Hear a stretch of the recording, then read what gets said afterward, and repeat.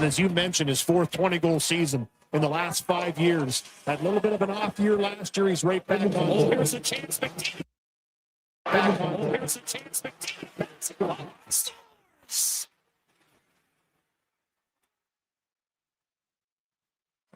Connor McDavid with his 400th career goal.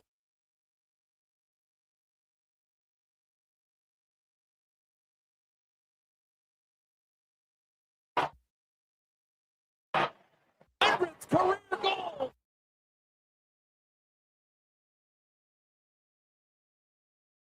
goal. Here's a chance, McTeague.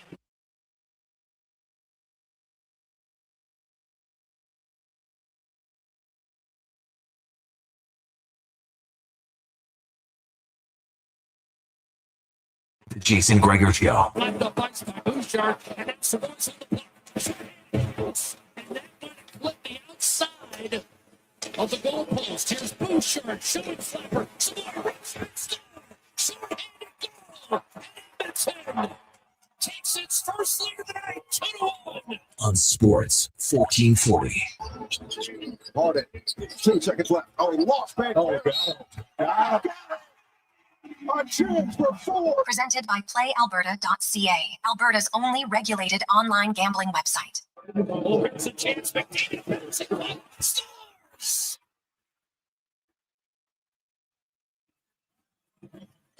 Connor McDavid with his 400th career goal.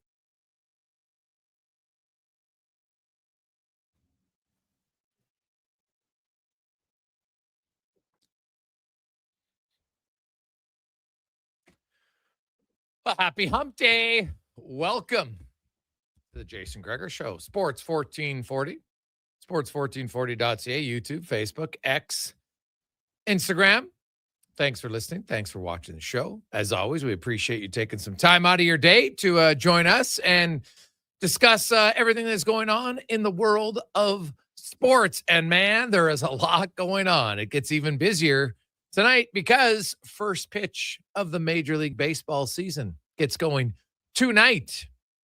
The Yankees and the Giants will go at it. Yankees 33 straight seasons with a winning record, which is second all time only to the New York Yankees back from 1926 to 65 when they went 39 years. So will they win 81 games again? Very likely. Very likely. We shall see. So pretty good run for them. The Gregor Show, as always, is brought to you by PlayAlberta.ca, Alberta's only regulated online gambling website where 100% of the revenue stays right here in the province. PlayAlberta.ca, of course, the OG. $16 million tonight. The Dickinson of Lotto 649. Get your tickets at PlayAlberta.ca. Nobody won last night, so Friday's Lotto Max draw moves up to 60 mil and 6 Max Millions. Good luck. PlayAlberta.ca.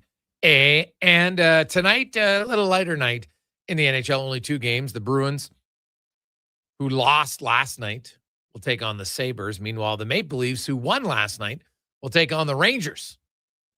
As the Rangers and Sabres are the only 2 teams that did not play last night. The Rangers were still licking their wounds from having just an anemic effort on Monday night with a whopping 10 shots on goal.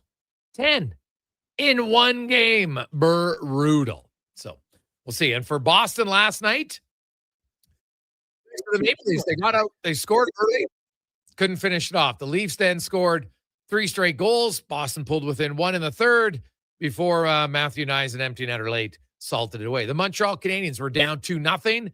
They stormed back to score 5 straight at home against the Carolina Hurricanes. And you know what? Kept pace ahead of everybody else. But they moved now 88 points. They're still only 2 points up on the Bruins. But they are 3 points up on the Ottawa Senators. The surging Ottawa Senators, who, without 5 defensemen, their 3 top defensemen, and it didn't matter. The Sens, Linus Ullmark wasn't giving them good goaltending early on this year. He is now.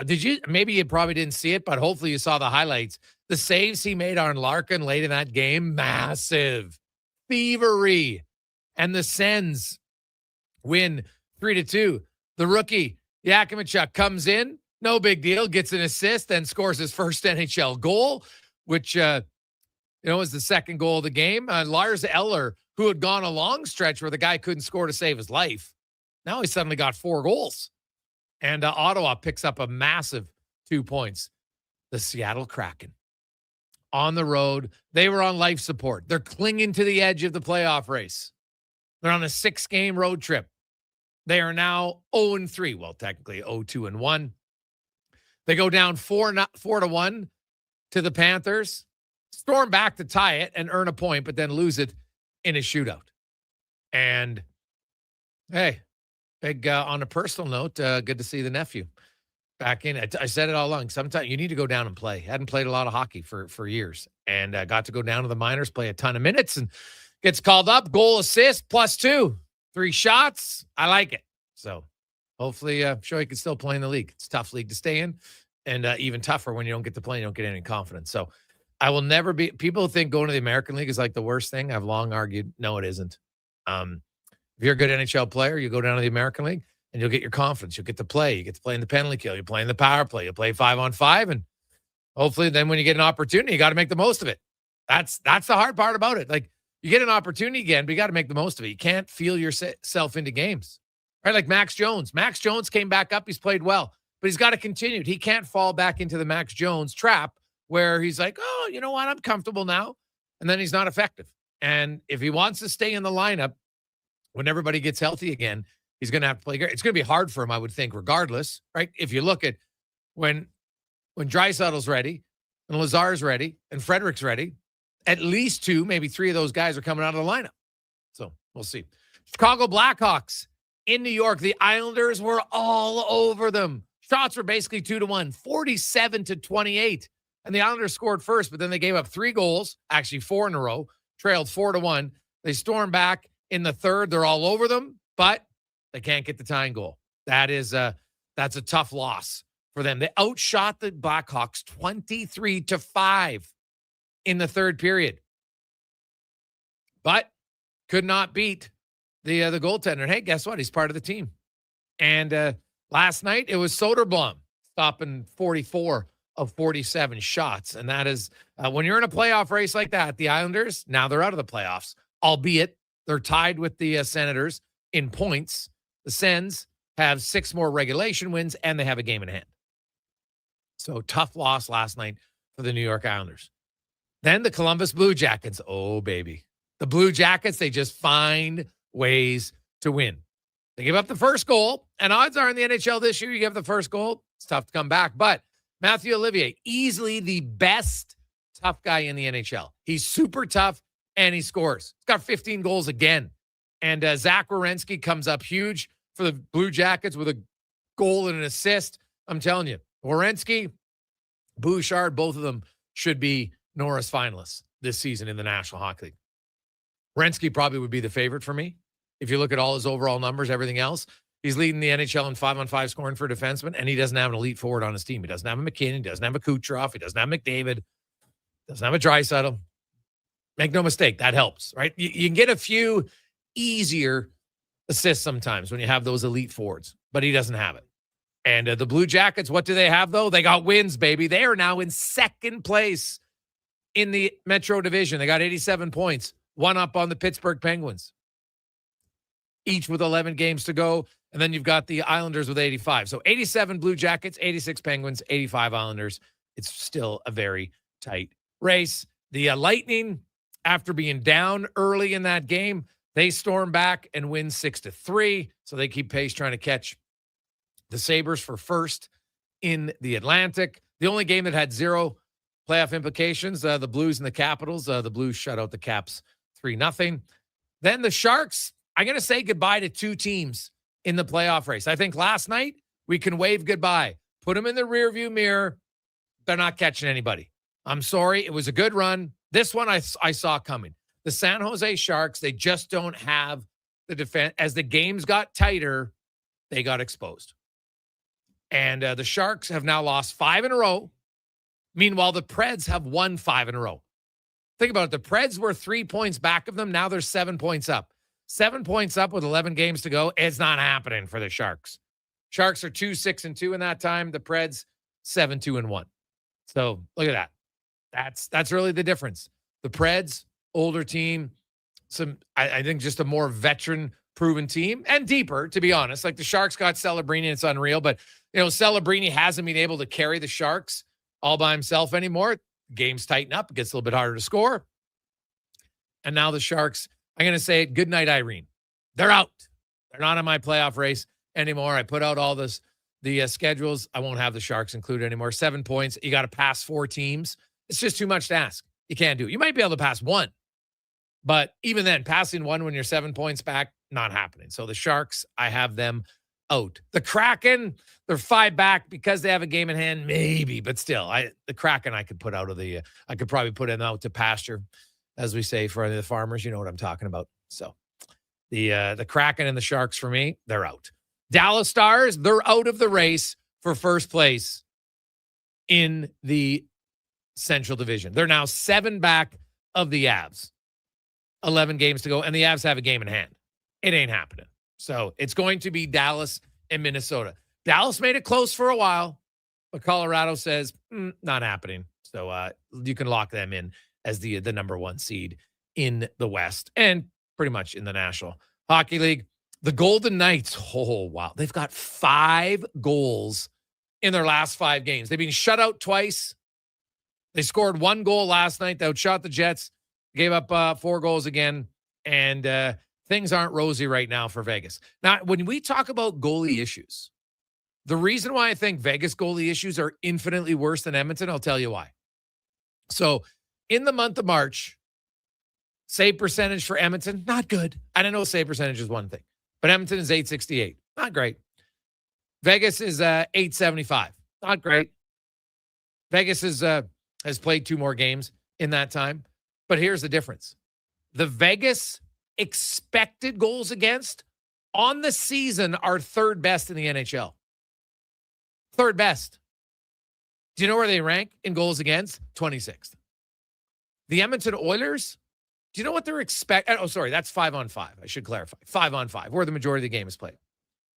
The Vegas Golden Knights are 26th in actual goals against, but 3rd in expected goals against. It's not a good mix. The Edmonton Oilers, now, they're not good in goals against. We all know 31st. It's ugly. But they're 26th in expected goals against. So they go from expected to 26 to actual 31. Not great. But Vegas expected is 3rd, and their actual is 26th. Goaltending has crushed the Vegas Golden Knights. And now, they don't give up a lot of shots. And I wonder, does their goalie ever feel like he's in the game? Right, the one thing, if I'm the Edmonton Oilers tomorrow night, rebounds. The Vegas Golden Knights, in their last 20 games, have allowed the most rebound goals in the NHL. The Edmonton Oilers, the first half of the season, they were awful in that department. And because they were so bad, they still have allowed the most rebound goals in the NHL. But in the last 20, think about it. In their first 52 games, they allowed 24. In their last 20, they've only allowed 5. In their last 10, they've only allowed 2. So they are on the way where you should be. They're reducing rebound goals. They're actually playing a little bit tougher in front of the net. It's long overdue. So it helps. But the Vegas Golden Knights, their loss allowed the Edmonton Oilers to leapfrog them because the Edmonton Oilers played a really good game in Utah. The Mammoth, not a lot of shots, not a lot of quality chances. Like you look at the 2 goals they scored, the first goal, what are you going to do? The guy takes a shot from, 8 feet inside the blue line? Ricochets off Darnell Nurse, off of Murphy, and into the net. What's the goalie supposed to do? Come on. That's when you know, things aren't going your way for Tristan Jarry. Because that's going to look, a save percentage is going to be under 500 for the game, and people are going to be like, oh, my God, another bad game. In the other 17 shots, he stopped 16 out of 17. Pretty damn good. That one's not even really, I know the puck goes in the net, but it's not a shot that the goalie really is expected to save. So I thought Jarry didn't have to be great, but he was solid when need be. Right? And the other one, wow, I don't know what it is about the end boards in that rink, but oh my God, are those the liveliest boards in the league? Man, the puck was bouncing off the end boards like crazy all night. So you see that dump and it goes off the boards probably a little bit quicker than you think. Goalie's down, hits the side of the net. Would I've liked him to play better? Yeah, probably. But again, he didn't give up a goal that went right through him. He didn't give up a goal where it went way down too early and gave up upstairs short side. I actually didn't mind Jari's game. At least it's a game that you look and say, okay, there's some things to build on. Like he could leave that game and he and the goalie coach could look over some things and see a lot of positives. So that was good. The Anaheim Ducks, it's not official, but the Ducks are pretty close to wrapping up first place in the Pacific. They're 5 points up on the Oilers, and they have a game in hand. They play Calgary tomorrow while Edmonton plays Vegas. Oilers, obviously, they got 10 games left. You're 1 point up on Vegas. You have a 3-game lead in the regulation win, so Edmonton would most likely own the tiebreaker. There's really, I can't see any way, unless Edmonton wins a bunch of games in overtime or shootout here, and Vegas wins the same amount in regulation, that they would suddenly pass them and have the same amount of points. If those two teams end up tied, Edmonton's going to have the tiebreaker. So Vegas, you could probably argue, is 2 points back of the Oilers. And Edmonton plays them twice in their final 10 games. If you win those 2 games alone, then Edmonton, let's say you go 2-0 in those games, in regulation, I should add. You make it very difficult for Vegas to catch you. The Oilers could go 4-4 in their other 2 games. And Vegas would have to go, doing the math in my head, 7-1. So those 2 games head-to-head are massive for the Edmonton Oilers. You win both of those, I think you guarantee yourself second place in the Pacific and at least a home ice advantage for 1 round in the playoffs. But they improved to a perfect 5-0 all-time against Utah. And it was funny coming in. Now, Utah is one of the best 5-on-5 teams in the NHL. They have been all year long. And this is what I said yesterday, and I've been saying it for a while. The reason why I don't count out the Edmonton Oilers is because I don't believe their struggles this year really have much to do about the system. It's about their inconsistency in playing. Look how they played last night. Look how they played 2 weeks ago in Vegas and Colorado. They didn't give up much. Did the system change from Vegas and Colorado when they went into Dallas? No. Did it change when they played Tampa and Florida? No. They didn't execute. They didn't play very well. Look at last night. Zach Hyman, the first period, it's looking like Zach Hyman in the playoffs. He's running everything. He had 7 hits last night. Now, I get he's not going to do that every night in the regular season. I understand it. But it reminds you of last year in the playoffs when Hyman had 111 hits in 15 games. He would have smashed the record, which is 126 by Blake Coleman in 25 games. Hyman was on pace for 155. He's hitting everything that moves. And trust me, I know some people, hits don't matter. It means you don't have the puck. I can't believe people actually believe that. And they repeat it. It's mind-blowing to me. But ask Paul Maurice if he thinks hits matter. Anyway, the Edmonton Oilers, when you play games like Vegas and Colorado and Utah, that shows me what they're capable of. And they did it without Leon Draisaitl last night. So it wasn't like, hey, you know what, their top guy. Hey, McDavid was good. Scored 1 of their 4 goals, empty net goal not included. Jack Roslovic, good. Right? Matt Savoy, shorthanded. Huge goal. Evan Bouchard was great again last night for the Oilers. But the Oilers have more natural skill and ability than most teams. And so if they decide and commit to play defense, that's what happens. Like I look at Clayton Keller and Nick Schmaltz, their top line.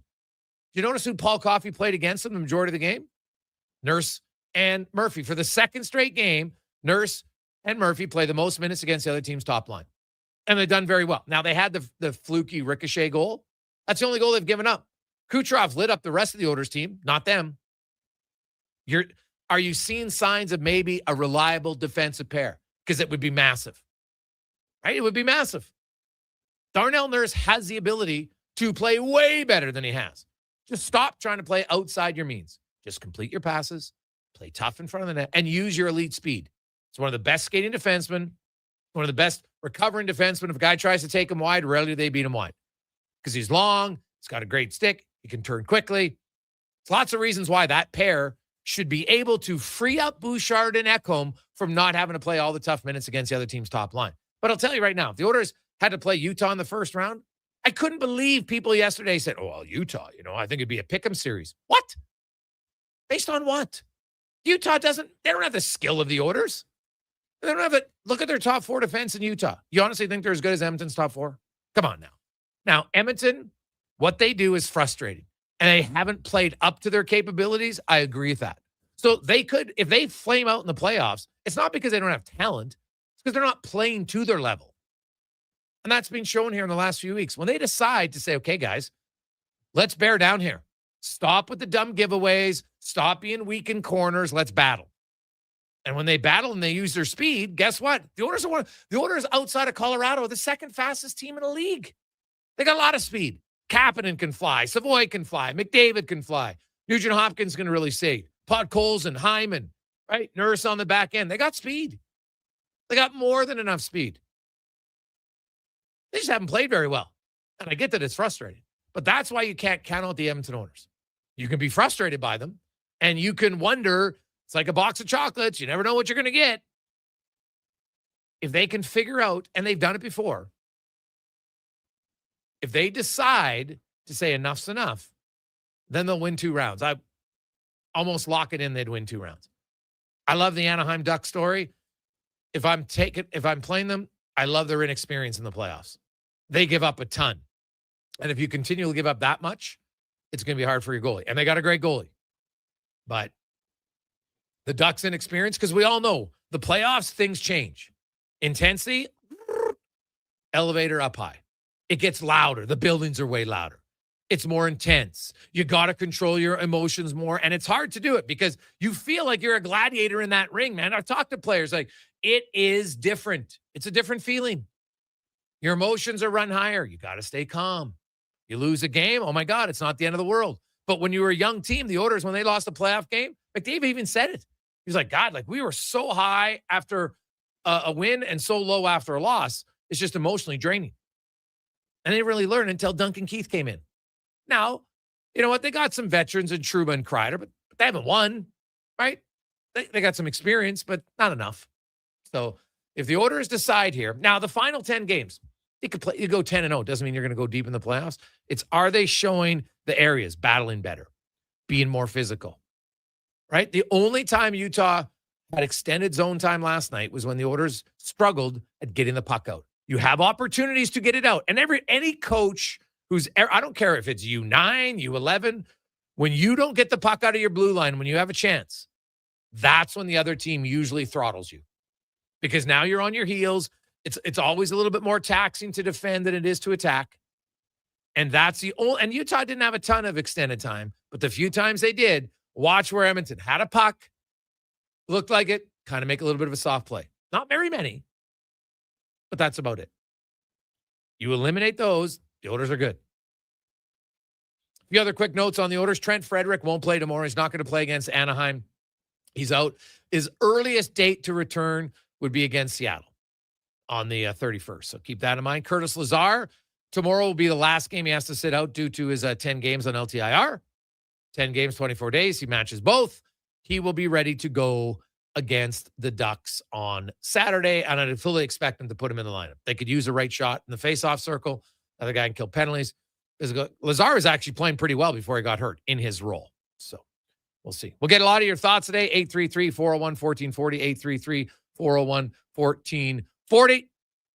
Coming up on the program today, Mike Rupp will join us, Justin Dunk. We got Paul Hamilton from Buffalo. Go Sabres! Ritch Winter will join us in the business of sports. Also, special guest Max Murinoff will join us. A pretty unique storyline for him. We got Speck and Yaremchuk, Cam Tate, and more on a busy Wednesday.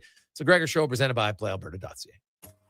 Hey, Edmonton, did you know a local Play Alberta winner scored over $500,000 on Mega Jackpots Ocean Bells? Think about the season tickets you could lock down with that kind of cash. From major casino winners every hour to jackpots worth millions and hundreds of popular games to money that stays in the province, there's never been a better time to sign up for Play Alberta. Download the app today to get started with casino, sports, and lottery all in one app. Must be 18 plus to play. When you gamble, use your game sense. Wondering what you can afford? Let Go Auto do the math with our free car loan calculator. No pressure, No awkward convos. just quick answers on your budget and payments. Bad credit? No credit? We got you. Text CHECK to 780-777-7777. That's check to 780 all 7. Find out what you qualify for and start shopping with confidence. Go Auto. Drive what you love with payments that make sense. Booster Juice is going crazy for hazelnuts. No, not crazy. Nuts. Booster Juice is going bananas for hazelnuts. I mean, there are bananas in smoothies, but that's not the point. Banana juice is booster for hazelnuts. What? Just stop. Booster Juice is going nuts for hazelnut. Introducing the Nutty Monkey Smoothie, Holy Hazelnut Acai Bowl, and Nutty Booster Ball, all made with rich, creamy hazelnut spread. Try them today, only at Booster Juice. Canadian born, blending since 1999.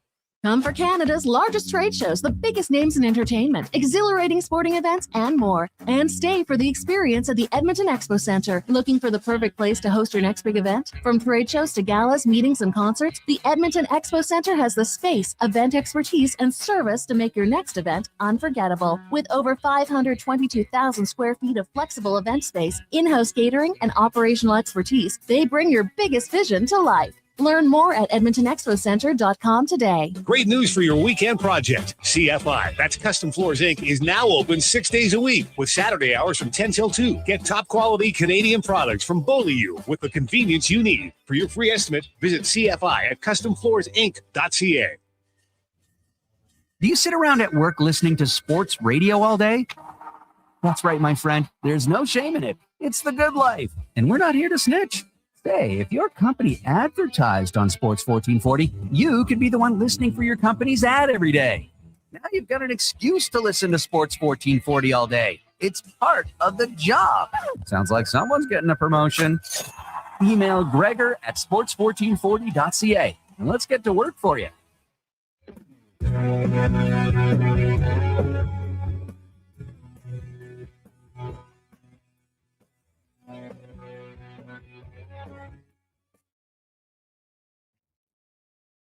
Portions of this hour brought to you by UL. Get your power play amped up with UL, supplying the City of Champions and Alberta with quality electrical gear since 1975. UL.ca is your partner in power. The Jason Gregor Show, the best of Edmonton sports talk and beyond. This is Sports 1440. Presented by PlayAlberta.ca, Alberta's only regulated online gambling website.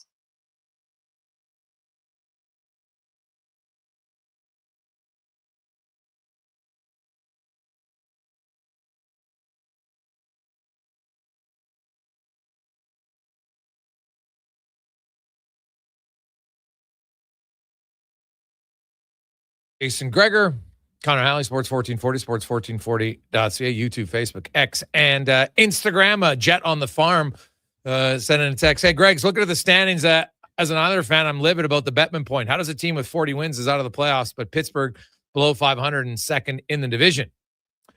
Well, I guess I have to look at it this way, Jet. The Islanders have 26 regulation wins. The Penguins have 29. The Penguins just suck in the shootout. Like, they're brutal. They're 2-10 in the shootout. Now, we would argue is the shootout never happens in the playoffs. It's not real hockey. It's fair to mention that the overall wins, but I still think regulation wins is one of the big ones. And that's why, I see a lot of people, oh, this division's so much better. I'm like, the Edmonton Oilers have as many regulation wins as Columbus, more regulation wins than the Islanders. Same as the Red Wings, same as the Canadians. Like, those teams have more OT losses and such. And the thing is, when we get to the playoffs, 3-on-3s non-existent, right? Shootouts non-existent. So the 5-on-5 play becomes more of a factor. And you look at those teams. Pittsburgh's actually being better than the Blue Jackets and the Habs when it comes to regulation because they got 27 wins in regulation. But the Penguins, no doubt, are benefiting because they get more games to overtime, but they also win more in overtime. It's kind of weird. They just don't lose as many games in regulation. That's kind of the difference, right? The Penguins have lost 20 times in regulation. Basically, they're 29-20 in regulation, while the Islanders are 26-27 in regulation. So I don't think the 3 points ever going anywhere, unless they decide to just go to 5 minutes of 5-on-5 overtime and go back to ties. But the NHL didn't seem to like that. I think they like having a winner. They don't want ties, right? There's no I guess there's technically ties in the NFL, but they're very, very rare. And baseball, no. NBA, no. Because obviously it's a little easier to play overtime in the NBA. So see how that goes. Let's get to Around the NHL, brought to you by McDonald's. And you've got a few days left. You want to get your favorite stick, Connor McDavid, Austin Matthews, amongst others. You can stop in. The Star Sticks are back. Get one of 7 mini sticks with every Star Sticks meal, only at McDonald's. As Mike Rupp, Stanley Cup winner, ace analyst on the NHL Network, co-host on the DFO Rundown podcast with myself, joins us once again. Rupper, how you doing, my man? I'm good, Greg. Can I follow up on what you were just talking about? You betcha. Yeah, I don't buy into that whole the Metro and the Pacific's kind of getting drugged through the dirt, through the mud a little bit, and I understand. And even Connor McDavid's comments on the pillow fight and all that good stuff. It's tough to watch, but I don't think if you were to ask the Columbus Blue Jackets, the Pittsburgh Penguins, Carolina Hurricanes, who are top 3 in that division, would you rather play Edmonton or Las Vegas or Vegas Golden Knights? You're picking the Metro teams. You'd much rather play each other. Like I think that the standings tell us one thing, but I think at the end of the day, I don't think any of those teams in the Metro outside of Carolina is a potential to be a contender. I think most of the league views Edmonton and Vegas as a contender. Yeah, I've been talking about that. I actually wrote about it today. Like, count out the Oilers at your own peril. Are the Oilers probably the most frustrating team in the NHL this year? Without question, because they can look like a lottery team some nights where they've got no even care in the world about defensive play. And then other nights, like last night or a few weeks ago in Vegas and Colorado, you're like, oh, geez, when Edmonton decides to lock it down, suddenly they're good. Because the one thing Edmonton always has is and even without Dry, so they still got McDavid. So there's very few teams. Tampa might say, well, Kucherov right now is better. I'd probably give him that one. Kucherov's been unreal. And Nathan McKinnon. So those are the only guys that are really on par. Everybody else, like, yeah, okay, San Jose is Celebrini, but he's still a rung below, right? Like no one else has him. So you look and say, hey, if our other guys are doing it and we play a tight game, all it takes is one shift and our best player can go nuclear, and that's the difference in the game. So Edmonton's always had that. It's just their commitment to defense, Rupper, is questionable at best in the regular season this year. Yeah, it's frustrating. I think in prior seasons, we've seen more glimpses of better defense at times. Like they've always been a team that fluctuates both ways. But I think we've seen more attention to detail, being able and capable of shutting games down and looking a certain way, probably in prior years. And I think that's what's so frustrating is we know it's in there. We've seen this group do it. I just think we've seen less of it in the regular season this year. That's why it makes me wonder, can they do that again?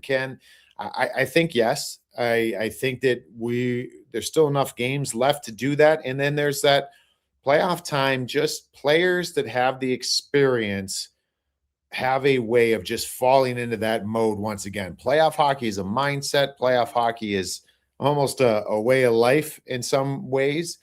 And when you've lived it and gone through it together, I think it's much easier to get back to that pretty quickly than it is for a team that doesn't have playoff experience. Yeah, well, and that's where, and you played, Rupper, the playoff experience factor. Now, some teams, you know what, you get in your first time, you don't have a lot of experience, and we've seen teams, have success with it, no question, but those seem to be rare. And usually those inexperienced teams, they don't ever win, right? Like, those are the Cinderella teams that get to the Cup final and lose. Oiler fans know about it, and lots of other teams have done it. But like when you're like the Anaheim Ducks or the Utah Mammoth or even the Buffalo Sabres, how do you equate experience for those teams? And how much of an advantage or disadvantage will it be? Yeah, I mean, I guess it depends who the opponent is. There's something to be said with teams playing with however you want to characterize it. Sometimes we call it house money. Sometimes it's being a little naive to the situation if you have some younger players, which could be a benefit for your hockey club. Anaheim's one for me that I love the Utah story. That's a team that I would like to see have some success just in that new market and grow that imprint and that fan base there in Salt Lake even more. But Anaheim's the one where I think they have enough. Their high-end talent isn't their veteran guys, but they have a lot of veteran guys who've gone through the grind inside that room. And I think that's enough. I think that they can provide those depth pieces along the way for an Anaheim team to potentially go on a run. And they've got bigger bodies. Like they've got some players that can play in traffic that I think will translate well come playoff time. They can't defend very well. Their team defense isn't great, but I think that they have some of the attributes that could serve them well. So I would probably like a team like Anaheim being able to make a longer run in the playoffs right now than a team like Utah. Fair. And they might meet each other in the first round, the way it's shaping up. Like the Anaheim Ducks, they got a 5-point lead on the Oilers. They have a game in hand. They've got a lot of non-playoff teams down the stretch for the Ducks. I really think it's down to Edmonton and Vegas, although the Vegas Golden Knights are up. We talked about it. I talked about it at the top of the show. People say, hey, Edmonton, they'd like better goaltending. Valid. But from Clear Sight Analytics, at 5-on-5, the Edmonton Oilers' expected goals against is 26th. That's expected. Their actual goals against is 31st. So still not good. But at best case scenario, it's 26th. Not great. Vegas expected goals against is 3rd. Actual goals against is 26th. They can't play much better defensively than they are right now. They're just not getting any saves.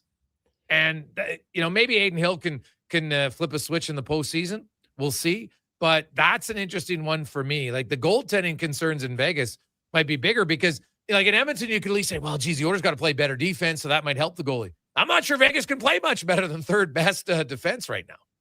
No, it's true. I saw a stat today, too, that there's no team that has trailed more time this year than Vegas. So to what you're saying, like that's a tough place to play. That's a tough way to play the game because you come into games with a game plan and you want to carry out your X's and O's and the way you want to play as a team. And when you're always playing from behind, it's hard to get to your game. You're trying to get outside yourself to change the tide, change the momentum. I just find that it's so much easier when you can, even if it's split in some regards, just start playing with the lead a little bit more in hockey games. So I don't know if we've seen the actual Vegas Golden Knights and what we think they can be or should be, but it all stops with their goalies. Like this is something that they have needed. I mean, that's why this team went and they took that flyer on Carter Hart.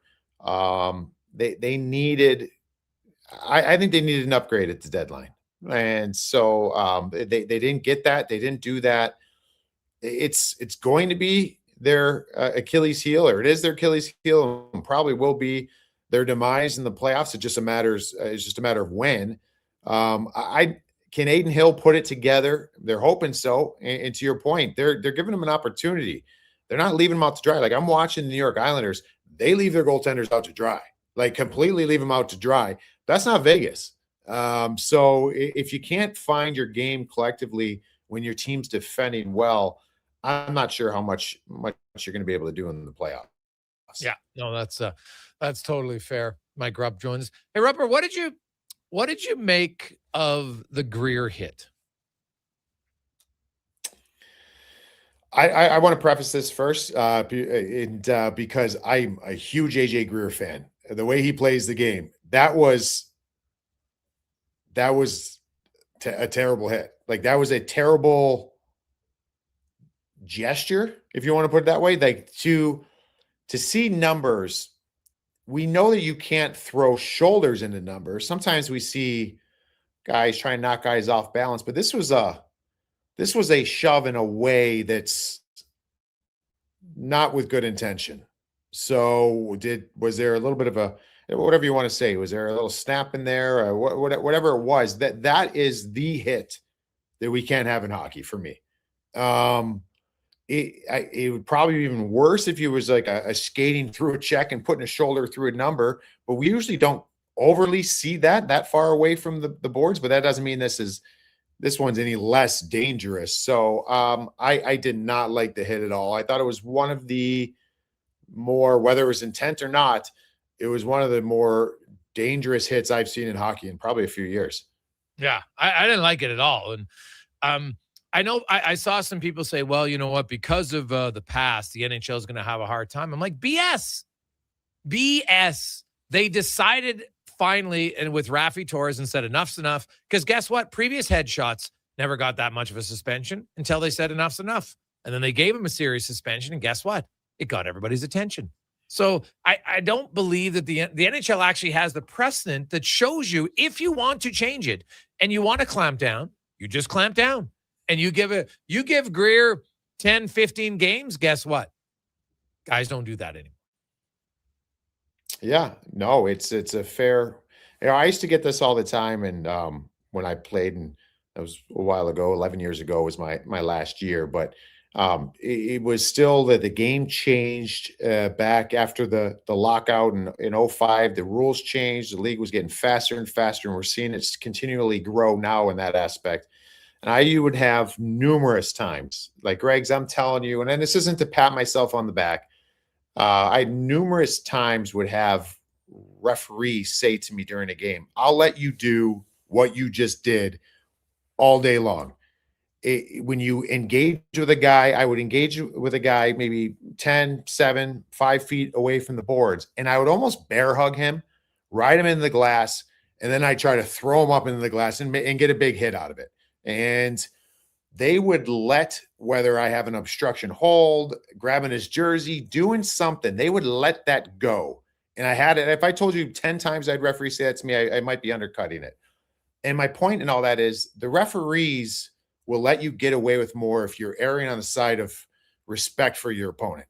And so it ended up becoming, just the way to hit. Like, you want to engage with a guy going into the puck battle before you get there. You want to grab real estate. You want to knock him off balance. There's other ways to do that than with impact. One of the other dirty ones we see a lot too is the one where you have a guy cross-check down on the back of the pant, and that knocks guys off balance. And if it's not their head falling in forward, they're getting their foot caught underneath them, and it's just not good.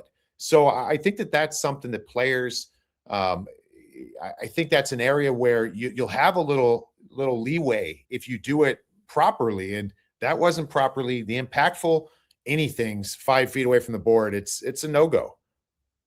Oh yeah, I think it was so unnecessary too. That's the thing that kind of annoyed me about it. I'm just like, what are you doing? And so 3-game suspension, typical NHL. Sadly, they just don't seem to value, or they don't seem to be concerned about hits from behind. It's kind of a concern for me. Yeah, but on the same note, I mean, I know that there's a camp out there that's going to say that, and I still think the Players Association and the players can bring this stuff up. This isn't a one-way street because we see Players Association, we see agents doing their job, and along with like the Players Association appealing things. And it kind of feels funny to me of some of the appeals and some of the kickback. At the end of the day, we're supposed to be protecting each other. So I understand the job of agents, the job of the Players Association is to, in some ways, for the association is to watch out for the players, and that means the players' wallets at the same time. But if we want to make it safer, I think it's got to be player driven. If players say, "Hey, we want these out, we want these punished in a big way," then that's got to be written up that way. It's got to be that will push it a certain way in an area that we haven't had in hockey. And until that happens, I think we're going to have moments like this. Rupper, great stuff, man. We see the Western Conference race, San Jose and Seattle. To me, I put them out of the race last night. In the East, man, the Detroit Red Wings, what a brutal loss for them. But everything's still ultra tight. In the East, the Red Wings got 84, the Islanders 85. They're both out. The Sens have 85, Bruins 86, Pens 86. Like it's still going to be a great race in the East, but the West is starting to. It looks like it's the LA Kings or the Nashville Predators at this point. Or maybe, I guess, the Vegas Golden Knights. If they can't get a save here down the stretch, they do have a 5-point bulge on although the Kings have a game in hand, so. I guess maybe it's potentially a 3-point lead because Vegas would have the tiebreaker. So we'll see where we're at next week at this time, buddy. We'll talk to you the rundown on Friday. Have a great day. Awesome. Enjoy, bud. There you go. That's Mike Rupp from NHL Network, also my co-host on the Daily Face-Off Rundown. Take a quick break. We'll come back. And in Edmonton, the Combine is here. CFL, all the draft picks. We'll break that down next on the Gregor Show, presented by PlayAlberta.ca, because the Elks got 4 of the first 21 picks. A lot of opportunities here to get some good players.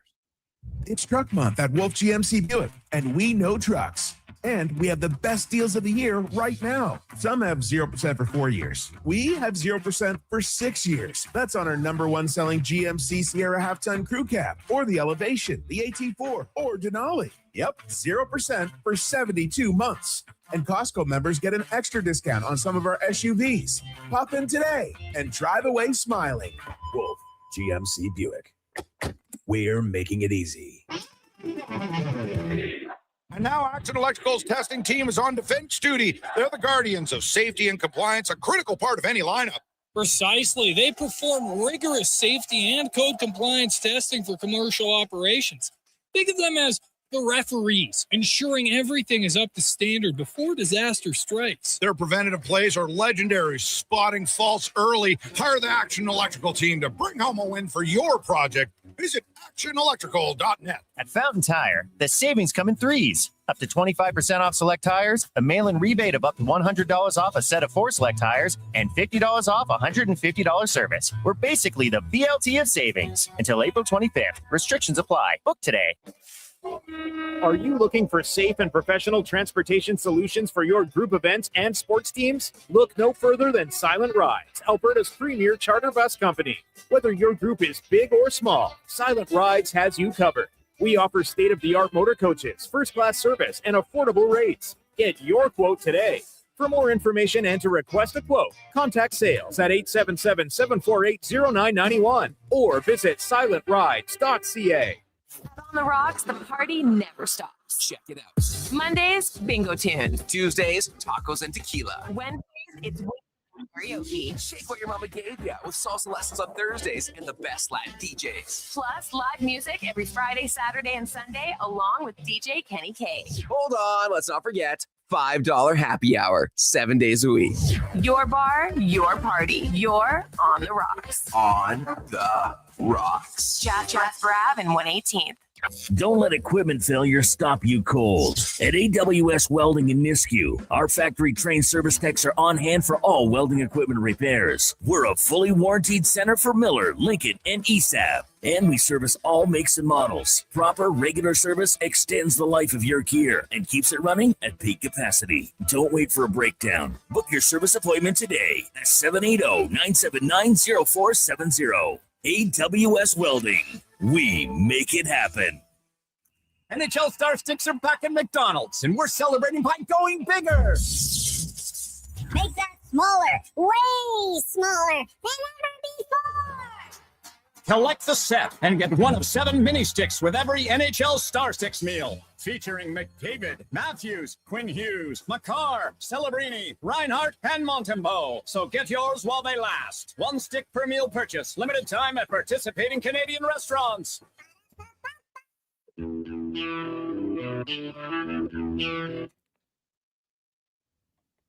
Portions of this hour brought to you by Sherbrooke Liquor, the best place for wine, cocktails, and beers from all over the world. Also a variety of excellent non-alcoholic options. See more at SherbrookeLiquor.com. This is Sports 1440, where Edmonton talks sports. On YouTube, Facebook, and X. Here's Jason Gregor. Brought to you by PlayAlberta.ca.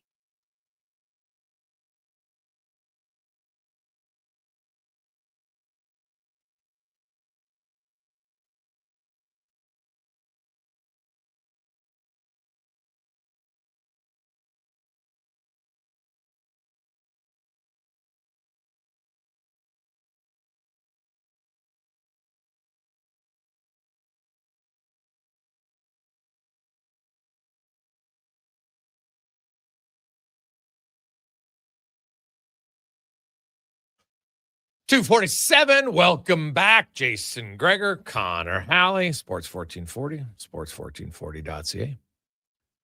YouTube, Facebook, X, Instagram, Twitch. Thanks for listening. Thanks for watching. And man, the sporting world is getting busier all the time. Of course, you got that MLB throwing out the first pitch on a new season tonight.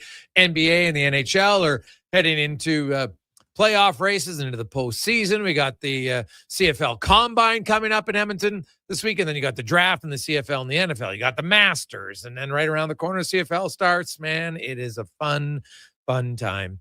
If you're a sports fan, which I assume you are because you listen to this station, which is fantastic. As we get to our CFL report, brought to you by Legacy Heating and Cooling, home to no payments, no interest for 1 year on your furnace or your AC. Bundle them together and save even more at legacyheating.ca.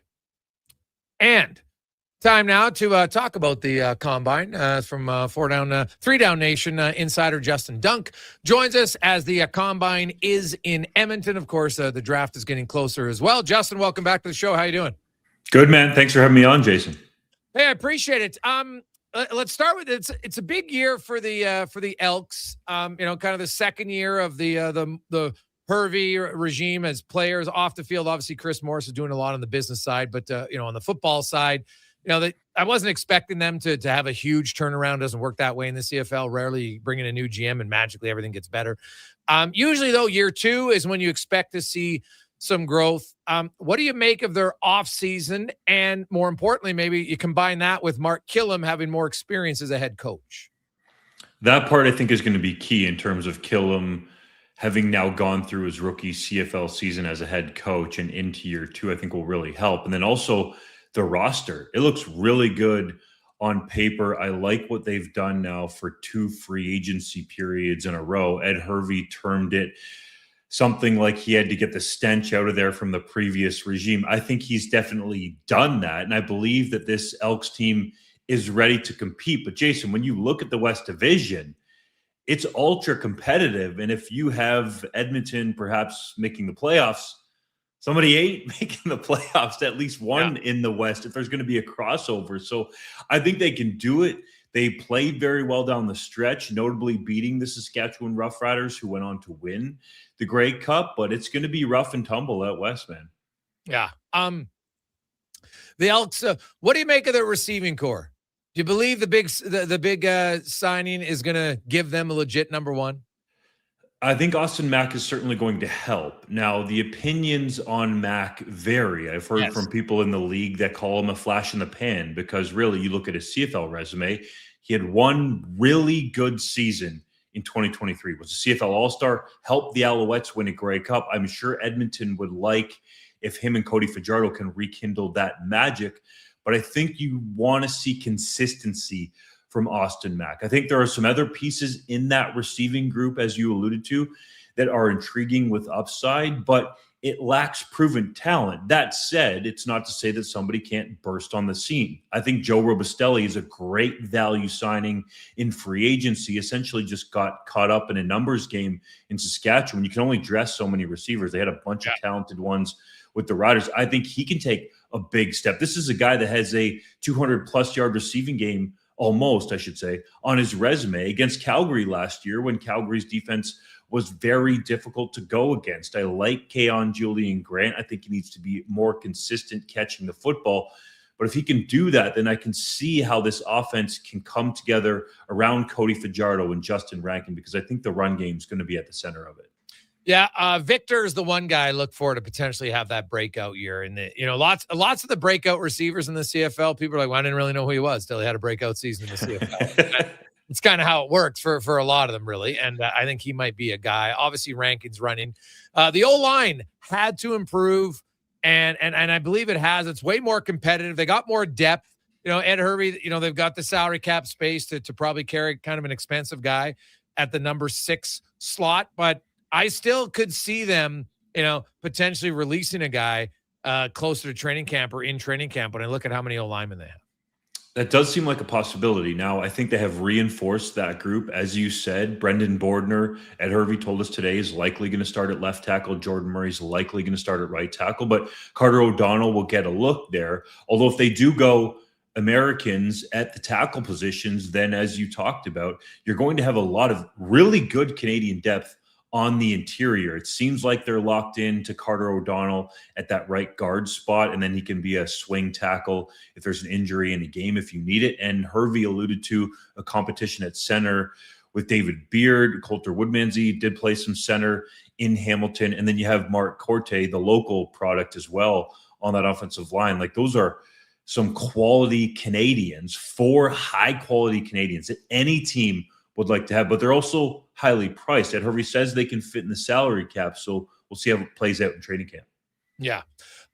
Looking at like the one guy on the O-line that I think is in trouble is Brett Boyko. And I wonder, coming up to the draft, if you're a team that drafts like, hey, we might need some O-line depth, would you draft him or would you look to try to acquire him from Edmonton? Because I think when I just look at it and looking, hey, here's who the starters are, I think Brett Boyko might be a guy that would be available to be had. I don't think that's out of the realm of possibility. I think it depends how your roster was built. If you're going to play a Canadian tackle, that seems to be how Boyko is viewed in the CFL, but I think he could play guard as well. It's just rare to see trades. That's why I hesitate, Jason. Like, usually in the CFL, it ends up being a release, but we did ask Sean Burke today if the number 1 overall pick was potentially open and how that would be valued. And I think that's a case-by-case basis. So if you're looking at it that way, and there's a team out there, which there are a couple that are low on their Canadian offensive line depth, I would think at least there's a discussion there about Boyko. Yeah. Let's get to the draft. Now, the Elks have 4 of the first 21 picks, number 3 and number 12. Ed Hervey talked about it like that. Those are the ones obviously you really want to hit on. When you look at the number 3 spot, who do you think's eligible there? Who do you think they should take? Well, my colleagues at 3 Down Nation, John Hodge and JC Abbott, are absolute draft nerds. I've been there, done that, and sort of pulled back on it a little bit. But I think the Elks are in the position where, and Ed Hervey talked about this, that they can go best player available because of the depth that they've created, not just on the offensive line, but overall from a Canadian perspective on their roster. So I think you could look at multiple positions. It's a really good year for offensive linemen. The Elks are stocked there, but you can never really be overstocked on offensive linemen. There's some intriguing linebackers in this class. There hasn't been this good of a linebacking class in at least a couple of years, if not longer. There's some very talented defensive backs. Receivers a little bit thin, and I don't think there's necessarily a quarterback that's going to go that high in the draft. There's definitely not this year. So I think that gives you kind of an idea of the positions that you're going to be looking at. But what's going to factor into it is what happens after the NFL draft. How many of these guys get drafted, and then who potentially signs undrafted free agent contracts, and then who might get rookie minicamp offers to help decide who Edmonton takes with that 3rd overall pick if they don't trade it. Yeah, well, the one name that's intriguing because his dad played here many years ago and is actually born here. No, he hasn't lived here in a long time, but Albert Reese IV. Out of Mississippi State, I think is a name. Obviously, like Albert Reese might have been one of the most genuine human beings I've ever covered in the history of the CFL. Like a really, really good guy. And then there's also the D lineman out of Wake Forest, hometown, home birth there in Edmonton, Gakuth, the D lineman out of Wake Forest. What do you make of him? And how many guys like, Messidor or Taylor, how many guys do you think potentially that are CFL eligible for the draft who could be drafted in the NFL? That's a good question. Definitely Messidor you're going to be an NFL guy. It'd be hard to see him ever coming to the Canadian Football League. I mean, if the guy's not doing timed testing at the Miami Pro Day, it seems like he's going to go in the first round and knows that he can't hurt his stock by not testing. So I think there's a good chance that Messidor gets picked. Logan Taylor was at the Combine. I think there's a good chance that he could be selected in the later rounds. And then there are some guys, that you got to keep an eye on the pro days who have tested really well recently. In particular, out of Louisville, there's a defensive lineman there, Rene Conga, that had a great testing day that I think has upped his stock and perhaps tested himself out of the CFL draft, or at least bumped him down the CFL draft. And then Wesley Bailey is another guy that tested really well and is going to go down in terms of his CFL draft stock as well. So that's why the NFL plays such a factor in this. There are some other players, U Sports players included, that I think could garner some NFL interest. Nicholas Henning, for example, the offensive lineman out of Queens, is a very athletic offensive lineman. You're going to see that live in person in Edmonton, Jason. He's going to test really well, which I think will draw NFL interest. So still lots to play out there in terms of Canadians getting picked in the NFL draft or signing contracts down there. Yeah. Justin Dunk joins us. Now, you mentioned, sometimes there's trades of draft picks for sure. And teams, if there's a guy they don't like or somebody they think, hey, we can trade down a few spots, we'll still get the guys that we like and we can garner another pick. That always happens. But when you look at all of the offseason moves, are you expecting, like, a guy like Brett Boyko? Are there other veterans around the league that you think, because it happens every year in the CFL, who might be getting released before camp? Martez Ivey was an obvious one. That's already happened. And honestly, I'd have to go through and double check all of our offseason roster bonuses. And then the training camp report and pass bonuses are really the next key ones. Do guys get released prior to that, or is it a true report and pass when they show up for camp, or at least get the opportunity to compete? So, I would look at that Elks offensive line as you've really tried to drill down on and think, okay, can they fit all these guys here? Yeah, they probably can, but it does seem like a lot. That doesn't mean that there's going to be a release. But Boyko's an obvious one right now. Obviously, Ivy was as well. And I honestly have to do more research to give you some better intel. Okay. You look at the offseason in the CFL, and there's some chatter. Thankfully, it's quieted down a lot, because to me, unless there's a stadium built, I don't ever want to hear expansion talk again, because it's been around for decades and it was never any closer. The last, I like Randy Ambrosi, but he might have wasted more airtime talking about expansion than any commissioner in the history. It never got 1 millimeter closer to it actually happening. If you look at the CFL and overall, is there anything where you say, okay, these are areas of concern, and then otherwise these are the areas that are of strength moving forward that I like? Before I get to that, I will push back on you, because there was that Halifax regional municipality vote just before the pandemic. I know it seems like a lifetime ago, that was passed. It was contingent on the province agreeing to it, but there was going to be 20 million there coming from at least the city to potentially help out for a team in Halifax. So I think it was a little bit closer, but as you alluded to, it's been talked about so much that until there's somebody stepping up willing to build a stadium somewhere. Now, you don't have that problem in Quebec City, potentially, at least right off the bat, with Pep Stadium where Laval plays, but that's a conversation for another day. I think the league is in a very strong position in terms of the revenue growth, Jason, and it seems wild, I think you would agree, to talk about that in the Canadian Football League, that the revenue growth is actually a strength. We've seen the salary cap take a big jump last year, another jump that I don't think people could shake a stick at this year, which I think is very important. So I think there's a lot of momentum here that the CFL has.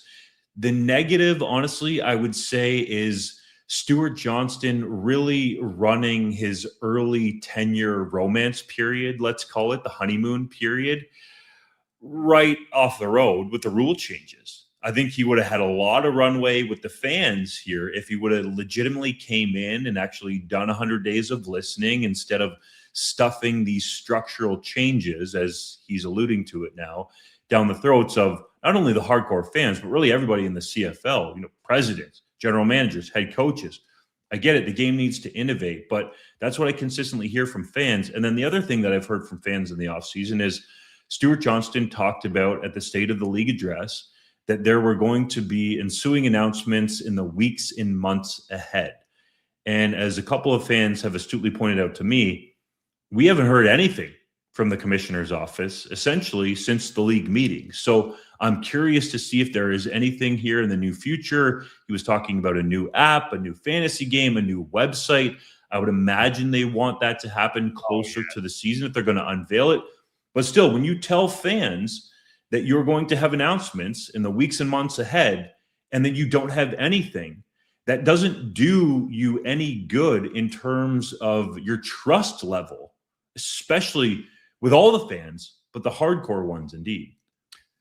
Yes, an app, but more importantly, just a high-functioning website would be the best thing the league could do. Honestly, that should be their main focus. Yes. Those two areas, their main focus, nothing else. That should be 100% the focus. It's been an issue for a long, long time.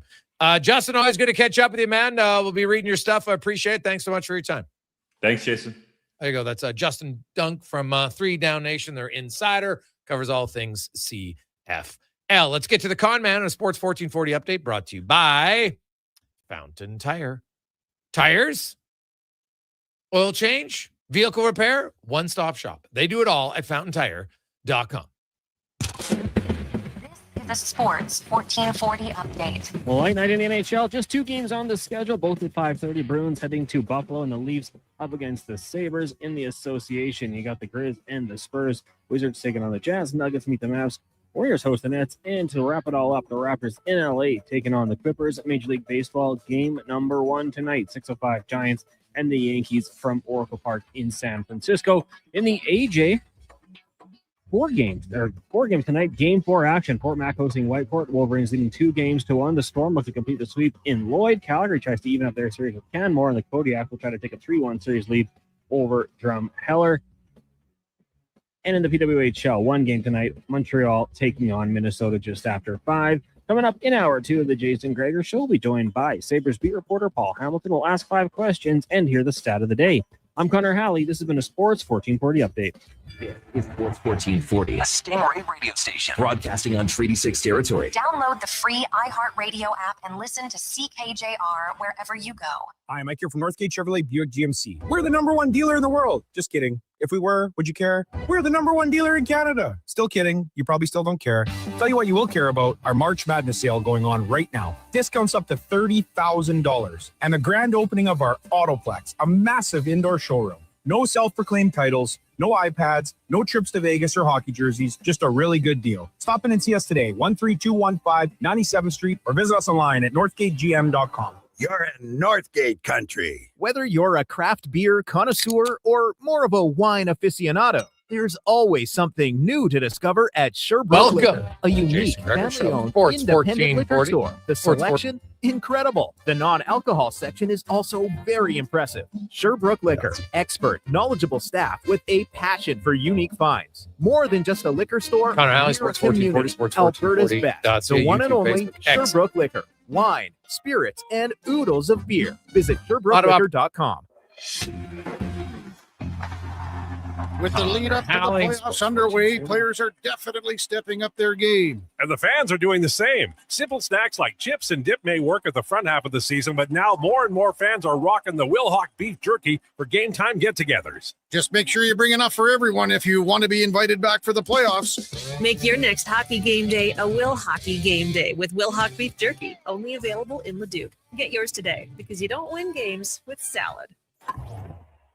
Don't miss a moment of Blue Jays baseball this season. Join play-by-play announcer Ben Showman for the games live on Sports 1440. The Toronto Blue Jays are on Edmonton's home for all things sports. Sports 1440. At Leading Edge Physiotherapy, healing doesn't have to feel heavy. Because appreciate it. Thanks so much for your time. Thanks, Jason. You literally float your way to recovery. Whether you're dealing with arthritis, back pain, joint injuries, post-surgical rehab, chronic pain, balance issues, mobility challenges, or just feeling a little creaky, warm water and gentle resistance have your back, your knees, and your hips. Trusted by pro sports teams and rehab hospitals, our SwimX pools help you move sooner, hurt less, and recover faster. So take the load off. Let the water do the work. Life shouldn't hurt. LeadingEdgePhysio.com. Whether it's a house, a gas station, an apartment complex, or any new building going up above ground, the work always starts below ground. And that's where you'll find GS Construction. GS Construction ensures the first step, relocating utilities, installing new ones, and building the underground systems, is taken to make progress possible. But the work can't start without you. GS Construction is currently on the lookout for experienced top men, pipe layers, and operators. To apply, visit gsconstruction.ca. Bashaw Concrete Products. From concrete and septic tanks to blocks, precast water pads, jersey barriers, and aggregates. Farmers, contractors, homeowners. Plan your next project at BashawConcrete.com. Family owned. Over 60 years pouring. Bashaw Concrete Products. Once again, start here. BashawConcrete.com. Fast track your financial goals with a special rate term deposit from Vision Credit Union. For a limited time, take advantage of a great rate on 1, 3, or 5-year terms. Plus, as a Vision Credit Union member, you can earn up to 25% more on your interest through profit shares. For details, contact your branch today or visit visioncu.ca. That's visioncu.ca.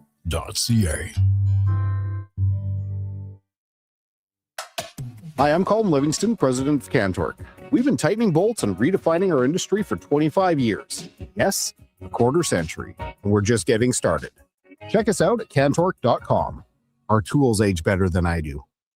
Hey, I'm Ryan Reynolds, and if you're like me, you never stop wondering what the future holds. The one thing I do know is that you'll be able to enjoy my maple butter glazed donut at Tim Hortons because it's so fluffy and delicious that it'll never come off the menu. Never, ever, ever. Try it today at Tim's. Portions of this hour brought to you by Crystal Glass, your clear choice for residential windows, locally manufactured and installed. Crystal Glass provides a beautiful product and incredible customer services for all of your residential needs. Call 310 Glass or visit crystalglass.ca for a quote. The Jason Gregor Show, the best of Edmonton sports talk and beyond. This is Sports 1440. Presented by PlayAlberta.ca, Alberta's only regulated online gambling website.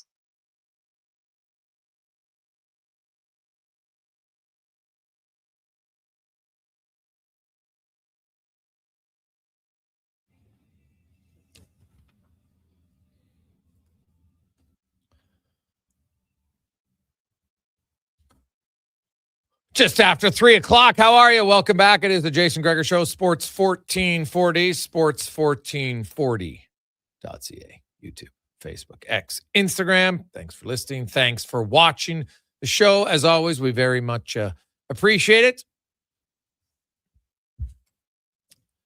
Hey, guys, are the rule changes in the fields? Well, the field doesn't, the new rules aren't all in place for this coming season. Right. The dimensions of the field don't change this year. That will be in 2027. So I'll be interested to see what it looks like when it's do I think the game's going to change as much as some people think it is? I don't believe for a second that it's a Americanization of the sport. I don't really buy that at all. The field's still wider, right? You're still playing 3 downs. I don't think they're ever going to go to 4 downs. So I don't see that. Cons, what about you? No, I from the start we talked about it. The only thing that I will miss in the rule changes is the missed extra point that can lead to a kick return with the moving of the uprights to the back of the end zone. Other than that, it's still 3 down football. You're still gonna have the yard lined up off of it. So, like, to me, the things that make the Canadian game great are going to remain the same. So I thought the people that overreacted probably got too fired up too quickly, maybe didn't do the research into it totally. And I'm excited for the new changes, a little bit of a wrinkle. And, I hope it attracts new fans. But if you stop watching the Canadian game because of this, you weren't that big of a fan anyways. So I wouldn't worry about it too much. I think it's going to be hopefully make for a more exciting game. I would agree that I think there was lots of outrage that might not have been as thought out when they look afterwards. Like, trying to Americanize a sport, I don't really buy that for 1 second, to be honest. What's funny about that is, like, the NFL has actually taken more CFL. Like, look at the play calling in the NFL and how drastically it's changed to more of a throwing league, which the CFL has been for a long, long time. Right. There are rules. Like, I can't stand the fair catch rule. I don't like it. I don't think it's good for the game at all. I'd much rather have the no yards and you have returns. Right. I like it better. I think it's worth now. If you want to get rid of and I don't mind, like, if you getting rid of the rouge, I'm not. Like, the rouge isn't a make or break for me, especially like, kicking, punts into the end zone. I don't like that one at all. So I've never loved hey, we miss a field goal, but we get a point out of it. Never really like that. So I don't think it's going to change. What it will do is, it might strategize things a little bit more, and that's okay. So I know some people felt like, well, this will just force teams to be less aggressive. I argue the opposite. The smart teams will be more aggressive.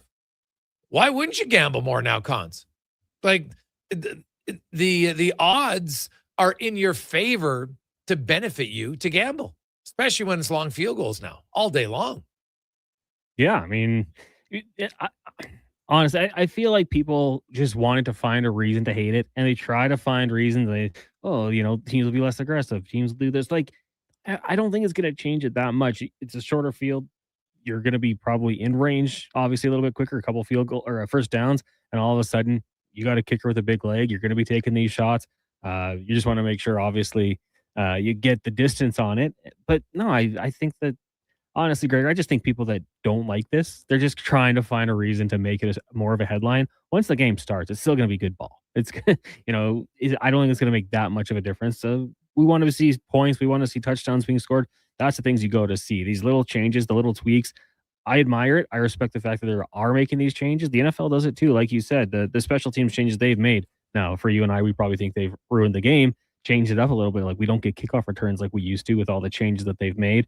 But these leagues do that. They tinker a little bit. They try new things. And, the CFL, I think, had to do something and try some new things. So I applaud them for that much. Yeah, no, that is totally fair. 833-401-1440, 833-401-1440.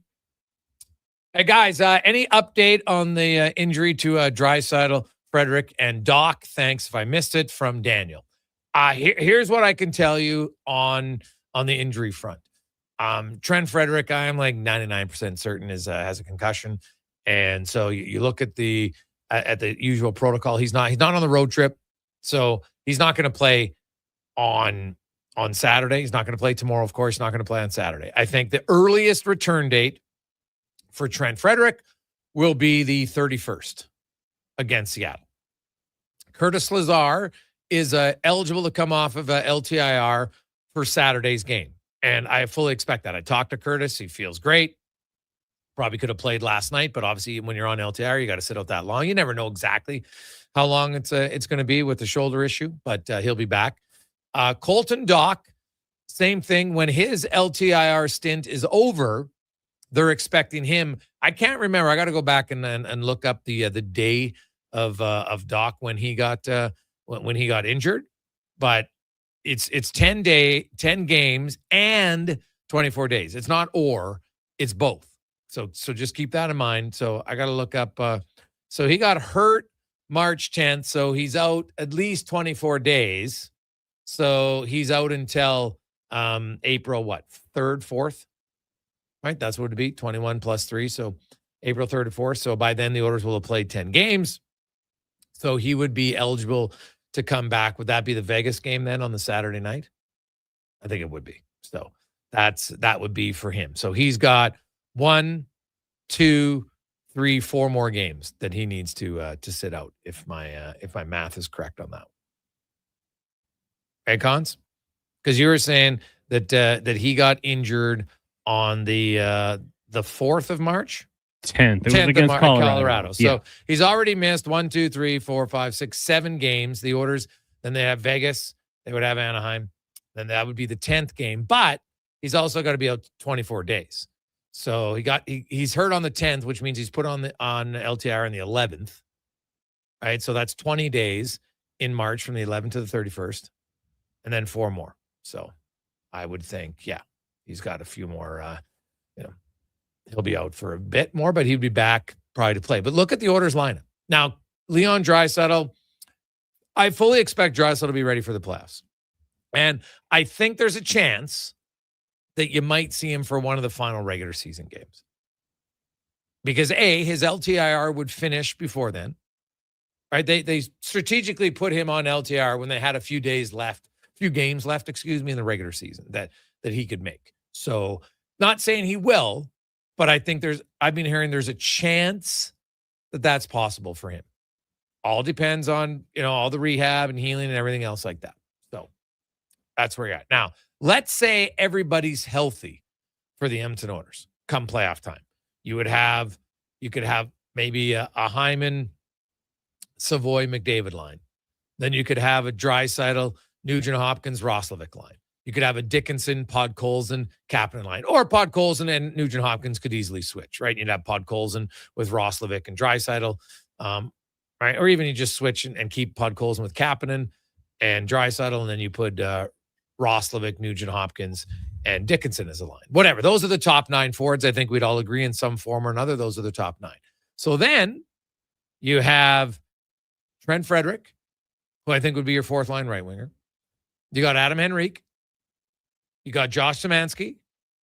And then you'd have Lazar, Jones, and Doc as potential extras. I think in Doc's case, because he's a young player, he was on the AHL roster. I think there's a very good chance you could see him go down. I think they really like Szymanski. Not that they don't like Doc, but I think they really like Szymanski's defensive game. And that could keep him up and around here.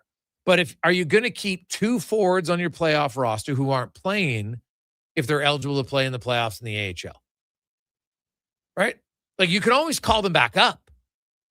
But would you keep Szymanski and Doc just to be black aces and not play? It all depends on, well, we don't want to risk them being hurt, or we'd rather them play. So, I could still see, then Jones is your extra forward, and away you go. But the Oilers have some options there for sure. Szymanski, I think they quite like him. And it's a matter of he might be on your fourth line with Henrique and with Frederick. And then you've got Doc, Jones, and Lazar. I think in that case, Doc would go to the minors. Just because you don't need 3 extra forwards, and Curtis Lazar is a good veteran. Max Jones, same thing. He's a veteran. I think you'd want Doc playing. So that's kind of how I see it. The Oilers have, if they get everybody back healthy, they will definitely have some depth for sure. 833-401-1440. That was our oil report, brought to you by Go Auto. If you're thinking of a vehicle, Go Auto has the vehicle for you. Over 15,000 to choose from, 71 different locations, over 33 brands. You name it, you think it, you dream it, they'll have it. GoAuto.ca. And we'll return. Paul Hamilton will join us, and we will talk about one of the great success stories unexpectedly in sports this year next. On the Gregor Show, presented by PlayAlberta.ca.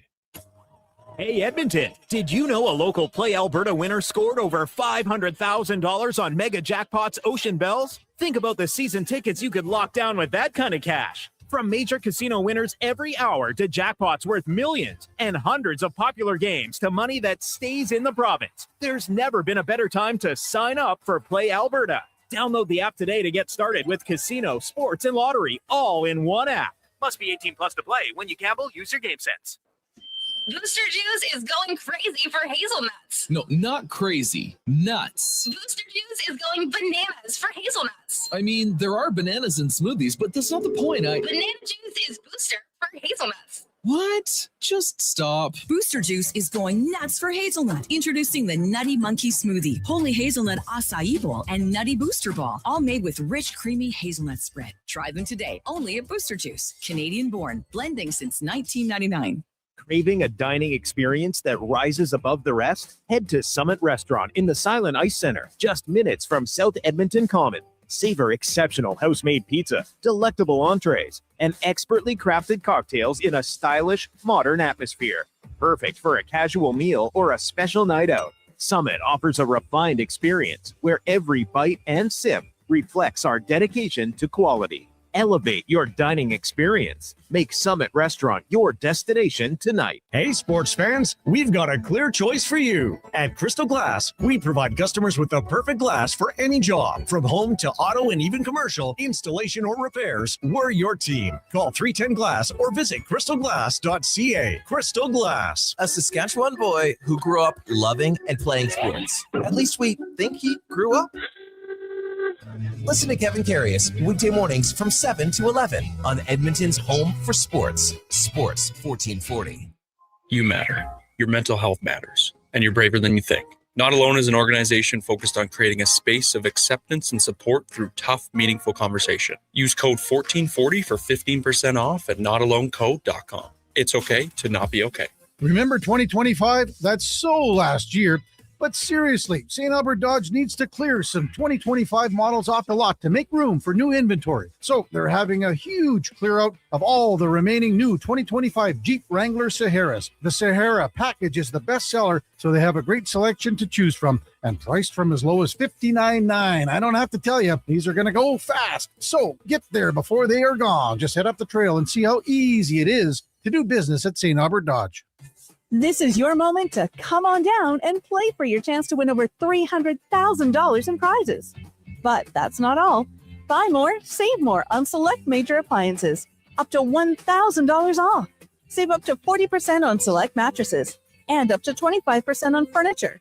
Plus, this Saturday, play for up to $1,000 off your purchase. Everyone who plays is a winner.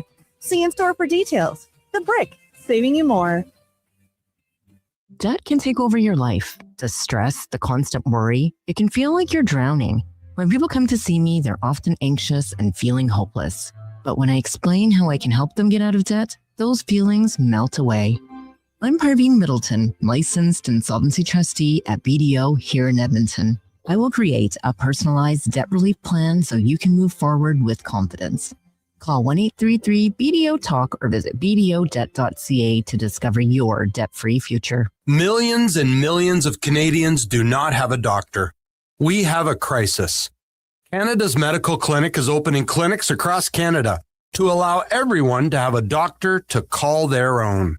Early detection saves lives. If you are hearing this ad, then we've got some good news. Canada's Medical Clinic Windermere is now open. Call now and book an appointment with your new doctor. Canada's Medical Clinic.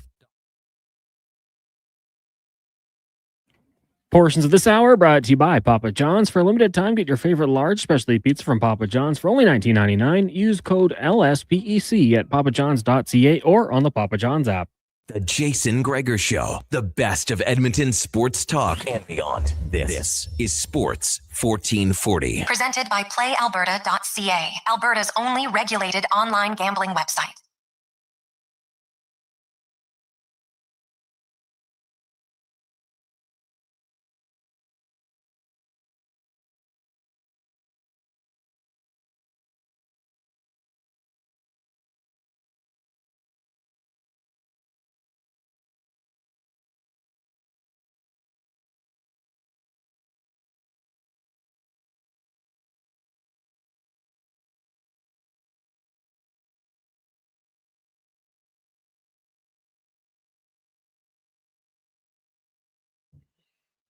$325. Welcome back, Jason Gregor. Connor Halley, Sports 1440, sports1440.ca, YouTube, Facebook, X, Instagram. Thanks for listening. Thanks for watching. Hope you're having a fantastic Wednesday. MLB kicks off tonight. The Jays, in case you're wondering now, they will start the season Friday against Oakland. Meanwhile, and Connor Halley had a funny little joke. Well, maybe it's not that funny for our next guest, but it's kind of comical. Illustrates just how long the con man's been in sports media. But he said our next guest, he goes, I think it's the first time we've had him on the show when he was covering a team that was going to go to the playoffs. So it's probably accurate. And has been covering him for a long time. He's seen a lot as we go in the room, brought to you by Action Electrical, where you can take action on your savings with the most diversified electrical contractor in the province. If you're thinking about it, get off the fence and get on the solar train, and you can save a lot of money on your home or your business. ActionElectrical.net. Paul Hamilton from WGR 550 in Buffalo is covering the team that has been the hottest in the NHL since December 1st and are well deserving of the ranking, have a chance to literally go from worst to first because they were in dead last in the Eastern Conference after 25 games, but they've turned it around, and now they are 1 point back of the Carolina Hurricanes for first in the Eastern Conference. They're first in the Atlantic. It is the Buffalo Sabres. And Paul, welcome to the show, my man. How you doing? You mean we didn't talk 14 years ago? Well, you and I did, but not when Connor was here. You and I've been on for 20 years. But yes, so I was talking to you back when the Sabres were. Hey, I remember 2006, man, when the Ottawa Senators right now look like the Sabres of the conference final. They're down to their 10th and 11th defenseman, for God's sakes. It was brutal because they probably could have won that year if they would have stayed healthy. At least got to the Stanley Cup final. Lindy Ruff said this to me, and I agree with him. Yes, they were down 4 or 5 defensemen going into Game 7 against Carolina, the Eastern Conference Final. But the thing that killed them was when they lost Tim Conley. Yeah. Because he, at the time, was performing. He was probably the best player in the playoffs in that series against Ottawa. That one game, he brought them back by himself. He just basically put the team, I think it was a 7-6 game maybe, in Ottawa in that series. And he just, if it wasn't for him, they were not winning that hockey game. And he was just absolutely playing the best that Tim Conley possibly could. When he got hurt, they were reduced by over a goal a game. And Lindy Ruff feels they could have survived the defenseman. It was losing Tim Conley that killed him. Okay, that's fair. It's been a long time, man, since the Sabres. It's a great hockey community. To endure 14 years of suck is hard. Edmonton did it for a decade, and that was brutal. 14 years is awful, but it's going to end, Paul. And I've said this now for the last few months. The one place I would like to be for the NHL playoffs is Game 1 at home for the Buffalo Sabres, their first home playoff game in 15 years. There will be lots of frustration let go that night by Sabres fans. There'll be a whole generation of fans who've never even seen a playoff game. Like it's going to be unbelievable. That's the thing. If you're 19, 20 years old, you don't remember a playoff game in Buffalo. I mean, you just don't. And that's crazy. I mean, that's like a generation of people that have no idea what the playoffs are like here. The Buffalo Sabres were actually the first team to have fans outside in the what they call Alumni Plaza. And it was nuts. You had a sellout crowd. You had 10,000 people out there. About 2 blocks down the road, you had about 20,000 people in the AAA ballpark. And it was absolute bedlam down here because they would always cut out to outside every time the Sabres scored a goal. And I remember when Finneganoff scored an overtime goal in those playoffs, Chris Drury had tied the game with 4 seconds left. Finneganoff wins it in overtime. And Danny Briere to this day said, I actually thought they were coming through the ceiling, the fans. They wouldn't leave. He goes, the whole friggin' dressing room shook. He goes, I thought they were coming through the ceiling. That's what it was used to be like here in Buffalo. Yeah, it was. It was like, I remember, like, it was just a loud place. And the fans, they've got lots of reasons to be excited, Paul, about their team. But everybody knows playoffs are different. And, getting first place, I don't know if it matters that much because I was looking at the standings, like Buffalo and Tampa Bay. Like I look at Montreal and Boston and Ottawa and Detroit. You're going to have to face one of those teams in the second round if you're first or second. And like I don't know if there's like a distinct advantage other than for the second round of finishing first for the Sabres. Do you think it's that important for them to get the number 1 seed? I don't think home ice advantage is all that big a deal, if I'm being quite honest with you. I mean, the stats are pretty much 50-50 between visiting teams. And the only place you get an advantage is your owner gets one. He gets an extra home game if it goes 7. So he gets extra revenue. But other than that, I mean, a lot of road teams do win on in the playoffs. So, and I think teams have figured that out. I mean, the Florida Panthers and Tampa Bay Lightning, when they're winning back-to-back championships, weren't breaking their neck to get to first place in the conference wherever. They were just like, okay, they basically used the 82-game season as a preseason and then get ready for the playoffs and get yourself going. But it didn't really matter to them if they were first in the conference or where they were because they knew at the end of the day, it's a 50-50 shot between home teams and road teams. Yeah. Looking at their team since the acquisitions, they bulked up on the back end, more so in their third pair. How has that worked out? Yeah, that's basic. Most of the guys, other than Carrick and Stanley are the ones playing. Yeah. The rest of them are just here for depth. They're not playing all that much.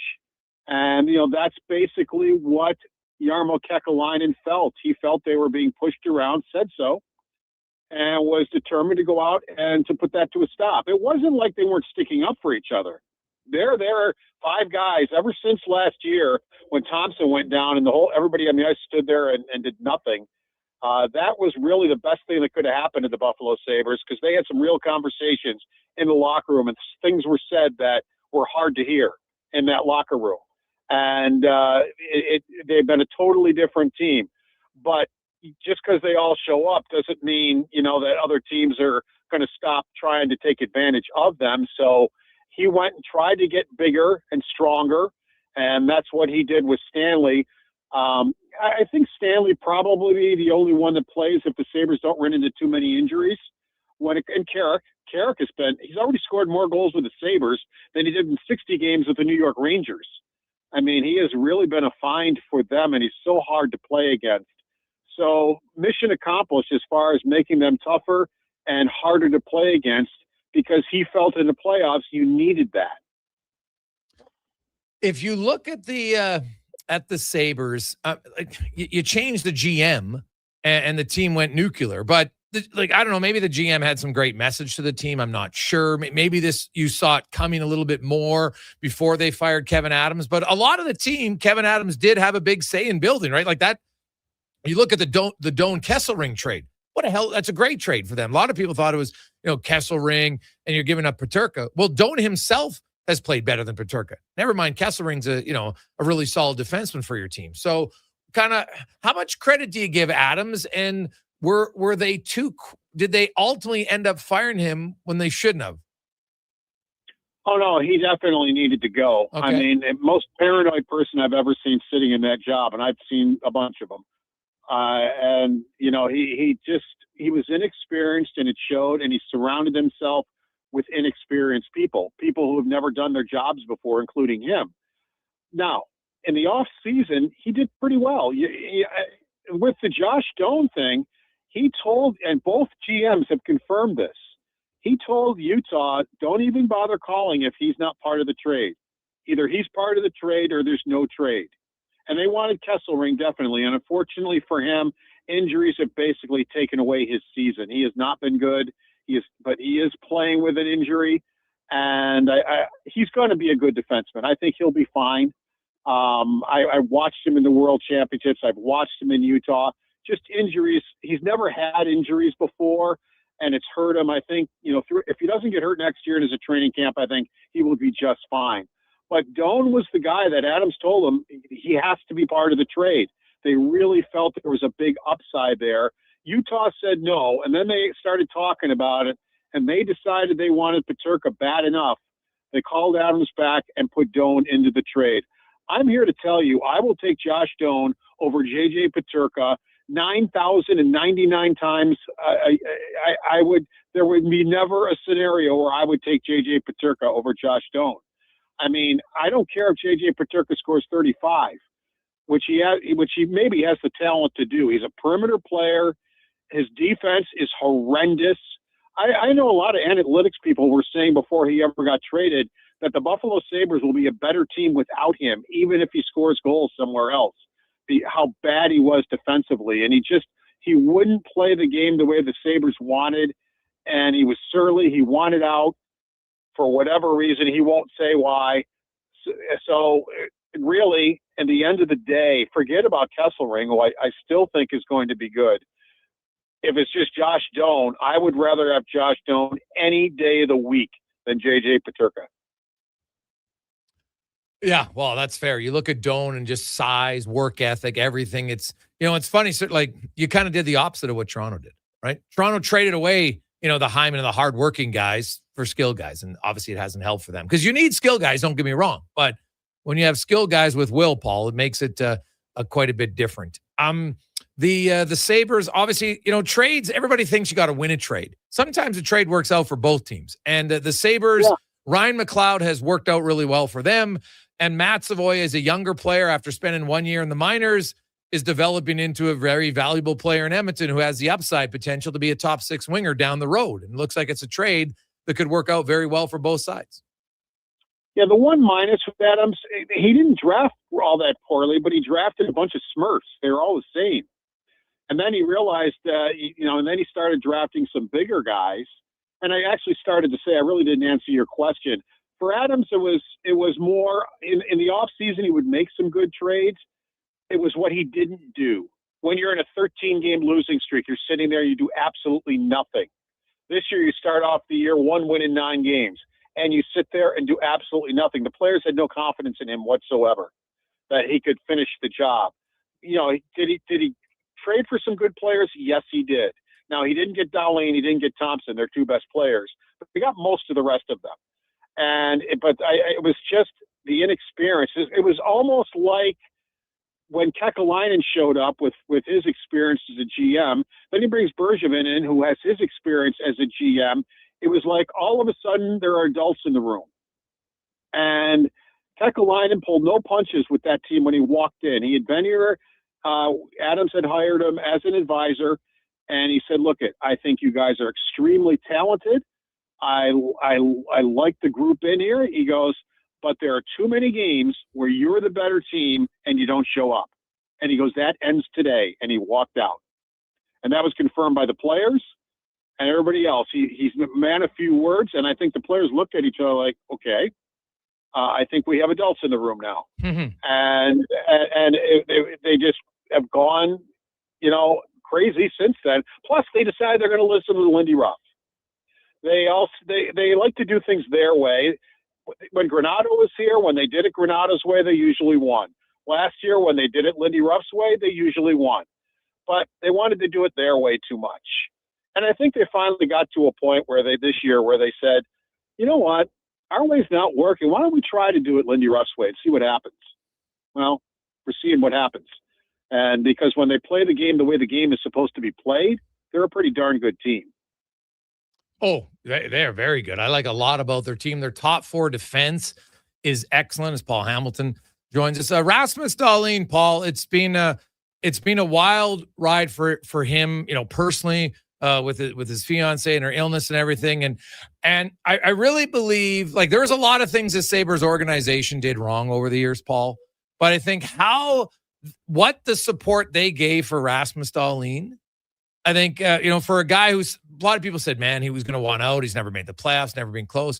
I just think what they did for him personally, it seems like that's been a big, even when he left again during the season, they didn't have a glitch. They're like, we're going to win for him and we're going to win for his family. And can you talk about just, that? I know the organization made a lot of mistakes, but how they handled that seems to have given him a lot of goodwill karma.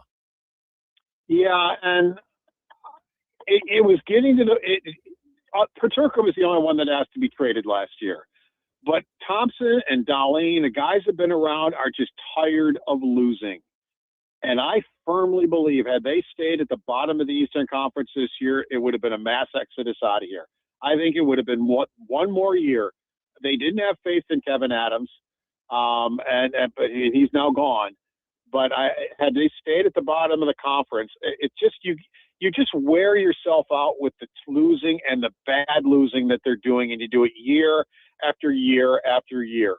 And they believed they wanted to be the solution here. They like Buffalo. They want to play here. But it's just the losing that was killing them. And I think they've rescued this franchise just in the nick of time for Dahlin, and he certainly does appreciate the way the Sabres have handled this. Anytime he's needed to go, they say go, and he leaves to take care of things over in Sweden where his fiance is, and his teammates support him too. They're not like, well, where's he going? It's like, absolutely, you need to go. The last time he came back, it was right before this streak started. He showed up in Detroit, and the smile on his face after being home for a week and taking care of some things. And it was like a cloud had been lifted off, and you could tell he really gave the players a lift. And in that game, they were behind in the third period in Detroit 4-1, and they won the game. And they did. It wasn't quite the turning point. I think it was a turning point in their season. They did very quickly after that. A couple of games later, start a 3-game losing streak, and after that is when the winning streak started. But I still point back to that Detroit game as maybe the game that turned this franchise around and turned this team around to rally around their captain and see, how their captain is, and that he came back to be with them after he got things done in Sweden. And I would point to that game more than maybe the first game of the streak as the game that really brought this team together. Paul, one last one. You look at all those teams that are battling below Tampa and Buffalo and Carolina. You got Montreal and Boston and Pittsburgh and Ottawa and the Islanders and Detroit. There's two teams out right now in the Islanders and Detroit. Who do you think misses the playoff in the Eastern Conference? Oh, it's so tight. You just don't. I mean, Detroit is not playing well recently, but we've seen them play well in spurts and play very well. They've had trouble with the Buffalo Sabres this year, but other than that, I mean, they were doing really well, and all of a sudden they've kind of fallen off. So it'll be interesting to see if they can kind of get it back. So I don't know if I bet on them being the team out. It's just crazy to know because each one of these teams have played very well at times and have played poorly at times. So, right now the Ottawa Senators have been the hot team.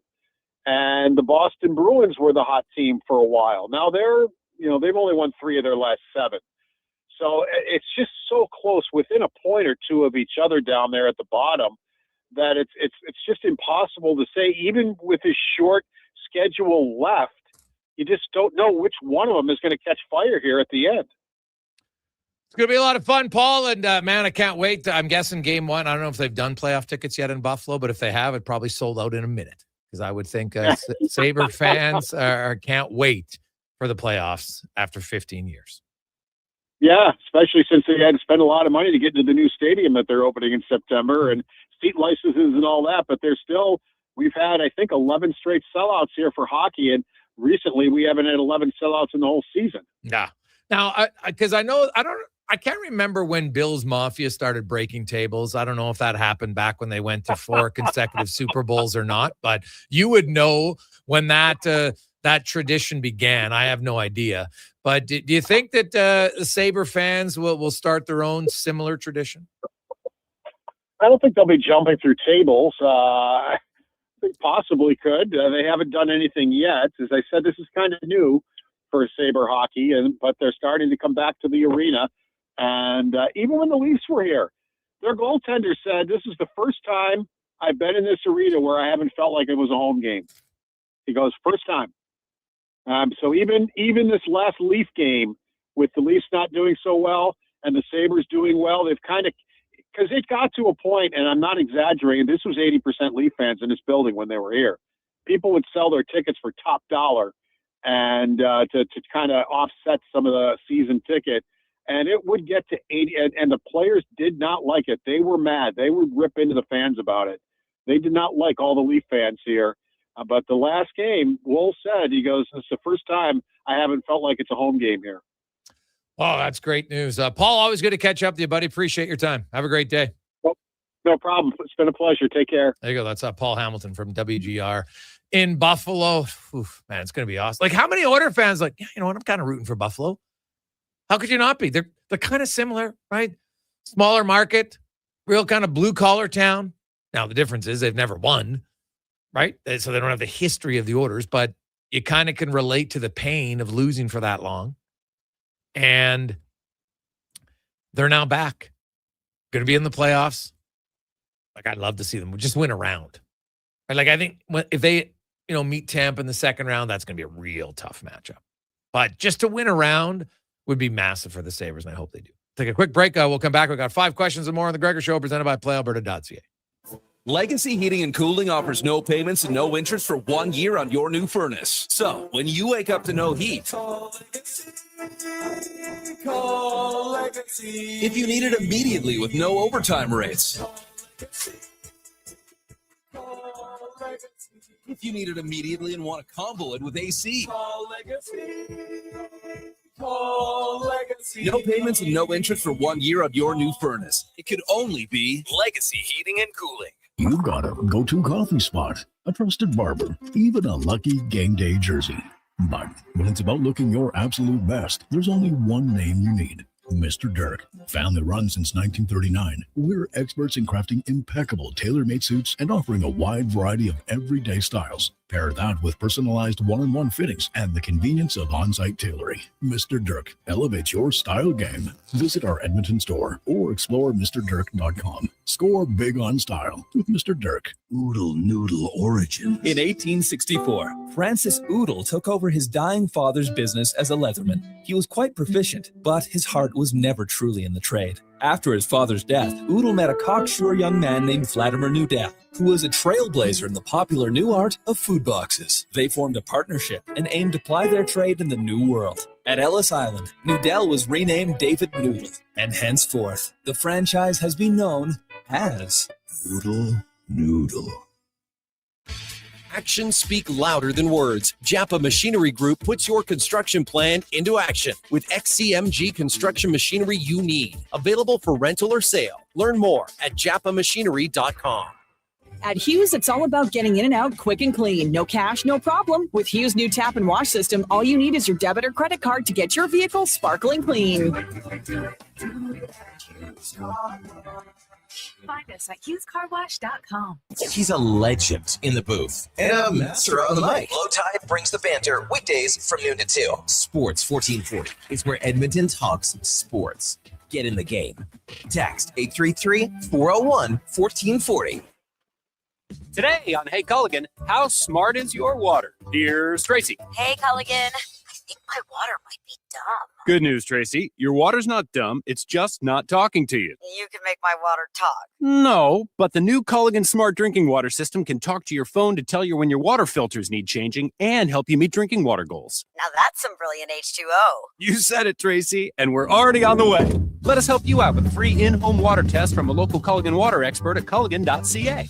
The job isn't done until the last load is hauled, and having a semi-trailer out of commission is not an option.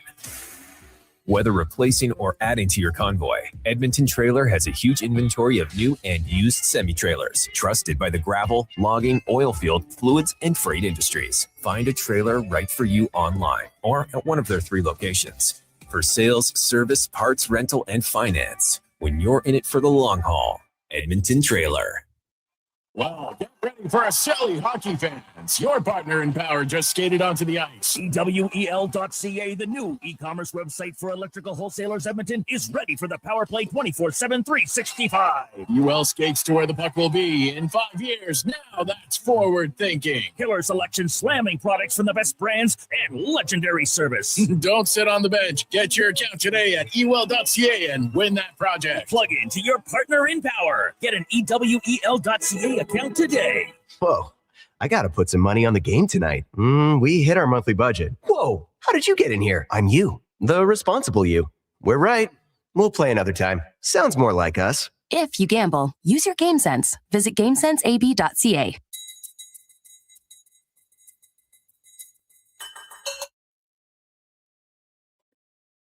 Portions of this hour brought to you by Cantork, made in Canada, made for Canada, where extreme isn't theoretical. Find your solution at cantork.com. This is Sports 1440, where Edmonton talks sports. On YouTube, Facebook, and X. Here's Jason Gregor. Brought to you by PlayAlberta.ca.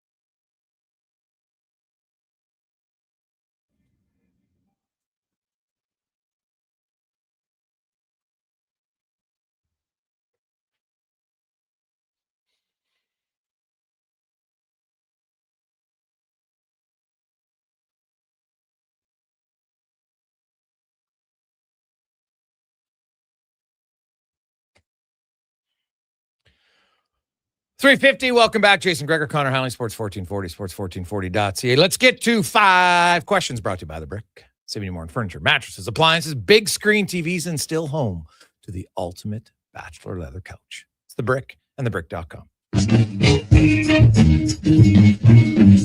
It's time for 5 questions on the Jason Gregor Show. All right, Jason, question number 1. Did last night's performance from Tristan Jarry give you any more confidence in him, or would you say it's still unchanged? You know what? It increases it a bit, for sure. But I don't go crazy over one game. But he needed to start heading on the escalator up. Right? It might only be up 1 floor, and he's got a few floors to get to, but at least it was progress. So I would say that it changes slightly because he's at least reversed it, and he allowed only 2 goals in a game. It's got to be good for his confidence, right? Like the first goal is a total fluke goal. You know, there's nothing he can do on that. So I think that's a confidence builder for him, and it was much needed. Yeah, I'm with you. I mean, for him, I'm sure it was. For me, I would say unchanged. Like, it's one game. It's great. Still sub 900 save percentage, but that first goal was very fluky. That's just that happens sometimes. But to me, even unchanged is an encouragement. It's not going down. So didn't change anything for me, but I thought it would be good for him. Question number 2, outside of Jari, what stood out to you the most for the Oilers in the win last night? Well, just how well they played defensively overall as a unit against a very good 5-on-5 team. And that game was basically 5-on-5. It was almost 55 minutes of 5-on-5. The Oilers didn't get a power play. Right now, there was some 6-on-5 time late, and the Oilers scored an empty net goal. But you know what? Edmonton, they never got on the power play. So it was basically 5-on-5 or shorthanded or down a man. And I was impressed by how they played. And I've said this before. The Oilers, if they decide to commit, can be a good defensive team. They just got to commit to do it. Yeah, I mean, the 24 blocked more shots than Tristan Jarry had to make. I think that's a really good sign. The commitment to defense, especially when they spoke about that, when Ryan Nugent-Hopkins spoke to the media. I also would say kind of balanced on ice time on the ice. I mean, Connor McDavid only had to play just under 21 minutes. He led the way up front. So I like to see that as well. So yeah, all in all, pretty encouraging game, I would say, for the Edmonton Oilers. Question number 3, with Major League Baseball getting going tonight, who is your pick to meet in the World Series and who wins it? Go ahead. Dodgers, Diaz brought to the team. They're just loaded. And I think anything less than that would be a failure for the Dodgers. So I'm going to say they win the World Series once again. They make it 3 straight. And I don't want the heartbreak again. So let's say the Yankees. The Yankees. What? Who do I think wins the World Series? Can I just say anybody but the Dodgers? Like, I just don't want the Dodgers to win. So, Toronto had like a lot of things go well for them last year, no question. I think they're still going to push for it. But it comes down to who's healthy. Really, I like the Jays. I like their pitching staff. But is Shane Bieber, like, the more you hear about Bieber, man, like, is he even going to pitch this year? So, but I still would take Toronto to beat the Yankees. I'm gonna go with Seattle. Okay, all right. Question number 4, of course, with opening day, you start to see the food items being pushed out. The Orioles have some cool items. The Giants are doing a 999 challenge. It's the 9 hot dogs with the 9 beers, although it's a small cup, so it's not quite the real challenge. But the Boston Red Sox are doing the lobster poutine with the Boston accent in there. I attached the image, so if you're watching on YouTube or Facebook, wherever, you can take a look at it. Would you get this? Followed by, if not, what would be your Major League Baseball food order? I love lobster. I don't love poutine, though, to be honest, because you know what? I got spoiled. I had the greatest poutine at J.H. Picard Cafeteria growing up. It was on, and you know what? Now I find it's just too runny in a lot of places. Unless you go to your Montreal, I shouldn't say that. Montreal's had a few pretty good places, but here, if anybody knows a real good poutine place, let me know. Lobster poutine, I would probably share it with someone. I don't know if I'd love it, to be honest. Especially like can't really have. I'm looking at the picture, like it doesn't even have gravy on it, like lobster and gravy. Like that just seems like a bad combination. So, yeah, I'd probably pass on that. I just thought, you know what? Just give me a good hot dog. If I'm going to a ball game, I want a hot dog and a beer. Very simple. Yeah, I don't like seafood, so it's a no for me, although the picture doesn't make it look too bad. When I get poutine, I'm a gravy on the side guy because I don't like the fries to get all mushy. So I'll pass on that one. I'm with you, hot dog, beer, and if I can, ice cream in a little helmet. Little keepsake, it would be another one for me. That's my wife's tradition when she goes to MLB games. Final question for you today. On this day in 2002, The Bachelor debuted. Had a obviously pretty good run. Some controversy as of late, but if you had to participate in any reality TV show, which would you pick? Go ahead. 15 years ago, I would have said Pros vs. Joes. I think that was one of the best shows for us sports fans, putting a average athlete, someone who thinks they're great, up against a real athlete. Right now, and I wouldn't last long, but I always thought Survivor was pretty cool. Granted, I haven't watched it in a long time, but loved the opening season. So, yeah, why not go for Survivor, the big one? Oh, Survivor. That one would be fun. There's not many other ones that I look at to be like, oh, I'd really want to do it. The Amazing Race might be the only other one that I would probably want to venture on. Like, there's so many reality shows to be like, why would I ever want to go on any of those shows? So those would be the only two. But I would probably enjoy Amazing Race more than I would enjoy Survivor. That's fair. Yeah. You're not, yeah. Like, you're not facing the elements probably quite as much. Do they get hotels in between? I have to assume so. Where? At the Amazing Race? Yeah. I have no idea. Well, where do you think they're going to put them in a tent? I don't know. Like, I don't. Survivor would. Yeah. No, they're very different that way. No, well, somebody out there who's a diehard of the show would let us know, but I've never seen anything that suggests they're staying in a hostel. So, all right. I don't think they're camping outside in the bush. So, for that reason alone, Amazing Race might be the best. Okay. All right. There you go. Coming up, we got the business of sports. We got a very unique guest join us in the final segment. We're going to talk about some NHL and some league issues. Did you see the expansion potential fee for the NBA? $7 to $10 billion for those teams. That's a big chunk of change. Just to get the opportunity to be a team that sucks probably for quite some time. Because trust me, you look at the NBA, like, you need an elite player to win. And usually you need multiple ones. You got to be bad, and then you got to be great draft. And that's the only advantage the expansion team will have, is they should have a very good chance the first few years to get a good pick. But you got to make the right pick. And that's the challenge. Let's get to the con man on a sports 1440 update, brought to you by Go Auto. Cars, trucks, vans, SUVs, you name it, they have it. Over 100 vehicles to choose from. GoAuto.ca. The Sports 1440 update. Just 2 games on the ice tonight in the NHL, both at 5:30. Sabres hosting the Bruins, and the Rangers taking on the Maple Leafs. Off the ice, Tampa Bay Lightning captain Victor Hedman will be taking a temporary leave of absence for personal reasons. Lightning admin will not add any further details. In the association, Raptors taking on the Clippers. Tip-off set for 8:30. Before that, the Nuggets hosting the Mavericks. Nets take on the Warriors. Bucks in Portland. Grizz up against the Spurs. The Cavs host the Heat. Thunder travel to Boston, and the Bulls beat the 76ers. Major League Baseball Game 1 tonight from San Francisco. It's the Giants and the Yankees' first pitch set for 6:05 in the PWHL. Minnesota hosting Montreal. And in the AJ playoff action, Game 4, Fort Mac hosting Whitecourt. Wolverines lead that series 2-1. The Storm looking to complete the sweep in Lloyd. Calgary trying to even up their series with Canmore. The Kodiaks trying to take a 3-1 series lead over Drumheller in Camrose. Coming up in hour 3 of the Jason Gregor Show, it's another edition of the Business of Sport.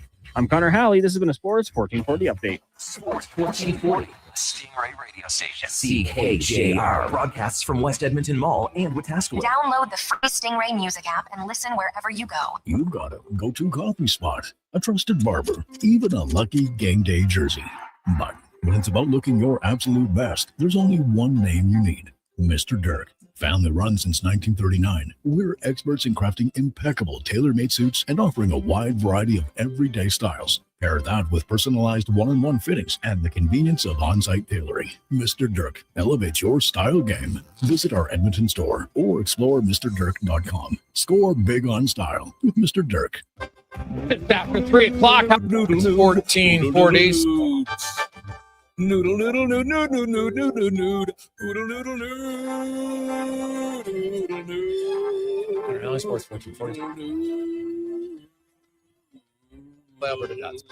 Noodle noodle noodle noodle noodle noodle noodle noodle noodle noodle noodle noodle noodle noodle noodle. Throw the load down to Oodle Noodle tonight because dine-in is open.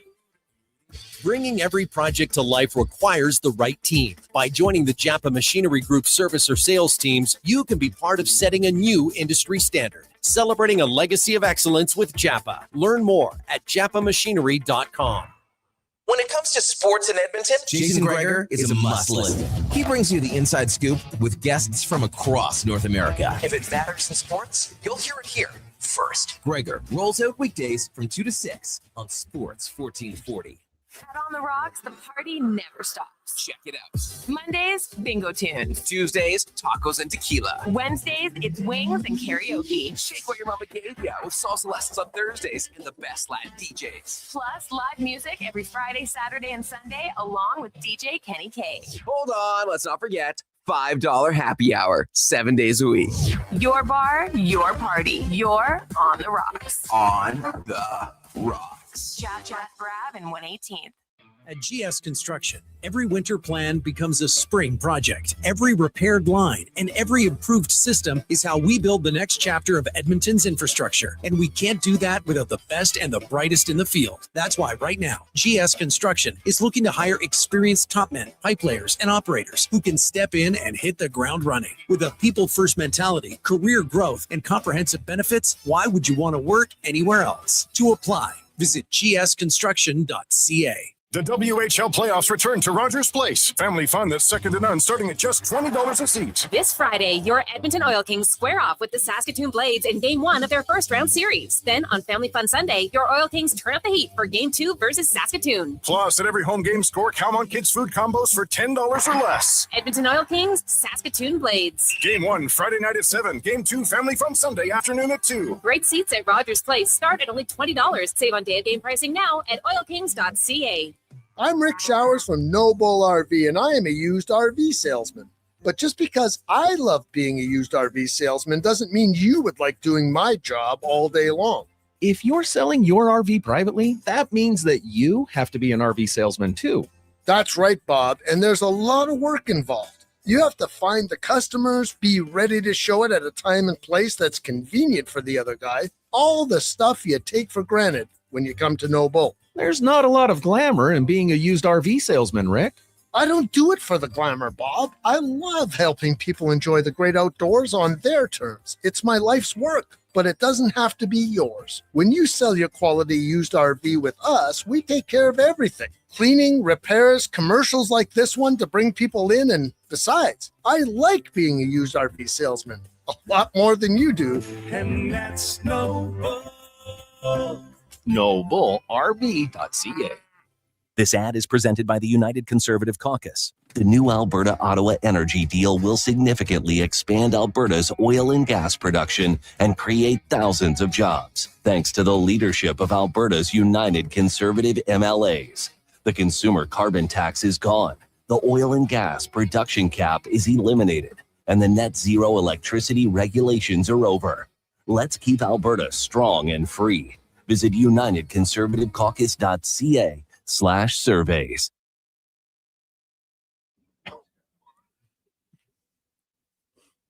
Oh, you can ask her to do that. Portions of this hour brought to you by Leading Edge Physio. From weekend warriors to professional athletes, kids playing soccer to grandparents in the garden, rotator cuff tears and tendonitis to post-surgical knees and hips. We fix your body. Life shouldn't hurt. LeadingEdgePhysio.com. The Jason Gregor Show, the best of Edmonton sports talk and beyond. This is Sports 1440. Presented by PlayAlberta.ca, Alberta's only regulated online gambling website.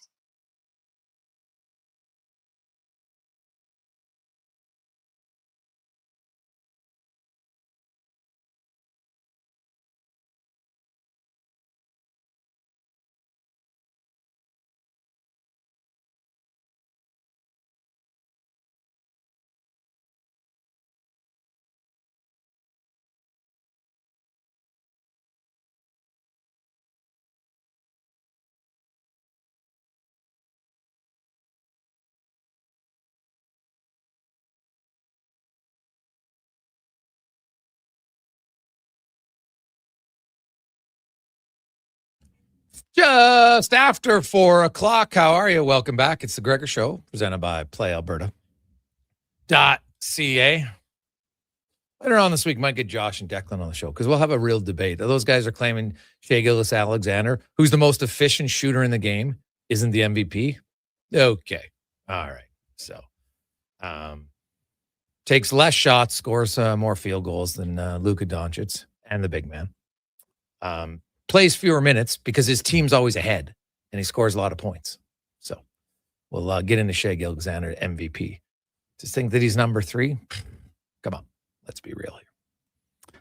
Now, Coming up later on in the show, we will hear from Mark Spector, Tyler Remchuk. We're going to hear from Max Marinoff, as well as we get to the Business of Sport, brought to you by Sports 1440. Ritch Winter joins us. Ritch, how you doing, my man? It's been traumatic this week, man. I spent 3 days in Russia with no cell service, couldn't function at all, and then I gassed my car up today. Holy smokes. Oh, yeah, the gas has gone up a tad I went bit. to the bank. I took out a second mortgage. I was able to get there back there in time, as the tank filled. Holy smokes, $180 or something. Unbelievable. Yeah, it's what happens when you make an ill-advised quick decision, right? In the world of war, sometimes your actions have consequences. Kind of how it looks for a lot of us here right now. So yes, it's not great. Now you mentioned you had no cell service over in Russia, but weren't you there with people that you knew? Like, who'd you need to get a hold of? Like, isn't it nice not having a cell phone for a few days?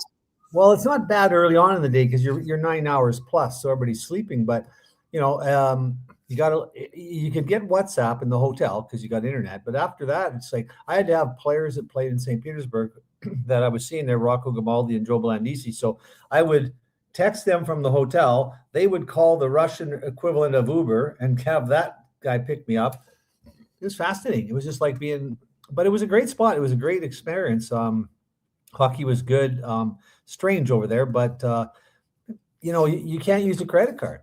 So you had to take like $3,000-$4,000 worth of cash. You're paying. I can't use a credit card. Now, the American companies won't process it because of all the banking restrictions. Now they'll take Russian credit cards, but right. I never applied for one. But so that was interesting. You have to run to the bank, and how many rubles do we need again? 300 million rubles for that coffee? Okay, I'll go get it. You go to the bank, you make the change, you come back, and then you find out in a couple of instances, geez, I didn't convert it right. I'm like 500 rubles short. So it was fun. Yeah, but it's when was the last time you were in Russia? About 8 years ago, but back then there was no war. I just used my credit card. It wasn't like, outside of last time was pretty interesting because I had some meetings with a few of the oligarchs because we were going to try and set up a competing opportunity for the players when the league had locked them out, and the meeting kept getting extended. And then, so my visa only is 30 days. So a girl at the front desk, she calls me and says, "Hey, you're here 5 more days and your visa expires in 2 days." I go, "Yeah, whatever." "Oh, no, sir, it's not whatever."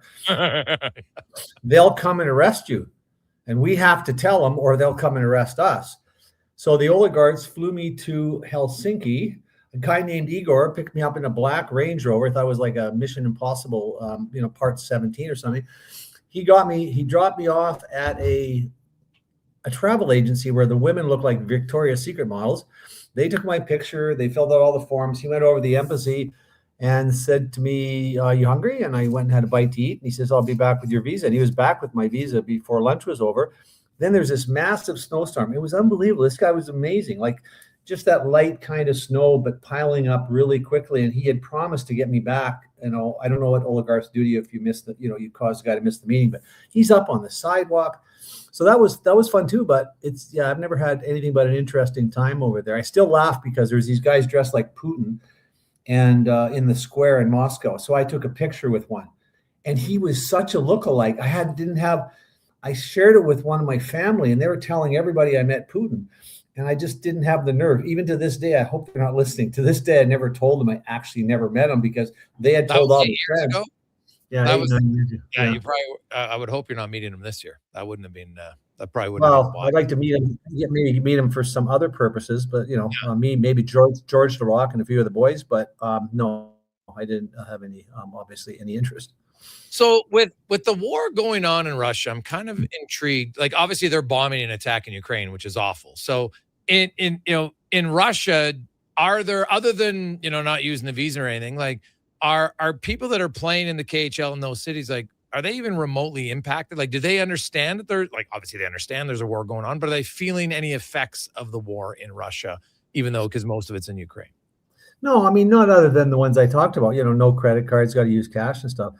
I mean, I'd never been to St. Petersburg before. I'm walking down the main drag and a bunch of different stores. I went to Stars, which is the Starbucks of Russia. It looks exactly the same. They've ripped off everything, but there's, pretty much what you need. A lot of nice stores. Food was amazing. Corn chowder and fish soup. I went back 3 times for that. So, yeah, I mean, you can see life's pretty good. I went out to a restaurant pub with Joe Blandisi, who played with the Marlies and, about 100 games in the NHL. And Joe's over there. And I said to him, I said, Joe, I'm looking around. I said, if I take a picture of this and send it home, they'll think I'm in Ireland at like an English pub. But no, I can't understand what anybody's saying, but it's just kind of a noisy pub. And people seem to be having a really good time there. I can't see much has changed for them. They're not being bombed or affected by it in any way.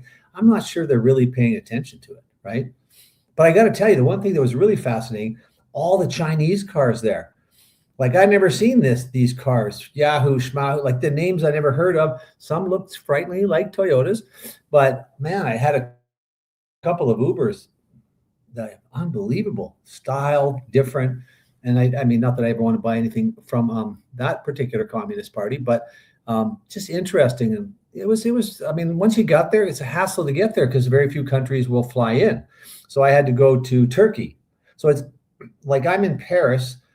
It's literally a 2-hour flight, but I'm 8 hours. I got to go back to Turkey, up from Istanbul to Russia. So that was, and the flights are leaving at 2:00 in the morning. I mean, it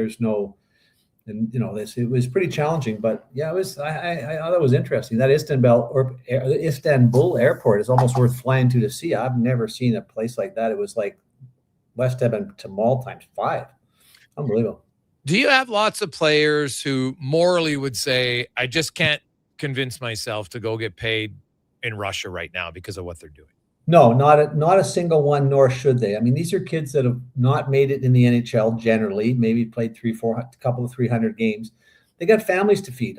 Rocco Grimaldi, a staunch American supporter, American young man. I had a lot of work to do to convince him, but the money is so incredible. I said to Rocco, Rocco, I know how you feel, but I want to talk to the 50-year-old Rocco here, right, for a minute, because he's got twins coming. I mean, his wife, when they went over there, was 7.5 months pregnant. So you got little Mateo, you got 2 girls coming. Wouldn't you like to be in a situation when you turn 50 and they say they want to go to Harvard because they just got admitted and you could actually afford it? It's not a consideration, nor should it be. It has nothing. The club has nothing to do with the Russian government. The fans have nothing to do with it. And these young men have to make a living, and, so a guy like Rocco Grimaldi goes over there for 3 or 4 years and puts, maybe $5, $6, $7 million after taxes in his pocket. He needs that money. And I don't think, I did some radio shows early on into this war and, people, were critical of, your Canadian players shouldn't go on. Really?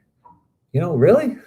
Like, it's okay to fly over to China, though. They're killing, various ethnic groups. It's okay to fly into Africa, but you think because there's a war going on that with none of us have anything to do with, a young man who has a family shouldn't go and make a living. I think what I thought was really fascinating, I've had 2 players whose wives have had babies over there. And I've got to give Abby Grimaldi a kudos for being a supportive hockey wife. She went over and had twins in St. Petersburg. But both of them said the best birthing experience they had, the best facilities, the best medical care.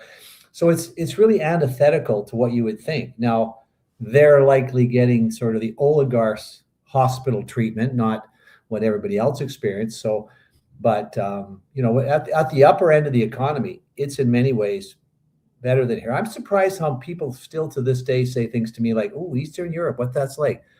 I'd rather live in Czechoslovakia, like that environment, than live in Canada. It's cleaner. There's more options. It's more interesting. The architecture is phenomenal. The people are incredible. We live in a third world country. Like, we have to understand the medical care here is absolutely brutal. And at some point, we should never be hyperbolic, Rich. I can tell you, having been to third world countries, we don't live in a third world country. There are challenges every day, but we're not even close to a third world country. We don't want to. Well, I'd only say that the medical care here is very, very suspect. So compared to what they're getting over in Europe and many other countries. So, well, I think the medical care we get here is great. We just might have delays in getting it, but lots of people who get it thoroughly enjoy it. When I look at dealing with players in all those leagues. So, you have the KHL, but then you have the Czech Elite League, and then you have the Swedish Elite League, and you have the Finnish Elite League, and there's lots of different options. Yeah. What have you found? Like, which one do players like the best of the non-North American pro leagues? I would say there's two answers to that question. The one they like before they arrive and how they feel after they arrive, because there's perceptions that are, people generally tend to gravitate initially to Switzerland if there's an opportunity. Money's okay. Money's okay there, but you might pay $300 for a pizza and a couple of beers. It's insane expensive. Then you go to, I would say after players have been there, universally they love the Czechia. Prague, Karlovy Vary, Spa Town. Its English name is Carlsbad. There's some beautiful places there, and I was there with Devon Shore for lunch as I flew through, and he couldn't say enough. He just signed a 2-year extension, loving playing in Prague, just loving it. Yeah. So I would say, and if I had to do it, the money's getting better in Czechia. So it was a little bit behind for a period of years. Now I would say from the players that have been to various countries, they like Czechia by far the best from a living perspective. Like Devon's kids are going to an English-speaking school. There's a lot of American companies there versus Russia, because all the companies have left. Very difficult to get a young man or young son or daughter into an English-speaking school, those kind of things. So Czechia, Finland, Sweden are nice, but I would pick Czechia over my perspective, pick over all of them. Yeah, Czechia, I've heard that a lot. Obviously, Prague's a beautiful city. The close proximity, that's the other factor, right? Like for a lot of these places, like you travel and you don't play as many games, but everything is so close, and lots of times you're home almost every night. Well, it's pretty much every night. I mean, Switzerland every night. Czechia, they're on the road a couple times. Russia's a little bit bigger, obviously spread out. Sweden, you get up north into Uvik, which is where the reindeer and Santa Claus all work together. It's a little tougher, but and that's as you get closer to the North Pole, it's tough because they get maybe sunshine during the winter in places like Ormskolvik, where the Sedins are from, maybe 2-3 hours a day. It's pretty tough, man. Like it's gets depressing after a while, but it's great from a family perspective. These guys are home every night. They're getting up in the morning, they're playing with their kids, having breakfast with their kids, and go to practice. And I think one of the things that they're very surprised by is the efficiency and effectiveness of the transit system. Like when I met Devon, he doesn't take his car. He just said, "I'm jumping on the train, and I'll see you. And I'll be there in 20 minutes." So it's really incredible. I think Czechia, Slovakia, I mean, all of the Swiss, all of these countries, especially the Eastern European countries, they've been basically rebuilt since the wall came, when the wall came down. Now it's 25, 30 years, but a lot of new buildings, a lot of new shopping. And then of course, all the old buildings have been renovated. So it's really beautiful over there. I couldn't be a more stronger advocate of, getting into yourself to walk the Charles Bridge in Prague and go across and have some kidlicky and dumplings and some other things. It's a phenomenal place. When we come back, we're going to talk about the business of sport, and then a little bit different because of the announcement today. The NBA is going to expand, and the expansion fee is $7 to $10 billion. Now that's what they're talking about. Obviously, it all depends on what someone's going to pay you. So we'll get to that and more in the business of sports here on Sports 1440. Edmonton, did you know a local Play Alberta winner scored over $500,000 on Mega Jackpots Ocean Bells? Think about the season tickets you could lock down with that kind of cash. From major casino winners every hour to jackpots worth millions and hundreds of popular games to money that stays in the province, there's never been a better time to sign up for Play Alberta. Download the app today to get started with casino, sports, and lottery all in one app. Must be 18 plus to play. When you gamble, use your game sense. Hi, Mike here from Northgate Chevrolet Buick GMC. We're the #1 dealer in the world. Just kidding. If we were, would you care? We're the #1 dealer in Canada. Still kidding. You probably still don't care. I'll tell you what you will care about, our March Madness sale going on right now. Discounts up to $30,000. And the grand opening of our Autoplex, a massive indoor showroom. No self-proclaimed titles, no iPads, no trips to Vegas or hockey jerseys, just a really good deal. Stop in and see us today, 13215 97th Street, or visit us online at northgategm.com. You're in Northgate country. The job isn't done until the last load is hauled, and having a semi-trailer out of commission is not an option. Whether replacing or adding to your convoy, Edmonton Trailer has a huge inventory of new and used semi-trailers, trusted by the gravel, logging, oil field, fluids, and freight industries. Find a trailer right for you online or at one of their 3 locations. For sales, service, parts, rental, and finance, when you're in it for the long haul, Edmonton Trailer. For the first time in 66 years, Golden Bears and Pandas hockey are on the move.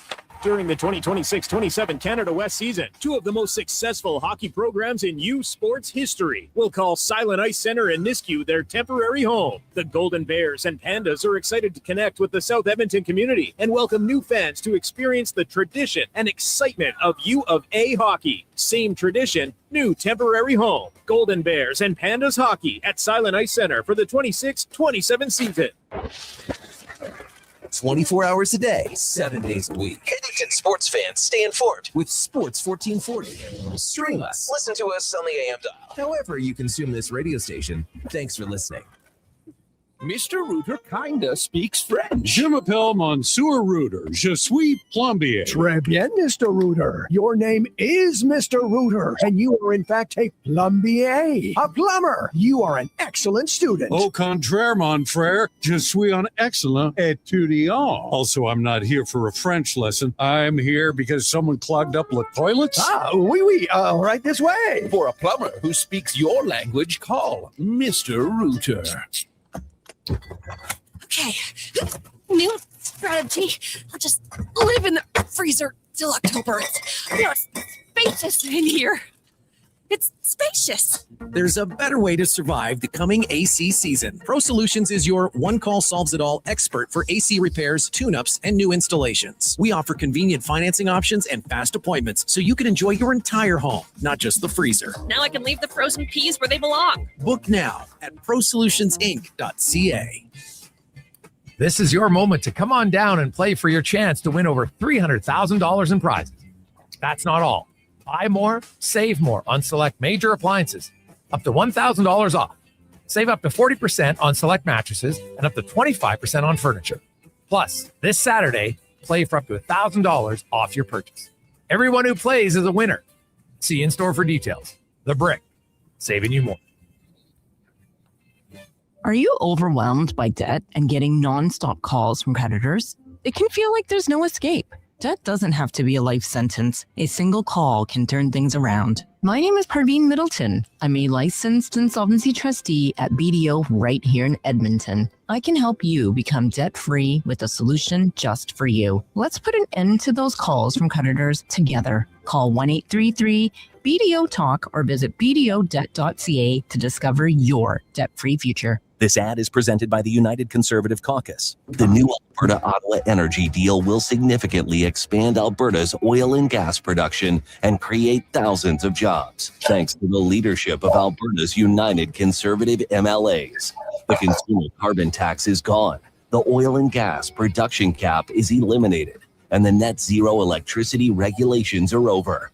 Let's keep Alberta strong and free. Visit unitedconservativecaucus.ca/surveys.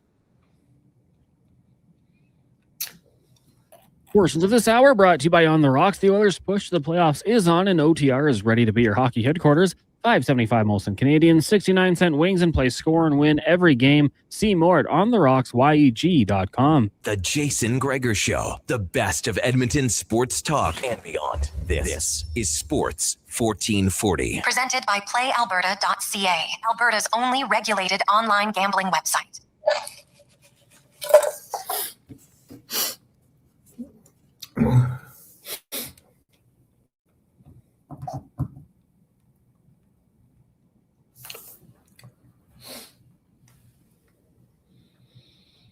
Ritch Winter joins us, and Rich, we are going to have Max Murnoff join us for the final segment, kind of a little different angle on the possibilities of sports and what it can happen for college and everything else. But first, the big news, the NBA, not a surprise, has been talked about for a while that they were going to expand, and it came out today that it's pretty much assured Seattle's most likely a destination, Vegas a destination, the asking price anywhere from from 7 to 10 billion, which is pretty high. I'm curious. We'll get to the NBA in a sec, but are you surprised that in the CBA, the players have yet to be able to get any sort of piece of the pie for expansion? Yeah, a bit surprised. I don't know that, but it hasn't been their focus. I mean, I think they're universally focused on their salaries, right?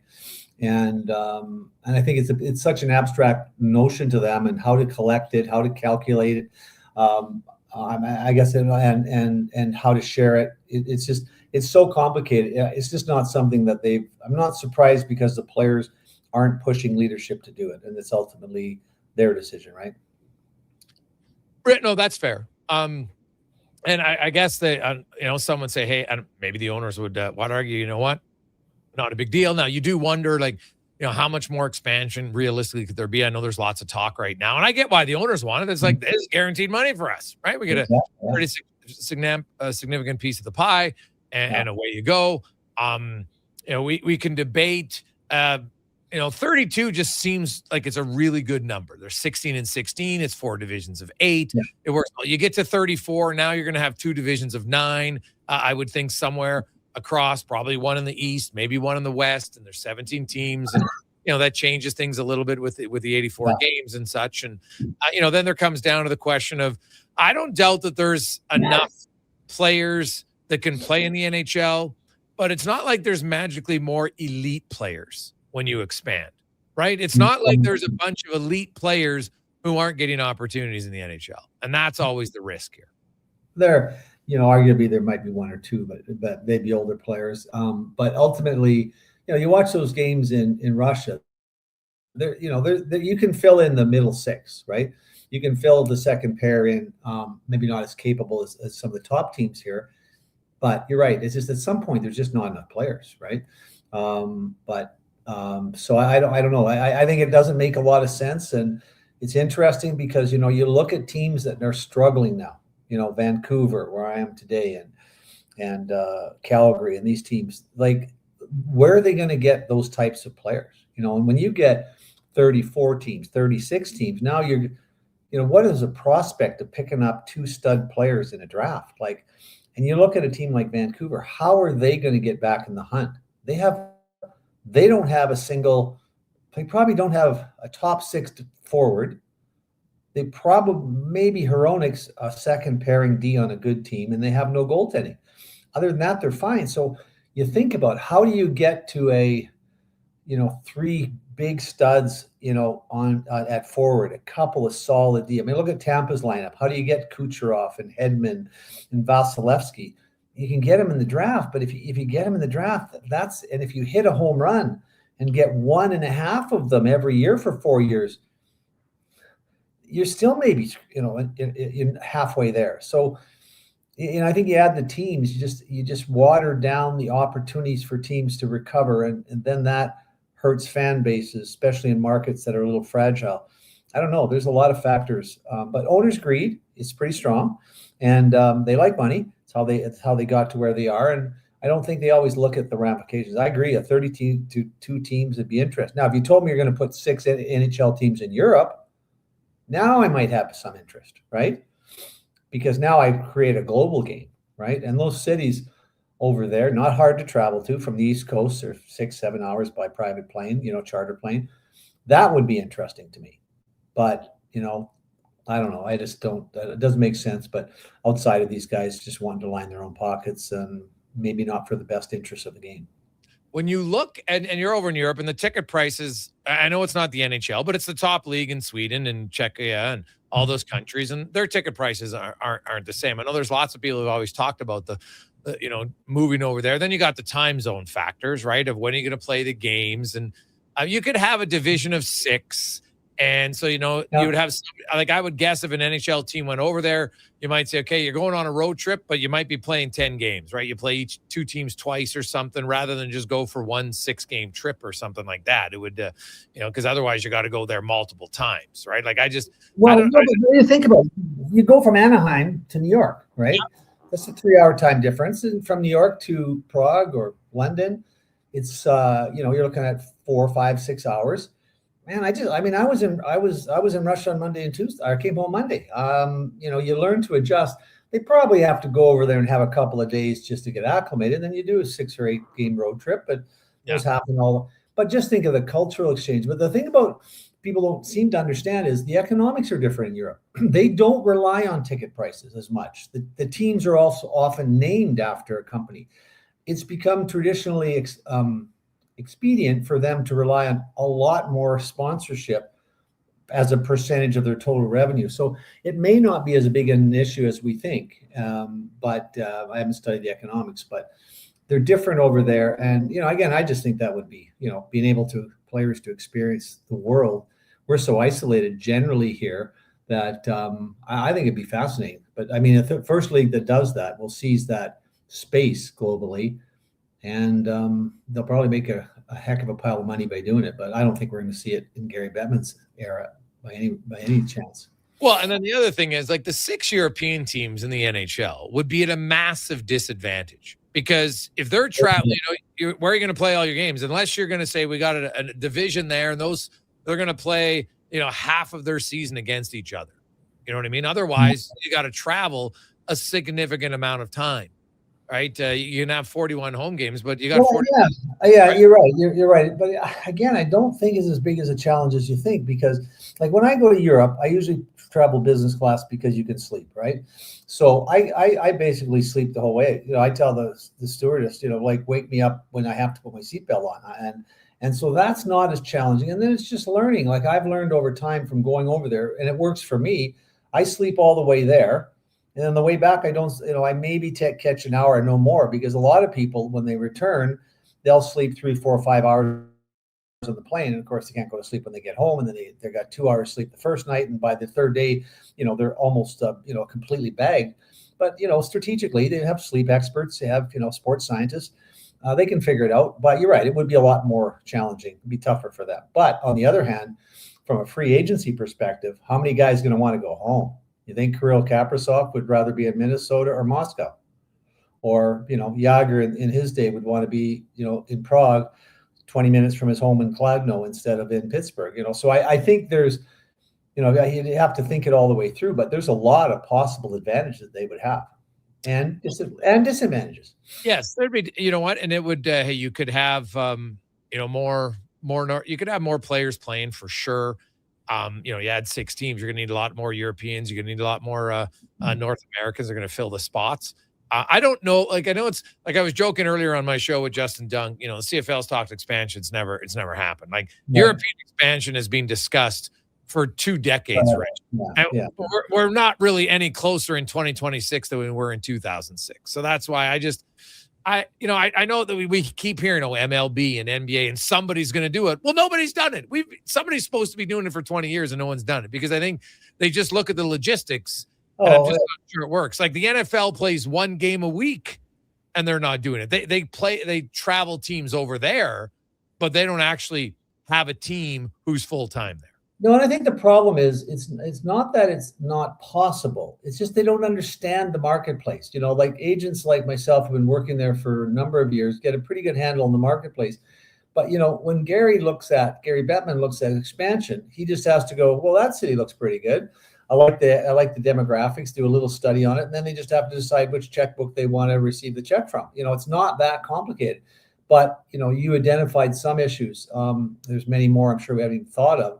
And they just don't wrap their heads around it. Like, I just don't think, like, it would be a mammoth shift to see someone explore that. I think it's a great opportunity. Like, I think one thing the NHL has missed out on, now you never put a team there, but there is a place in an area in Southeast Asia where over 2 billion people regularly watch hockey on television.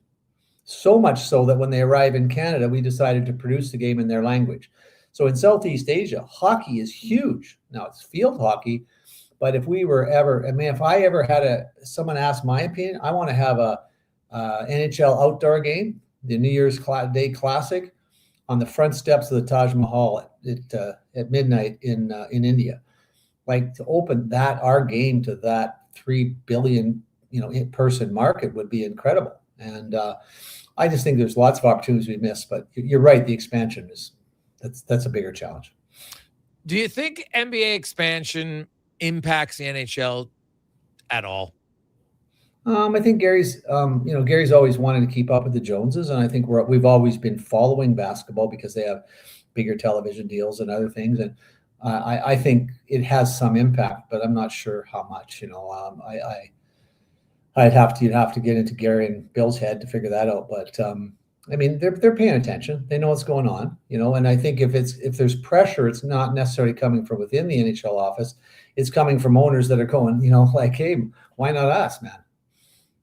Yeah, expansion in the U.S., I don't love it.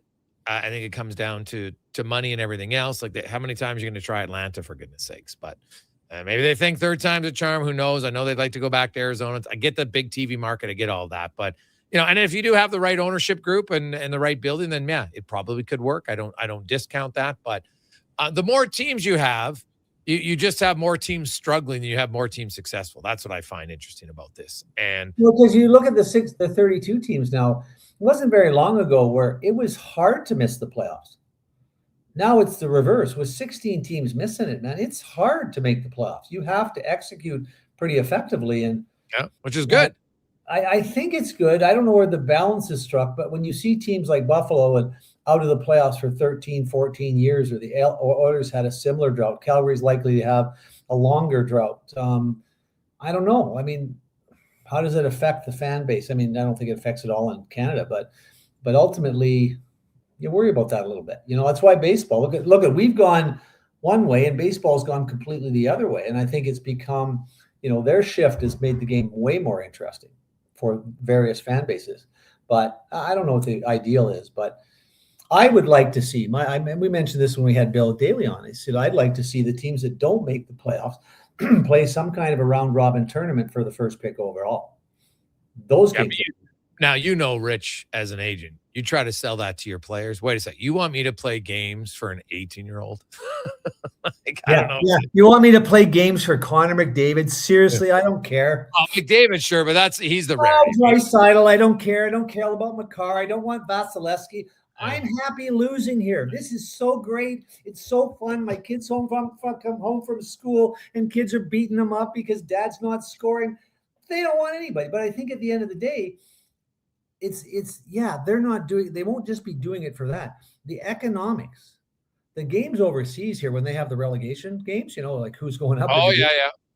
Those are way more interesting. Like, geez, we're not even going to be in the friggin' league if these guys don't pick it up tonight. We're down 2-1. And so I think that it creates a dynamic that, replace the world championships with a draft tournament. I like the idea. I just think it would, and it's not hard to sell because players aren't, they understand the marketing and the economics of the game.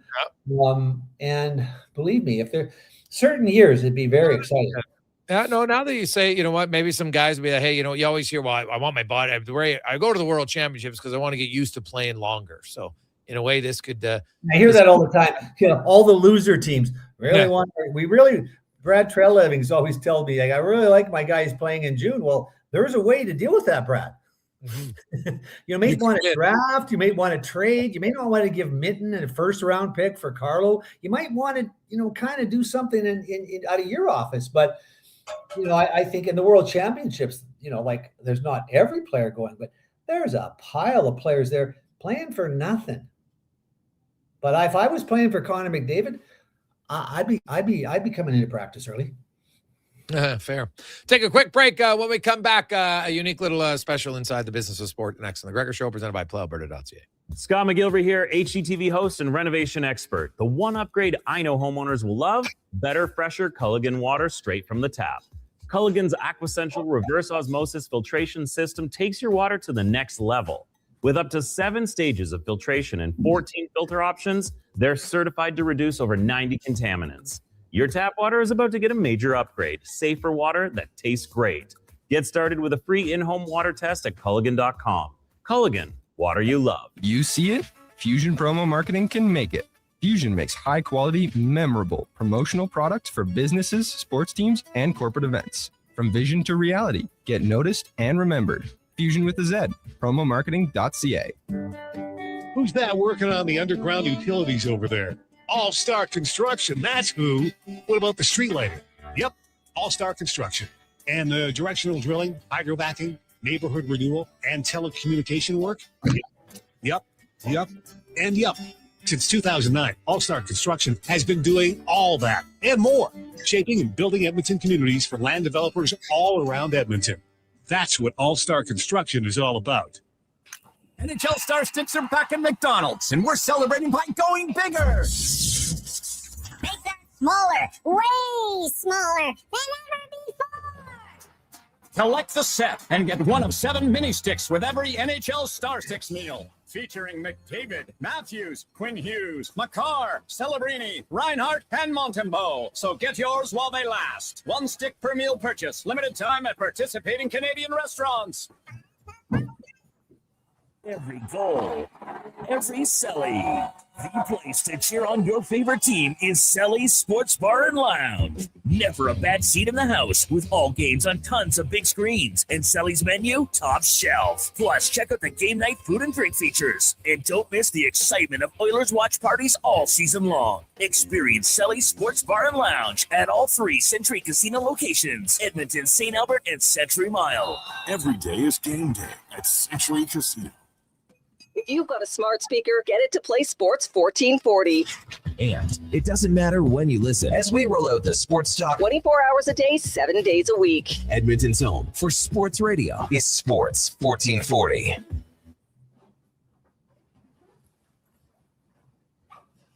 Portions of this hour brought to you by Elks Nation. Check out the new website, elksnation.ca. Articles, podcasts, and more breaking down the green and gold. The most in-depth double-E football coverage online, elksnation.ca. This is Sports 1440, where Edmonton talks sports. On YouTube, Facebook, and X. Here's Jason Gregor. Brought to you by playalberta.ca.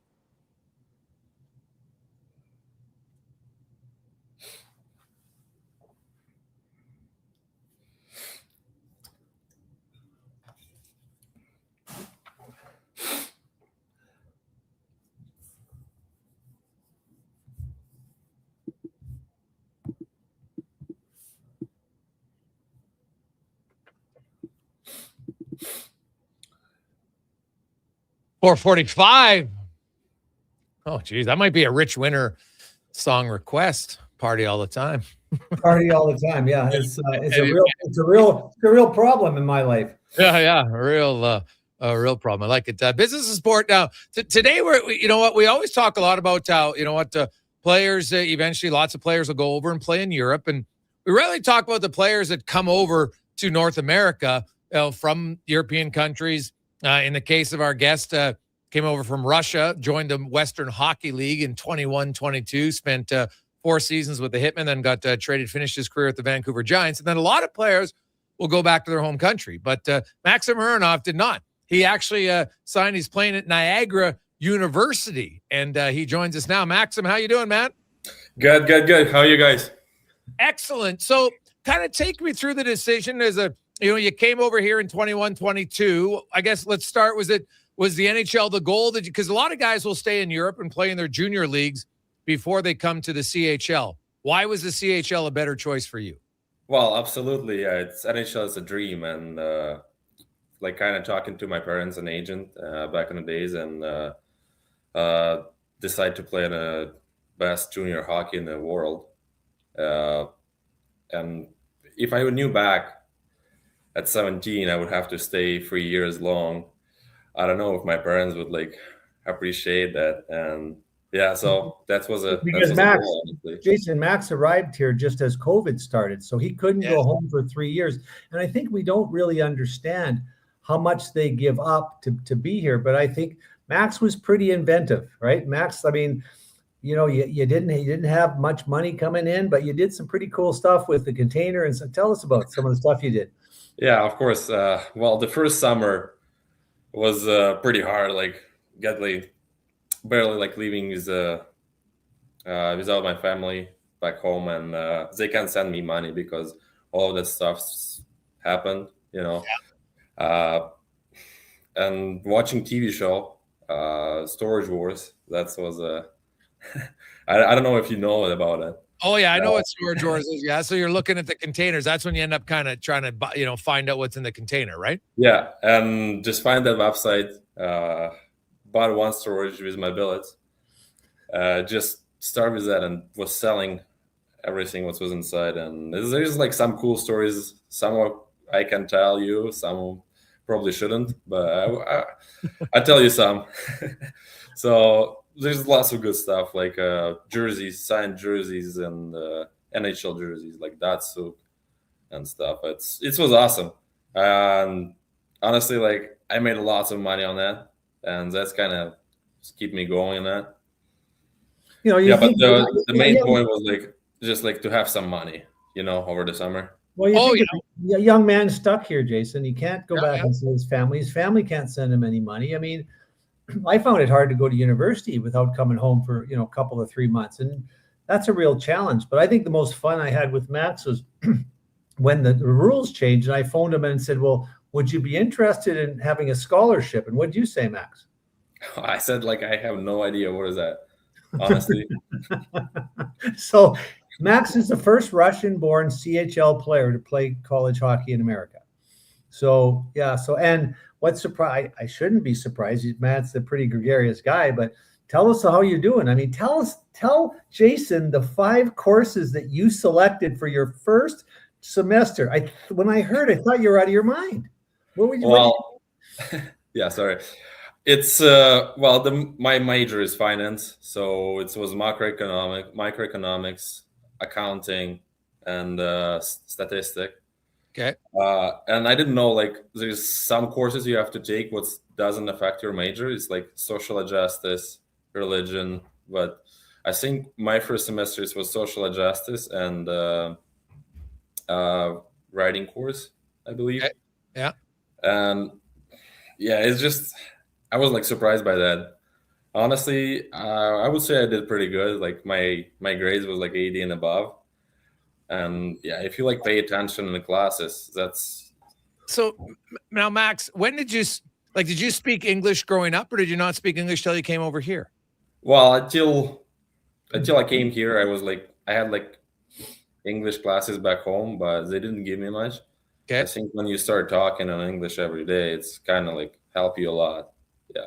And so basically, now you've been in Canada for 5 years, and you're in university in your 5th season. For a guy who didn't really understand English and taking a finance major, like that's pretty impressive. How challenging was it? Like just to not necessarily even go to school, but just to understand the language enough to understand what you were reading. Well, I'm still a little bit struggling with that, but it's getting better for sure.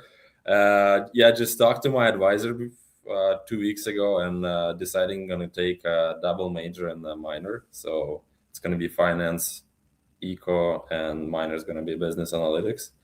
And I don't know. I'm right now doing pretty good, honestly.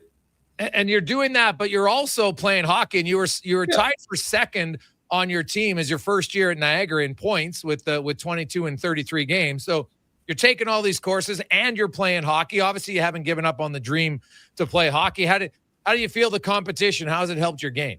Well, on the beginning of the year, I kind of started playing in a power play and penalty kill. So I had all the opportunity to do that. Thank you for coaches and all the stuff.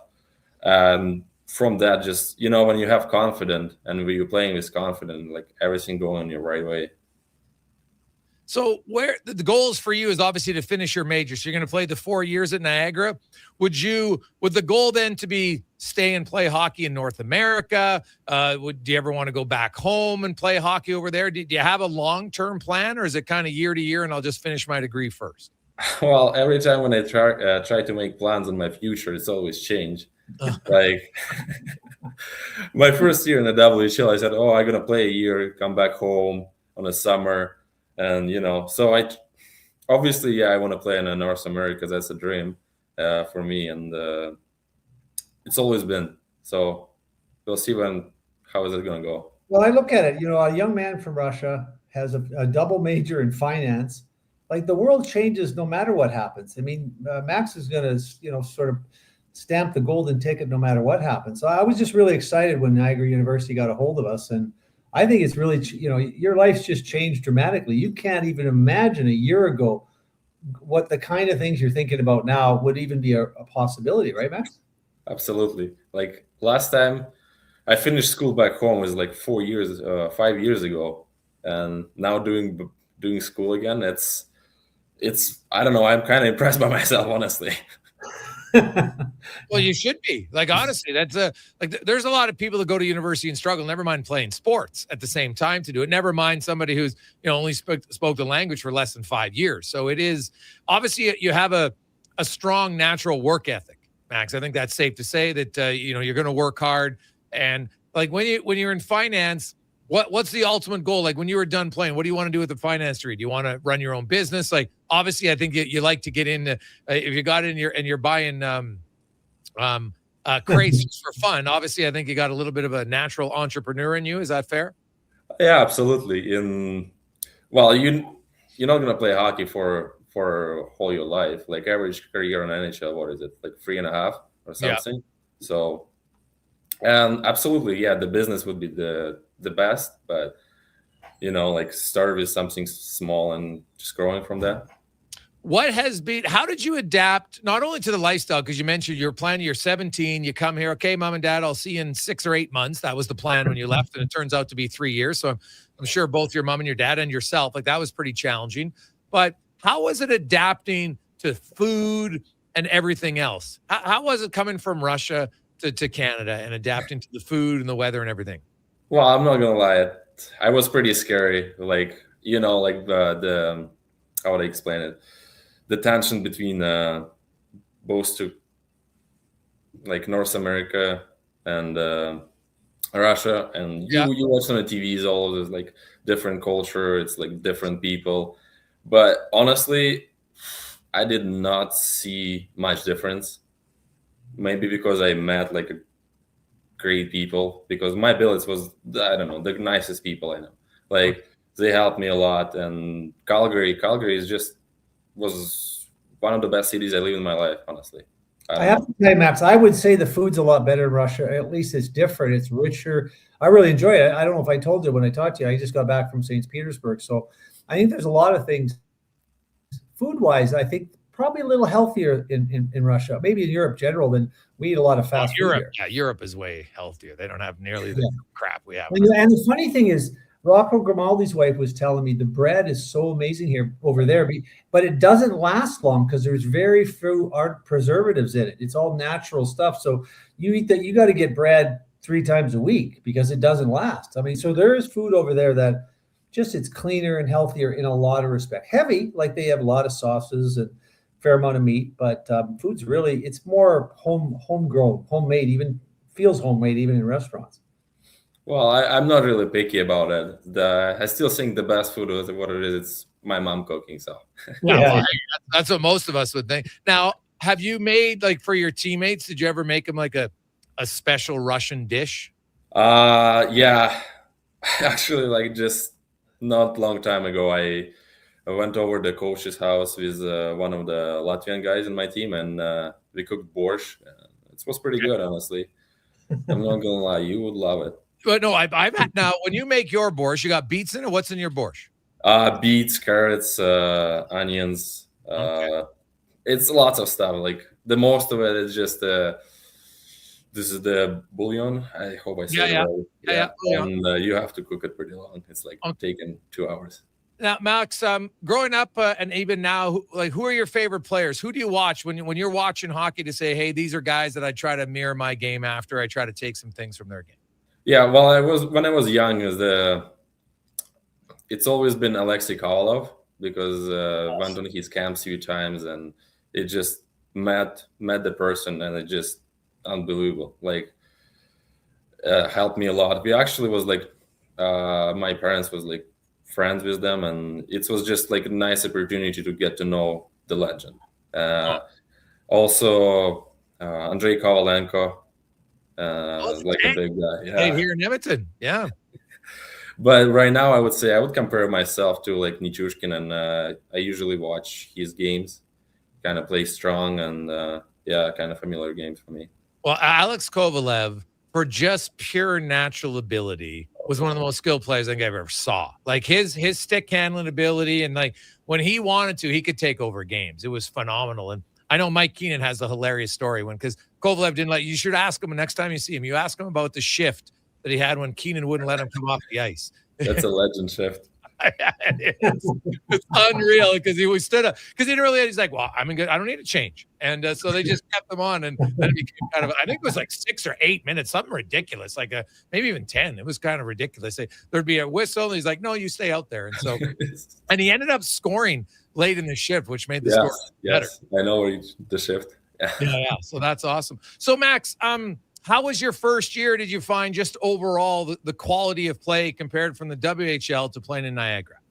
Well, the college hockey, the guys is older, maybe less skilled, but they know the right time and position they have to be at. So you have less time to make a play. But other than that, it's been pretty good for me. I told you, like, I had confidence to play because I had all the opportunities, and yeah. Anything fun that you've done away from hockey in Canada that's like one of your favorite non-hockey things that you've been a part of? Storage Wars. Are you still looking to buy it? Like, are you still looking to get involved in the next Storage Wars, or what? You still searching? I don't know. I will update you. Don't worry. Oh, maybe you could find something for Ritch in there. That would be good. Well, Max, thanks so much for joining us. It's a great story. It's something we'll be following, and best of luck on the ice, and best of luck getting your degree. Yeah, thank you so much. This was nice. Okay. Awesome. Take care, Max. Talk to you soon, man. Yeah, you too. Okay, there you go. That's Max Murnoff. He's only 21 years of age. Came over here at 17. Barely knew a lick of English. As you mentioned, I took some classes. Didn't really help me. Think about that, though. You came over and you mentioned, Ritch, like, hey, mom and dad, I'm leaving. Like, I know parents who are listening right now, and their son, usually maybe even their daughters now, because they go away to college hockey in NCAA.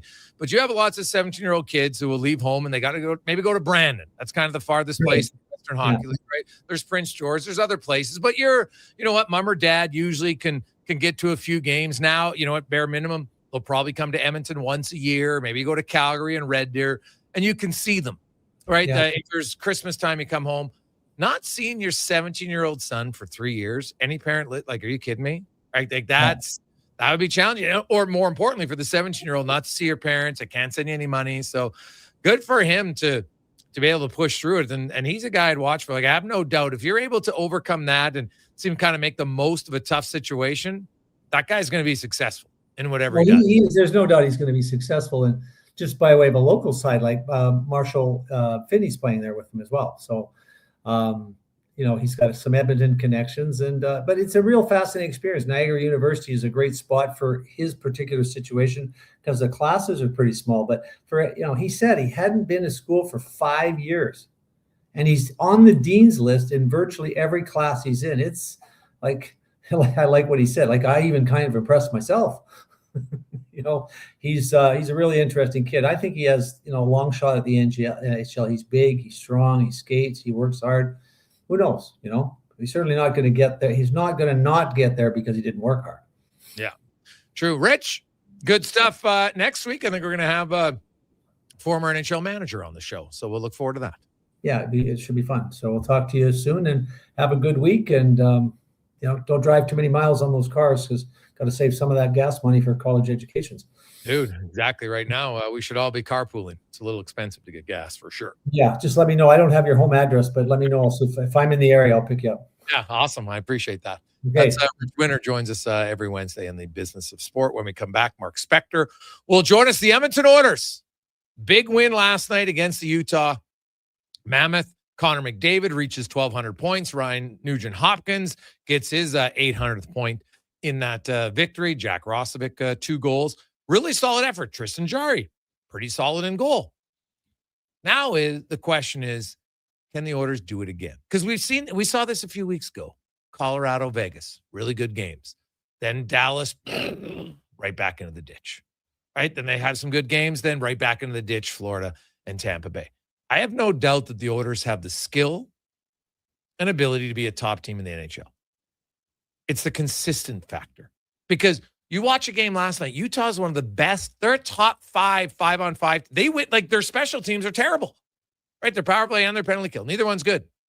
They're winning games because they're 5-on-5 play. It's very good. And the Oilers controlled most of the 5-on-5 play against a good team. Now can they do it again? We'll discuss that and more after Connor Halley in a Sports 1440 update brought to you by Northgate Chevrolet Buick GMC. March Madness. You got just under a week left to get in a great deal. And while you're there, check out the brand new Autoplex. If you're looking for a fantastic deal, no gimmicks, just a great deal, northgategm.com. The Sports 1440 update. 2 games in the NHL tonight, both at 5:30. Bruins, Sabres, and the Leafs host the Rangers. Off the ice, Tampa Bay Lightning captain Victor Hedman will be taking a temporary leave of absence for personal reasons. The Lightning adding they will not add any further details in the association. Toronto Raptors on the road taking on the Clippers. Tip-off 8:30. We'll also got the Bucks and the Blazers. The Warriors host the Nets. Wizards taking on the Jazz, Cavs, and Heat. Celtic up against the Thunder. The Lakers take on the Pacers, and the Pistons host the Hawks. Major League Baseball first game of the season gets going in just over an hour with the Giants hosting the Yankees in the PWHL. We've got Minnesota and Montreal. Puck drop in a few minutes here. And in the AJ Game 4, Fort Mac hosting Whitecourt. Wolverines lead that series 2-1. The Storm looking to complete the sweep tonight in Lloyd. Calgary trying to even up their series with Canmore. And the Kodiaks will look to take a 3-1 series lead over Drumheller in Camrose. Coming up in hour 4 of the Jason Gregor Show, we'll be joined by Mark Spector of Rogers Sportsnet, Tyler Uremchuk from Oilers Nation, and we'll hear the newest edition of Cam Tate's 2-Minute Warning. I'm Connor Halley. This has been a Sports 1440 update. Sports 1440 in West Edmonton Mall and Wetaskiwin. CKJR is a Stingray radio station. Download the free radio player app and listen wherever you go. Performance by Action Electrical today. Their projects team kicked things off, designing and building with unmatched skill. Then the service team swoops in for those Just repairs and after maintenance. 4 And don't o'clock, forget how the are you? testing Welcome. team, ensuring everything's safe and sound before the solar team scores with sustainable energy. A complete team effort. Have Action Electrical bring home Now, a win you know for you Rich, and your as they- project. you try to Visit sell that. actionelectrical.net. At Fountain Tire, the savings come in threes. Up to 25% off select tires, a mail-in rebate of up to $100 off a set of 4 select tires, and $50 off $150 service. We're basically the VLT of savings. Until April 25th. Restrictions apply. Book today. This is your moment to come on down and play for your chance to win over $300,000 in prizes. But that's not all. Buy more, save more on select major appliances. 1440 Up Dodge. to $1,000 off.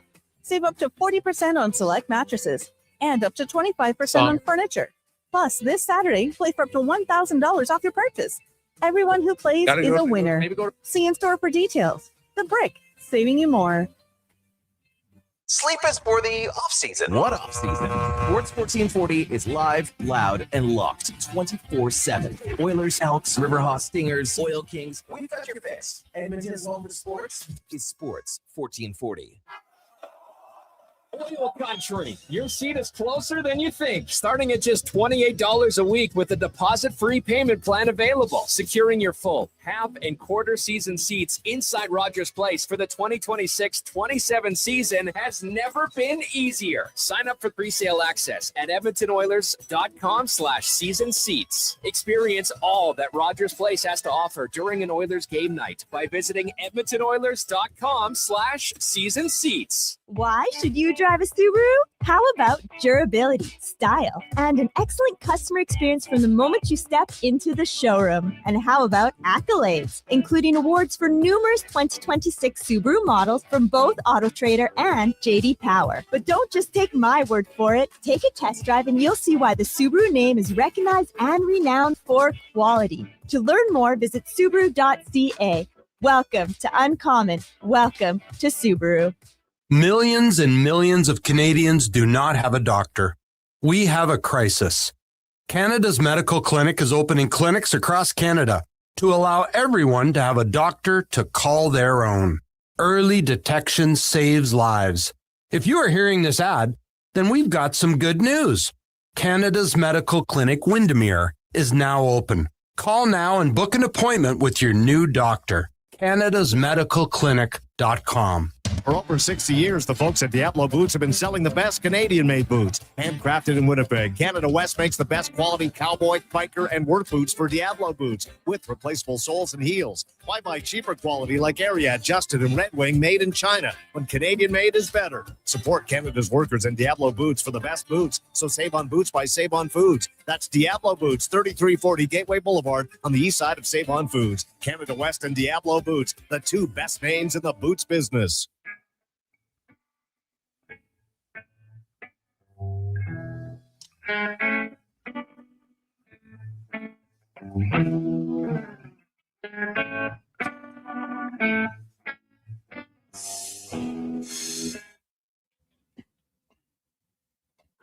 Portions of this hour brought to you by Japa Machinery. Did you know that Japa offers in-house and on-site service?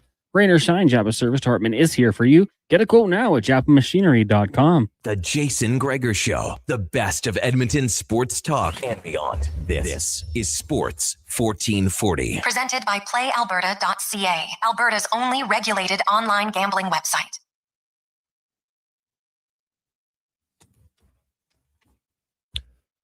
Rolling through Wednesday, you made it for another hump day, boys and girls. Make your way home tonight. Turn your lights on. And be a little careful. It might be a little slick in places. So snow comes, and even though we've had snow for like 6 months, every time it comes again, there's always a little bit of nerves. So take a little extra time. Get home safe. Light night in the NHL after last night's 15-game sked. Only 2 games, but one with playoff implications as the Bruins take on the Sabres. Meanwhile, the Maple Leafs taking on the New York Rangers. As the Maple Leafs, there's the them and the Panthers, and the protection picks will be something to follow here down the stretch. Kind of interesting to see what happens between them. They almost want to be worse than they are, just so they can get their own pick. Crazy. 833-401-1440, 833-401-1440. It's a Gregor Show presented by PlayAlberta.ca, Alberta's only regulated online gambling website where 100% of the revenue stays right here in the province at PlayAlberta.ca. And we always have the Jason Gregor Show specials that you can get involved in as well. So let's see what happens tonight. Let's get to the spec report brought to you by GS Construction, your underground infrastructure specialist.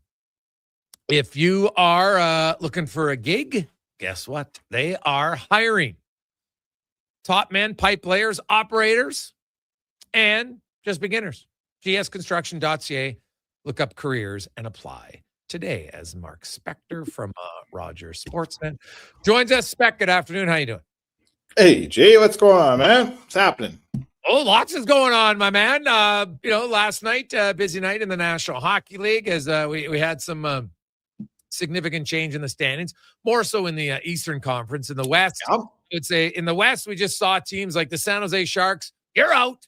I will knock them out of the playoff race. That's their 5th consecutive loss. They're 7 points out behind the Nashville Predators, and the Preds are going in one direction, and the Sharks are going in the opposite direction.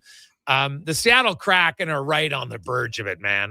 They have a game in hand, so I can't officially knock them out. That would put them 3 back, but still, I think it's going to be tough for them to get in. It's kind of the LA Kings maybe who can catch the Preds, and the Kings. You know what? That's a game you have to win against the Calgary Flames at this point in the season. They didn't do it, but the Edmonton Oilers, Spec.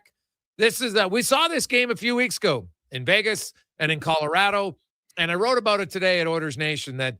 The Edmonton Oilers, I don't want to write them off because they show games like this and they've done it before. When they decide to play, they got a lot of good aspects of their game.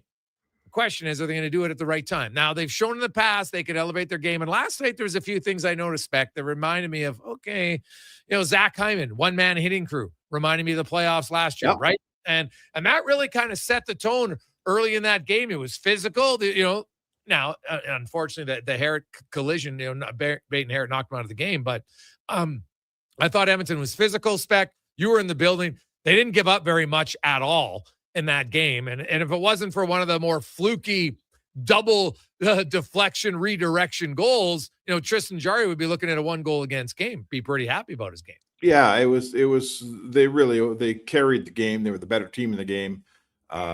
Utah's possession time did not result in grade A chances, Like the Oilers have gone from, they changed their defense a little over the Olympic break, and they came back and they're playing a sort of a less aggressive, box, so to speak, in their own zone, and they're letting teams have it on the outside, and that's great. But there have been some games, Jay, where the teams just pass it around. They possess the puck for so long that eventually they find a crack and get in and have a scoring chance. And I thought that last night was one of the nights where not only did they stay on the outside, but they didn't possess it a long time. They needed 3 really nice passes quickly executed to get a scoring chance, which just isn't going to happen that often. So I thought that whatever we're calling this defense that Knobloch wants to run here, I thought last night it rolled out better than it has in any of the games. It really, again, not only did Utah stay in the exterior, they didn't have it for that long. They didn't pin the Oilers in their own zone. So all those things are good. Zone exits were clean. Evan Bouchard was exquisite. His game was just so good last night. And everyone did what they're supposed to do, and they were the better team. There's no doubt about that.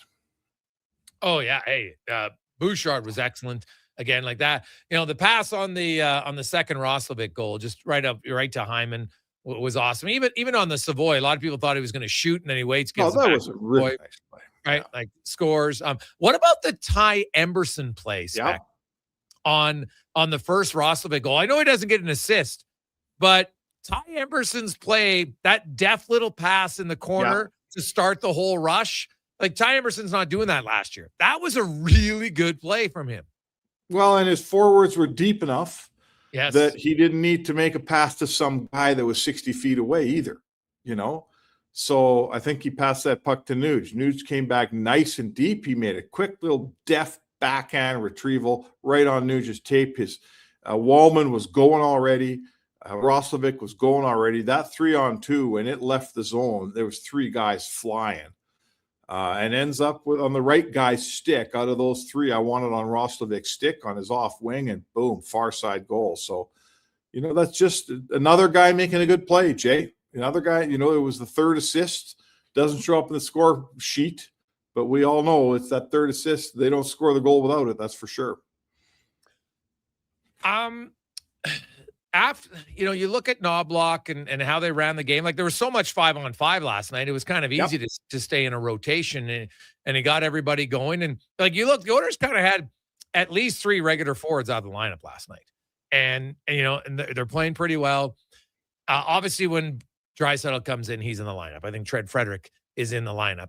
After that spec, it would be a good debate over Lazar or Szymanski as which one's going to be a regular in the playoffs.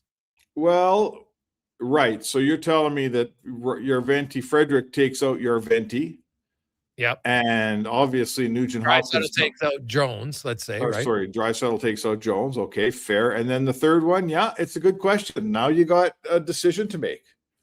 Now you got a decision to make. Lazar is always going to be they'll spot that player. Like he's the kind of guy you use him. There's situations where you want an extra centerman around, and there's situations where you don't. But you know what? They have some depth, and like it's funny when they play.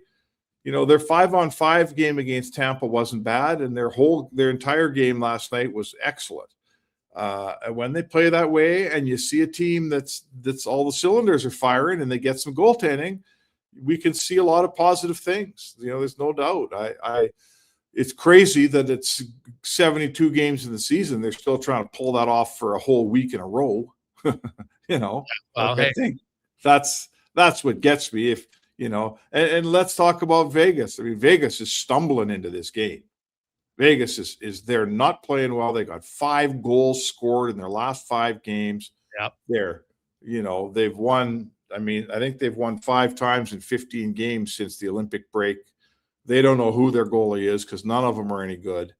Their power play hasn't been any good, and all their big guys are cold. So, Edmonton does well in this rink. They're 7-3 their last 10 trips in here. And I think the playoffs there, if I'm not mistaken, they're like, is it 8-4 or something like that? But they win more than they lose. And no, 4-2 in the playoffs, excuse me. But they win way more than they lose down here. So this is a game for Edmonton tomorrow. One team's going good, one team's not. And this is a game the Oilers are ready to jump on, I think. So Ingram, I assume, will start tomorrow. Looks like Ingram starts tomorrow. Yes, it does. What did you think Jari's performance?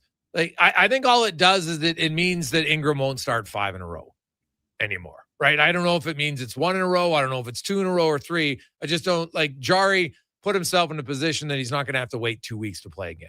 Fair? Yeah, right. Like, listen, it's up to the team to fire this goalie back up here. You know, they say we can say what we want. They still see a guy that was supposed to be here as a number 1 goalie. So, yeah, it hasn't gone to plan. And, yeah, he struggled and the team struggled. We all know what's happened. But they're not just going to sit him around for the whole – like, I bet she plays against Anaheim. You know, I think that you need to try to convert on one real positive game. That's the most positive game Jari's had here in forever. So you can't just let him languish for a week and a half before you let him play again. That would be derelict. You got to get this guy going. And a lot of people would have played him tomorrow in Vegas, to be honest. You know, a lot of people would have played him tomorrow in Vegas coming off that game. Yeah, well, I guess there's a possibility. And who knows if they do or not. You're saying it's looking that way. That now, did you get a sense of who was sick? Maybe Speck and why Hamblin was called up in emergency recall. Obviously, he didn't get in the game, so they had to send him right back down. I don't know. I don't. I was never told anyone was sick. You know, we know Frederick's not playing because he's not on the trip. Yeah. I was never told anyone. I mean, I have a feeling we're at that time of year where they've got moves to make and they got guys and it seemed like they just did it for insurance. If there was someone that was hanging by a thread, I'm not aware of that guy. Yeah. But I was told they were making that call up like hours before it got made. It was more, and it was delivered to me as more of a, we're doing this just for, we got an extra defenseman. We want to have an extra forward on this trip. I'm surprised he went down. I thought he'd come here. Well, my understanding, Spec, is on emergency recall, if he stays up an extra day and everybody's healthy, now he's not an emergency recall and would lose someone else, right? So because he was on the emergency recall factor. So now you're nearing the end of the season and the chances of them having to have 4 actual recalls has seemed lower and lower by the day. Now, Curtis Lazar is eligible to play on Saturday against the Anaheim Ducks. And I know that he feels he's ready to go. Obviously, he's still got to get 100% green light from the doctor, but I think it's probably good to go. So he comes in. Yarventi would be the most recent guy who would have to go back down. Now, they could just keep a guy up if they wanted to, but my understanding is once you keep them up, Spec, then every guy on emergency, now it's not an emergency, so they all have to go back down. Oh, I see. Okay. Right? So that's why you do it, right? Like it's a weird thing. It's basically so teams aren't just emergency recall everybody, and then they just keep them up for the longest time, right? That's emergency I recall. get it. So listen, whatever. I mean, you're reporting. You think you're saying that you think Draisaitl will come back near the end of the year. I know that's what Bowman wanted people to think, and that's what he said. Yeah, was that there was every chance he'd get in games at the end of the year. But by the time we heard Draisaitl out of Munich, we all changed our mind a little bit. So yeah, I know he was coming back to town yesterday. He was back in Edmonton, correct? Yeah. Because I talked to a German guy who listened to some things get lost in translation a little bit, right? He thought it was like basically he inferred it like, hey, I thought they play well enough I can get back, meaning get into the playoffs. So is that how he interpreted it? Yeah, that's kind of what he thought. Which now, everybody, hey, it's interpretation, right? Everybody's going to have a different one. But I did hear from someone else in the organization that they feel that there's, they're very confident playing the playoffs, and they said I think there's a good chance that he'd get in a regular season game. And Spec, coming off an injury, a guy would like to knock the rust off if they can, right? Oh, yeah. There's no they haven't, the salary cap's irrelevant for Draisaitl and come back up and put him in. That's not a problem. Same for the playoffs. It's not an issue for the Oilers in their cap space. So, if he's healthy enough and he wants to play a game just to knock the rust off. Now you're playing, I think it's Vancouver, who's not a physical team, who's got nothing to play for, right? Like it might be one of those, I could ease myself in here tonight and maybe only play 13 or 14 minutes, but just touch the puck. Yeah, I don't think. I mean, don't forget too. He's got 97 points. Yes. He can get back for a couple games and get over 100. He wouldn't mind that either. 100%. And he should like that. I some people are like, oh yeah, the individual stuff doesn't matter. I'm No. yes, of course it matters. Like you get to 7 100 point seasons, 5 in a row. Like one of only 7 guys ever to get to 7 100 point seasons. Damn right you want to get there. Well, and the Oilers would like to have him on the power play and get that power play back rolling a little bit before the playoffs. So that's the main thing. Listen, when Vancouver comes in at the end of the season, like, I'm sorry, that's a no-hitter. Like, there's nobody on Vancouver's running McDavid or running Draisaitl with a playoff starting. Their season's over. Like, that's no. That's, I mean, I don't care what the uniform is that anyone's wearing. There's not going to be any hard, wicked hits in that game. And that would be way, way beyond the rules of professional etiquette. If you think you're going to knock some guy out of the playoffs, well, you already got your tea time made. That's not how it works in the NHL. Spec, we'll find out tomorrow. You'll be in Vegas. Yeah, the Vegas Golden Knights. Like, I know we talked about the goaltending in Edmonton, but I got the numbers from ClearSight Analytics, and I'll end with this. Okay. This season, Vegas, 3rd best expected goals against 5-on-5. Reality, they're 26th. Edmonton is 26th in expected goals against 5-on-5. Reality is they're 31st. So, yeah, Edmonton's could be better because they're expected to be 26th or 31st. Vegas is expected to be 3rd. They're 26th. It's a massive difference. And the challenge for Vegas is, like, it's hard to play that much better defensively than they are. They just need better goaltending. Yeah, and at this point in the season, your team doesn't need to look to ClearSight Analytics to know what you just described, right? Everybody can see it. Everyone on that team, from Mitch Marner to, name the player, they know their goaltending hasn't been good enough. And the quote that I thought was telling, I listened to their post-game stuff from Winnipeg, and Rasmus Anderson said, he said, what's been going on around here, he says, the other team gets 1, they get 2, they get 3, boom, right away. And that tells me that a team gives up a goal, they get behind, and they get deflated quickly. This is a championship team. Like, Vegas knows how to win. It's a great organization, all of those things. When that roster knows that the minute one goes in, they're screwed, that's because they know how bad their goaltending is, is what it means to me. So they're not in a good state. They're just not in a good state. No one's changing goalies now. The goalies you have are the goalies you get. So I think this is a chance for Edmonton to jump on these guys for sure. Spec, we'll talk to you tomorrow from Vegas. Sounds good, Jay. There you go. That's Mark Spec with the Spec Report, brought to you by GS Construction. Your Rem Chuck is up next. It's the Gregor Show, presented by PlayAlberta.ca. Hey, Edmonton, did you know a local Play Alberta winner scored over $500,000 on Mega Jackpots Ocean Bells? Think about the season tickets you could lock down with that kind of cash. From major casino winners every hour to jackpots worth millions and hundreds of popular games to money that stays in the province, there's never been a better time to sign up for Play Alberta. Download the app today to get started with casino, sports, and lottery all in one app. Must be 18 plus to play. When you gamble, use your game sense. Got a car you're ready to part with? Find out what it's worth fast, easy, and totally free at Go Auto. We're talking top dollar trade-ins, whether it's a little worn or still rocking that new car smell. Just a few clicks, and boom, you've got your value. Text VALUE to 780-777-7777 to start. That's VALUE to 780 all sevens. Why guess what it's worth? Let Go Auto show you the money. Craving your favorite mouth-watering pizzas? Papa John's has large specialty pizzas for only $19.99 for a limited time. Get a flavorful all the meats, the works, ultimate pepperoni, Hawaiian, barbecue chicken, and more on original thin or New York style crust. Use the code LSPEC at papajohns.ca or on the Papa John's app. Get yours today. Better ingredients, better pizza. Papa John's. Action Electrical's projects team takes the field, folks, ready to execute the entire play for new commercial builds. Absolutely. They're masters of design, build, sketching strategy from initial blueprints to core electrical infrastructure. The team never misses on complex projects. Known for handling big league constructions and major renovations, ensuring flawless execution, hire the Action Electrical team to bring home a win for your project. Visit actionelectrical.net. It's like a locker room, minus the smell. Ew. Kevin Carius brings the banter, the buzz, and the bold sports talk. Weekday mornings from 7 to 11 on Sports 1440, Edmonton's home for sports. Struggling to find skilled workers? What if you could fill your talent pipeline with motivated, pre-vetted youth and receive funding to support your efforts? At Careers The Next Generation, we connect Alberta employers with interns in skilled trades, IT, agriculture, forestry, and more. All WCB covered, high school accredited, safety trained, and ready to contribute from day one.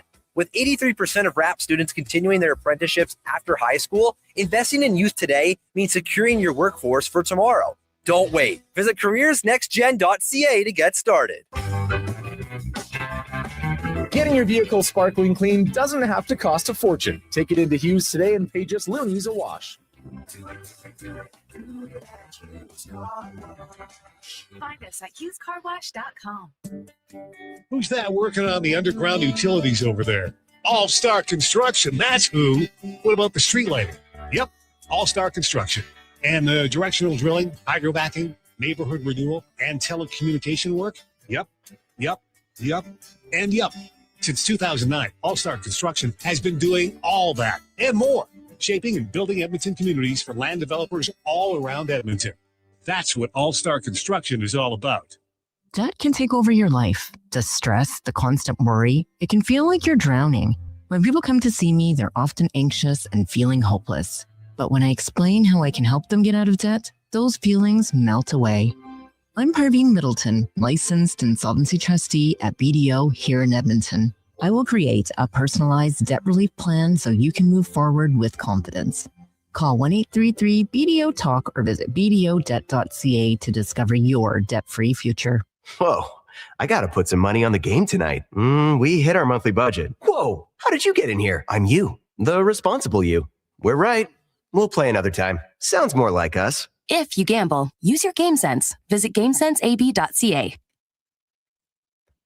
Portions of this hour brought to you by Cantork, made in Canada, made for Canada, where extreme isn't theoretical. Find your solution at Cantork.com. The Jason Gregor Show, the best of Edmonton sports talk and beyond. This is Sports 1440. Presented by PlayAlberta.ca, Alberta's only regulated online gambling website.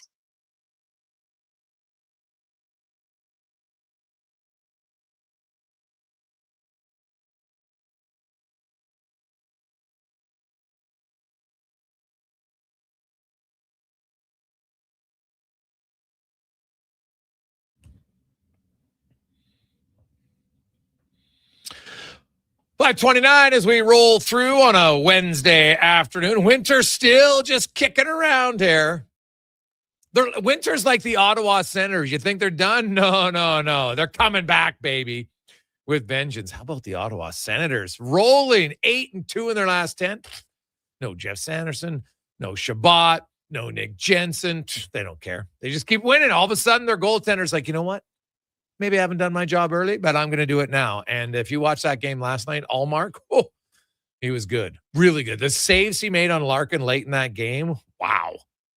So the Senators now find themselves in a playoff spot with 11 games to go. Far from safe. They're tied with the Islanders. They do have a game in hand. They're 1 point up on the Red Wings. And they're only 3 points out of third place. It is a great race in the Eastern Conference. In the West, I think we know Colorado's in. We know Dallas is in. Minnesota's in. Anaheim, they can punch their ticket now. They're 10 points up on the LA Kings with 11 games to go.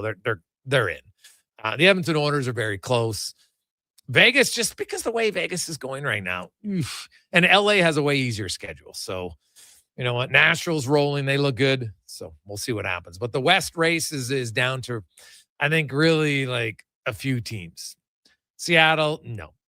Winnipeg Jets, they just keep trying to stay in it, but every time they get close, then they lose an important game. And the Sharks, it was a great run, but goodbye to Sharky until next season. We'll see what they do. Now, let's talk some more orders. We get to the oil report brought to you by GoAuto.ca. Over 15,000 vehicles for you to choose from. GoAuto.ca is Tyler Yaremchuk from Oilers Nation and Daily Faceoff. joins us once again. And he's in Vegas. You got the Oilers Nation tour event going on. Do you know what your guys' record is for the team when you go to those games? So it was horrendous earlier on with some of the early iterations of the Nation Vacations, but we've actually cleaned it up pretty well over the last number of years. I think they've won the last 3 times that we've been in Vegas. The last 2 of the last 3, like there was a Jack Campbell win in there a few years ago, and there was a Calvin Pickard win last year. So they've cleaned it up on the Vegas front a little bit, but I think we're above 500 over the last 3-4 years, I think now, which is good. How many people on the trip this time? I think for people who actually flew with us all the way from Edmonton, I think it was 30. And then I think there's another 15 people who bought like our flightless experience only package. So they're flying in from areas that aren't Edmonton, or they were already down in Vegas or whatever. So it should be in our like suite level area, about 45, 50 of us tomorrow night. All right. Well, the Oilers, last time they're in Vegas, they're good. They were good in Colorado. They were very good last night. And that's the thing about the Oilers. I see a lot of people, the Oilers are done. They should just lose. And I'm like, what are you talking about? You get into the playoffs, man. Anything can happen. And the thing about the Oilers is they have teased you, more so frustrated than teased this year. But they've played some really good games as of late, and they've got it in them. It's just a matter of, can they figure out how to do it on a consistent basis? Yeah, I mean, you watched that game last night against Utah, and I'm sure you've thrown all these stats around, but you block more shots than you allow. Like that's, again, shows a real impressive commitment to defense in that game. And never mind that, like I was thinking back this morning, and listen, brain may be a little bit foggy from last night, but I was thinking back through the game, and I was like, did Utah have a breakaway or a 2-on-1 in that hockey game? If they had a 2-on-1, it certainly wasn't a super clean look, because it doesn't stand out in my head. And it's like, yeah, Tristan Jarry did his job. He stopped 16 of 18. The team in front of them did their job, and that win there, that was reminiscent of, I go back to last year when they eliminated Vegas in a 1-0 game. I go back to a couple of years ago, even in Game 6 against the Dallas Stars in the Western Conference Final, where I know in the third period the ice tilted a little bit, but Edmonton gave up zone time. They didn't give up good shots. They took away the middle of the ice. They got in lanes. Like all of those boxes that they usually have checked over their big playoff wins over the last number of years, they checked them last night against Utah. They possessed the puck well. They blocked shots. They took away the middle of the ice. They didn't give up a ton of grade A's, and they got out of there with a win. It was just one of those nights where everyone, it felt like, did their jobs. Yeah, well, you know what? Yeah, they had lots of contributions from different guys. Roslovic was good. You know, you look at Wallman and Emberson chip in on that one goal. Nurse and Murphy played all the majority of the tough minutes against the Keller line. That's 2 games in a row that Paul Coffey has said, Nurse, Murphy, you're our pair against the other team's top line. He did it against Tampa Bay. They played more minutes than Bouchard and Ekholm and had way more success. And then he did it last night again. Now, I know the Keller is not on the level, but not every team has a Kucherov, right? And I would think tomorrow night they'll try to get those 2 out against Eichel's line.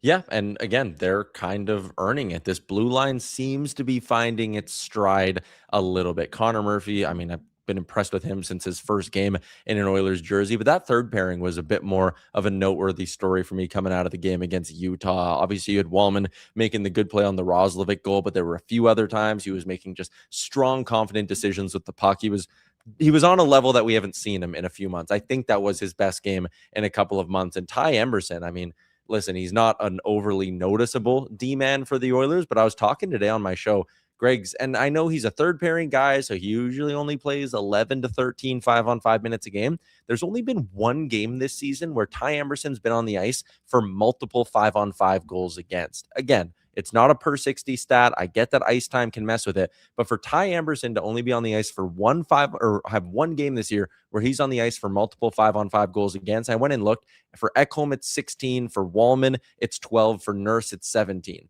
Man, he's an important part of this blue line. I've been really impressed with the steps forward that he's taken this year. He's, he won't hit 200 games until probably December of next season, but I think we're starting to see, I know it's kind of that cliche that like, you don't really know what you have in a D-man until he's in that 200, 300 range, but I think we're starting to see Ty Emberson, as this year's gone on, start to grow into his role a little bit and become a defenseman that, I mean, maybe going forward can start to handle some tougher assignments. Yeah, potentially, right? I've liked the hey, if you get a really good third pair guy who you don't have to worry about, there's lots of value in that. I think I kind of chuckle because your third pair defenseman oftentimes will play more than lots of even some of your second line wingers if they're not special teams guys. So, Emberson, I've liked his season all along. I really felt that they missed him. Like Stastny, I think it's a downgrade from Emberson to Stastny. Not only is it a righty lefty change, it's just I've liked Emberson's game. He looks more comfortable, and that's a good sign. The other thing was last night. Every player in the Oilers had a positive shot share except the Dickinson line, and I don't mind that. Dickinson was on the ice for a few shots against, but nothing ever really dangerous. You're looking at matchups again for him, and I'll be very curious when Draisaitl comes back. How we saw it against Kucherov. It was almost 50-50 between McDavid and Dickinson against Kucherov. And that's how it should be. You're never going to, it's not like Kucherov's going to be 80% against Dickinson, right? That's just not going to happen. But I'll be curious to see once you get Draisaitl back, how they use Dickinson and how he can exploit that by opening up more minutes for Draisaitl and McDavid against the other team's non-first lines. Yeah, I think that's a great point. And that matchup heavy kind of play. I look at how Knobloch was situationally using guys. The McDavid, Savoy, Podkolzin line had 8 offensive zone faceoffs and only 2 defensive zone faceoffs. You look at that Roslovic, Nugent, Hyman line, 6 O-zone draws, only 2 in the D zone. And that Dickinson line, they didn't have a single O-zone start. It was 5 D zone starts. So I think that kind of shows that Chris Knobloch on the road, that was who he was kicking on the pants first to get out there for a D zone draw, because he knew that there'd be one of those top 2 lines from Utah coming the other way. So that right there, it also has me a little curious. You talk about how the matchups and all that could play when Leon Draisaitl comes back. And this is, again, a conversation we'll probably have more in depth in 3 weeks here when the regular season ends. But I wonder, is there maybe not a case now that if Leon comes back for the playoffs, are you better suited to go with the supernova line of Connor McDavid and Leon Draisaitl? If you have this trustworthy Jason Dickinson line, you're not buying that, no? No. I don't, because I can say as an opposing coach, now I only have to face 15 minutes 5-on-5 against the 2 best players in the world rather than 28. I'd rather take 15 all day long, because I'll feel confident that, we can limit them, because especially this year, they haven't been scoring that much. Yeah, and I think that's a great point too, that the supernova line and their ice time together, it hasn't been as dynamite or automatic as it has been in the past, which I think goes to, and this is the point I've made in the past too, is you need to use that, to use a baseball analogy, since baseball returns in a couple hours. That's your curveball, right? You pound the zone with other pitches as your fastball, then you use that duo to try buckle the hitter and buckle the opposing team's head coach and use it to try catch them off guard. So I do think I agree with you on that, but the line combos when Leon comes back, we were talking today, and listen, it's an Oilers Nation trip. I'm here with all the diehards, and they're coming off a nice win where they look as good as they did, and everyone starts going well, imagine if they play this good for the final or the next 8-9 games, and they keep showing signs that they look like the Oilers of old. And then you sprinkle Leon Draisaitl in for maybe the last game of the regular season, maybe the first game of the playoffs. What a boost it could give this group. I know on the outside, fans, media, everyone's kind of raising an eyebrow. Are these the same Oilers that we've seen the last 2 years? I'm sure there's some doubt in that room that some of those guys are sitting there going, hey, are we as good as we have been in the past? They have a chance to kind of change that and maybe really get their swagger back heading into the playoffs. I actually think the Draisaitl absence can hurt in 2 ends. A, it's going to force them to be better defensively because they can't outscore as much. But B, it's going to open up other guys to get a little bit more ice time. And we saw this last year down the stretch when both McDavid and Draisaitl were out. And suddenly, guys who weren't scoring, like Corey Perry had 10 goals down the stretch last year. And you had lots of other guys get a little mojo going and feeling better about their games offensively. And that got them all the way to the Stanley Cup final. Now, obviously, it's going to be very difficult to repeat that. It's hard to win 3 rounds in the playoffs. I know they've done it 2 years in a row. Doesn't mean it's easy. They've done it. But, Draisaitl coming back, I just look at the teams that won. Your best guys, your best forwards were rarely on the same line. Other than the one time in Colorado, and they had ultra deep team. But, Barkov and Tkachuk played on separate lines in Florida, and their third line, for God's sakes, was unreal last year for Florida. We probably shouldn't overlook that. And then, Malkin and Crosby, which is probably the best comparison to McDavid, Draisaitl. In regular season, those guys would play together, but come playoff time, they would play apart. And I think the majority of the time, I would do it with McDavid and Draisaitl. It creates so many different looks and so many different options and gets a few more guys involved. And if you, like you said, you want to go to it a few times here and there, awesome. But I would I'd try to stay away from it as much as I could because I think it makes it harder for a matchup for the opposition. Connor Ingram likely to start tomorrow. How quickly would you put Tristan Jarry back in net? I was listening to you and Spec, so I've been thinking about this throughout the commercial break a little bit. I think it's got to be Ingram tomorrow. I mean, if you come out 10 days ago and like Knobloch did, kind of declared Connor Ingram's your number one, and we're going to treat him as such, then you got to give him the big divisional game. So for me, he gets Thursday, he gets Saturday, and I would consider going back to Jarry maybe on Tuesday against the Seattle Kraken. But I think there's a case that you don't see Jarry until that Thursday against Chicago, which should be the easier matchup. Although Chicago with Bedard and Frundell in the lineup now, maybe you don't want to take them too lightly from a offensive perspective. But it's Ingram for the next two for me. Again, Jarry was good. He didn't have to be spectacular. The team did their job. Like I said, he did his job too. He didn't allow a weak one. He made a couple of timely saves in the second period. That cross crease save that he made kind of back to back of them, actually, when Utah had him hemmed in at one point. Those were both very impressive. But that game just wasn't enough. And again, if Ingram gets lit up tomorrow, I'll have a conversation about Saturday and say, maybe you do go with the hot hand. But if Ingram gives you a good start tomorrow, they've said it's his crease. I think he gets it till he loses it, almost regardless of what Jarry does at this point. Interesting, yeah. I think Jarry will be back in sooner than later. They play Seattle and Chicago next week. He's going to play one of those two for sure. Absolutely. So we'll see which one. Ty, enjoy Vegas. Pace yourself. Yep, this was my last of 4 shows that I had to pop on today. So I am going to the blackjack table. All right, good luck. Good luck. There you go. It's Tyler Ramchek joining us from Vegas. We'll come back. Cam Tate to wrap up the show on the Gregor Show presented by PlayAlberta.ca. Legacy Heating and Cooling is the #1 heating and cooling company for people who want heating and cooling, because you'll save a bundle by bundling. Then you can use hot, cold, common thermostat, do what you're told. Turn up the heat, turn up the cold, to the vents start pushing out tornadoes. Bundle my furnace with some AC, gonna get a new from Legacy. Oh yeah, save a bundle when you bundle your new furnace and AC from Legacy today. Plus no payments and no interest for 1 year. That's how you build your legacy. Legacy Heating and Cooling. Craving your favorite mouth-watering pizzas? Papa John's has large specialty pizzas for only $19.99 for a limited time. Get a flavorful all the meats, the works, ultimate pepperoni, Hawaiian, barbecue chicken, and more on original thin or New York style crust. Use the code LSPEC at papajohns.ca or on the Papa John's app. Get yours today. Better ingredients, better pizza. Papa John's. This is your moment to come on down and play for your chance to win over $300,000 in prizes. That's not all. Buy more, up to $1,000 off. Save up to 40% on select mattresses and up to 25% on furniture. Plus, this Saturday, play for up to $1,000 off your purchase. Everyone who plays is a winner. See in-store for details. The Brick, saving you more. Jason Gregor isn't just a sports guy. He's a community builder with over $3 million raised for local charities. And his Gregor Foundation. He's making a difference on and off the air. Check out Gregor weekday afternoons on Sports 1440. NHL Star Sticks are back at McDonald's, and we're celebrating by going bigger. Make that smaller, way smaller than ever before. Collect the set and get one of 7 mini sticks with every NHL Star Sticks meal. Featuring McDavid, Matthews, Quinn Hughes, Makar, Celebrini, Reinhardt, and Montembeau. So get yours while they last. 1 stick per meal purchase. Limited time at participating Canadian restaurants.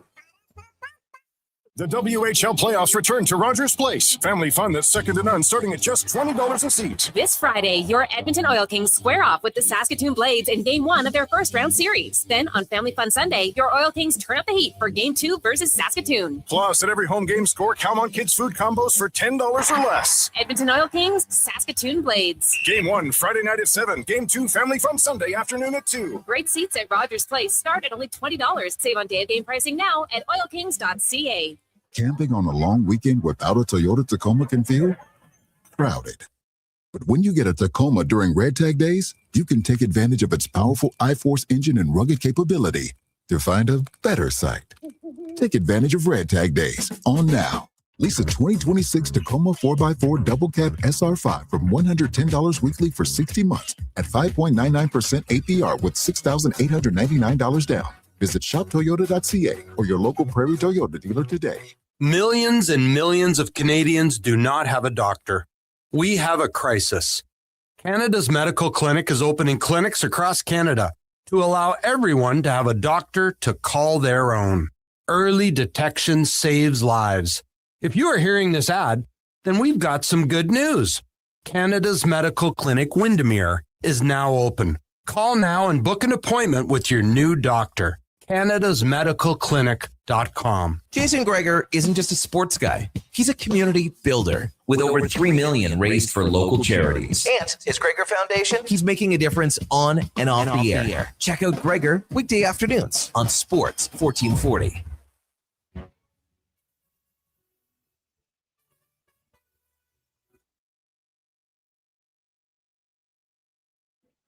Portions of this hour brought to you by Culligan for all your residential water needs. Your local water treatment company, more than just big bottles. Culligan.com. This is Sports 1440, where Edmonton talks sports. On YouTube, Facebook, and X. Here's Jason Gregor. Brought to you by PlayAlberta.ca. We continue on the Gregor Show, presented by PlayAlberta.ca. Thanks for listening. Thanks for watching the show. MLB fans, it's back tonight. The Yankees in San Francisco to take on the Giants. The Jays' first pitch will be on Friday against the Oakland Athletics. And Vladdy starts his new contract this year. I'm going to go out on a limb. More than 23 home runs in the regular season this year for Vladdy. That was kind of surprising considering how well he played in the playoffs. He didn't have real big power numbers in the regular season last year, but that could change this season for him. I'm expecting a bigger season at the plate for the Vlad man. Now, let's get to the 2-minute warning, brought to you by Legacy Heating and Cooling, where the rates never change. No overtime charges. That's how you build a legacy at legacyheating.ca. And here is Cam Tate. If Chris Knobloch and the Edmonton Oilers coaching staff are running video sessions today or Thursday, they need to highlight the Oilers' second goal last night. This is the play they need to roll on repeat. Over and over and over again. Not on the goal itself. No. But on the fight, the resolve, urgency. There you go, Gregor. Urgency. That urgency, seeing a chance, an opportunity to jab the puck free at the Oilers' blue line, right side, beating Utah Mammoth defenseman Mikhail Sergachev, poking the puck down the ice, skating like hell, creating a partial breakaway. He shoots. Goalie stops the puck. Savoy buzzes around the net. Oilers get the puck. Evan Bouchard wires one from the right point. Rebound. Savoy is there. Scores. Oilers up 2-1. And the mustard on this hot dog, it was on the, everyone say it with me, stop the car if you have to, penalty kill. A short-handed goal. Taking risks or what? Savoy does. Of the National Hockey League's 182 shorties this season, the Oilers have 5. Savoy scored 2 of them. That's the kind of hockey you want to see. That's the grit, the determination, the hunger that builds momentum. Plays like this aren't just about skill. They're about tenacity, heart, and the relentless pursuit of victory.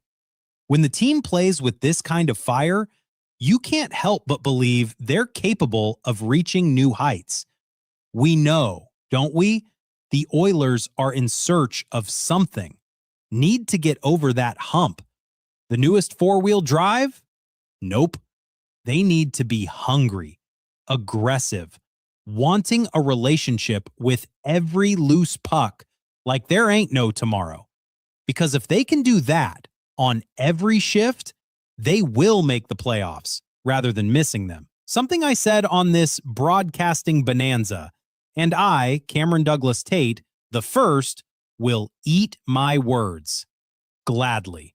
2-minute warning. Halley, Gregor, Kruger. I bet he's had a slice or two of humble pie. Me? I'm Cam Tate, Sports 1440. The Edmonton Oilers are definitely a team that this season, maybe more than anyone in recent memory, have been somewhat frustrating, to put it mildly, this year for the fans, for themselves. Right? Like I wrote about it last week. The Oilers' frustration has been mounting. There's no question. I think Connor McDavid's post-game comments recently illustrate the frustration for them. There's lots of areas that they can just be more consistent in. And what last night does is it's just a good reminder, right? You're the leaders of that team. Just say, guys, this is what we're capable of. Let's just do it. Now, it doesn't mean that every game you're going to dominate. Far from it. You don't win every game in the playoffs, but you do it more often than you don't. And that hasn't been the case about the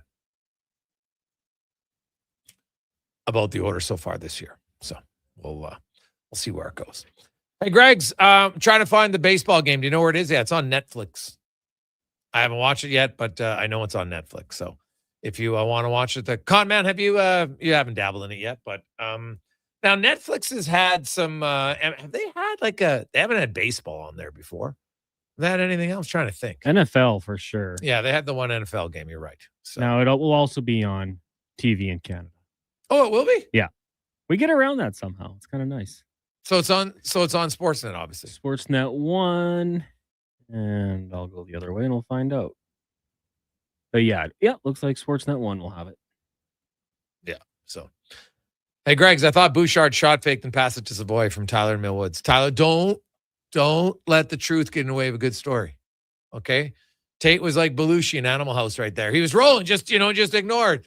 They bombed Pearl Harbor. Shh. Right? Shh. Sometimes we let it go. It was on a roll, so we let it go. Coming up tomorrow, Oilers, Vegas. When you think about it, they each got 10 games left. So 20% of their remaining games are against each other. The Oilers are in Vegas tonight, and then they host Vegas a week this coming Saturday. And if you're going to win both of those games, you give yourself a really good chance to finish second place. You beat Anaheim. There's a slim chance you could maybe catch them. You need some help. The Ducks' schedule is fairly favorable with a lot of non-playoff teams. So there you go. On behalf of Connor Halley, Declan Kruger, I'm Jason Gregor. Have yourselves a wonderful Wednesday, and we'll talk lots of hockey, some baseball, some basketball, and do you know it's a 30-year anniversary of what started the OEG? Cal Nichols will join us in studio tomorrow. You don't want to miss that. Let's get to the Command Sports 1440 update, brought to you by Legacy Heating and Cooling, home of the no payments, no interest for 1 year on your furnace. Stay warm all winter. LegacyHeating.ca. It's a Sport 1440 update. Just 2 games on the ice tonight in the NHL. Midway through the first, Sabres-Bruins scoreless.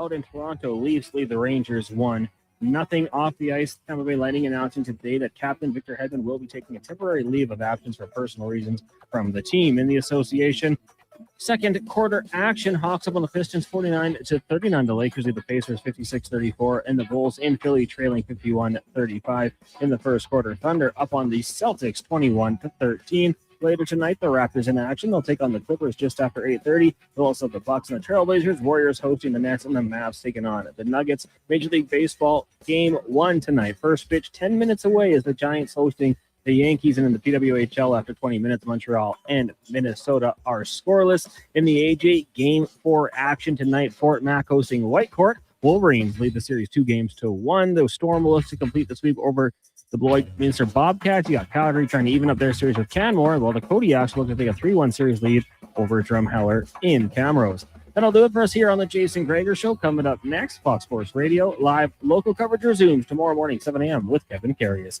I'm Connor Halley. This has been a Sports 1440 update.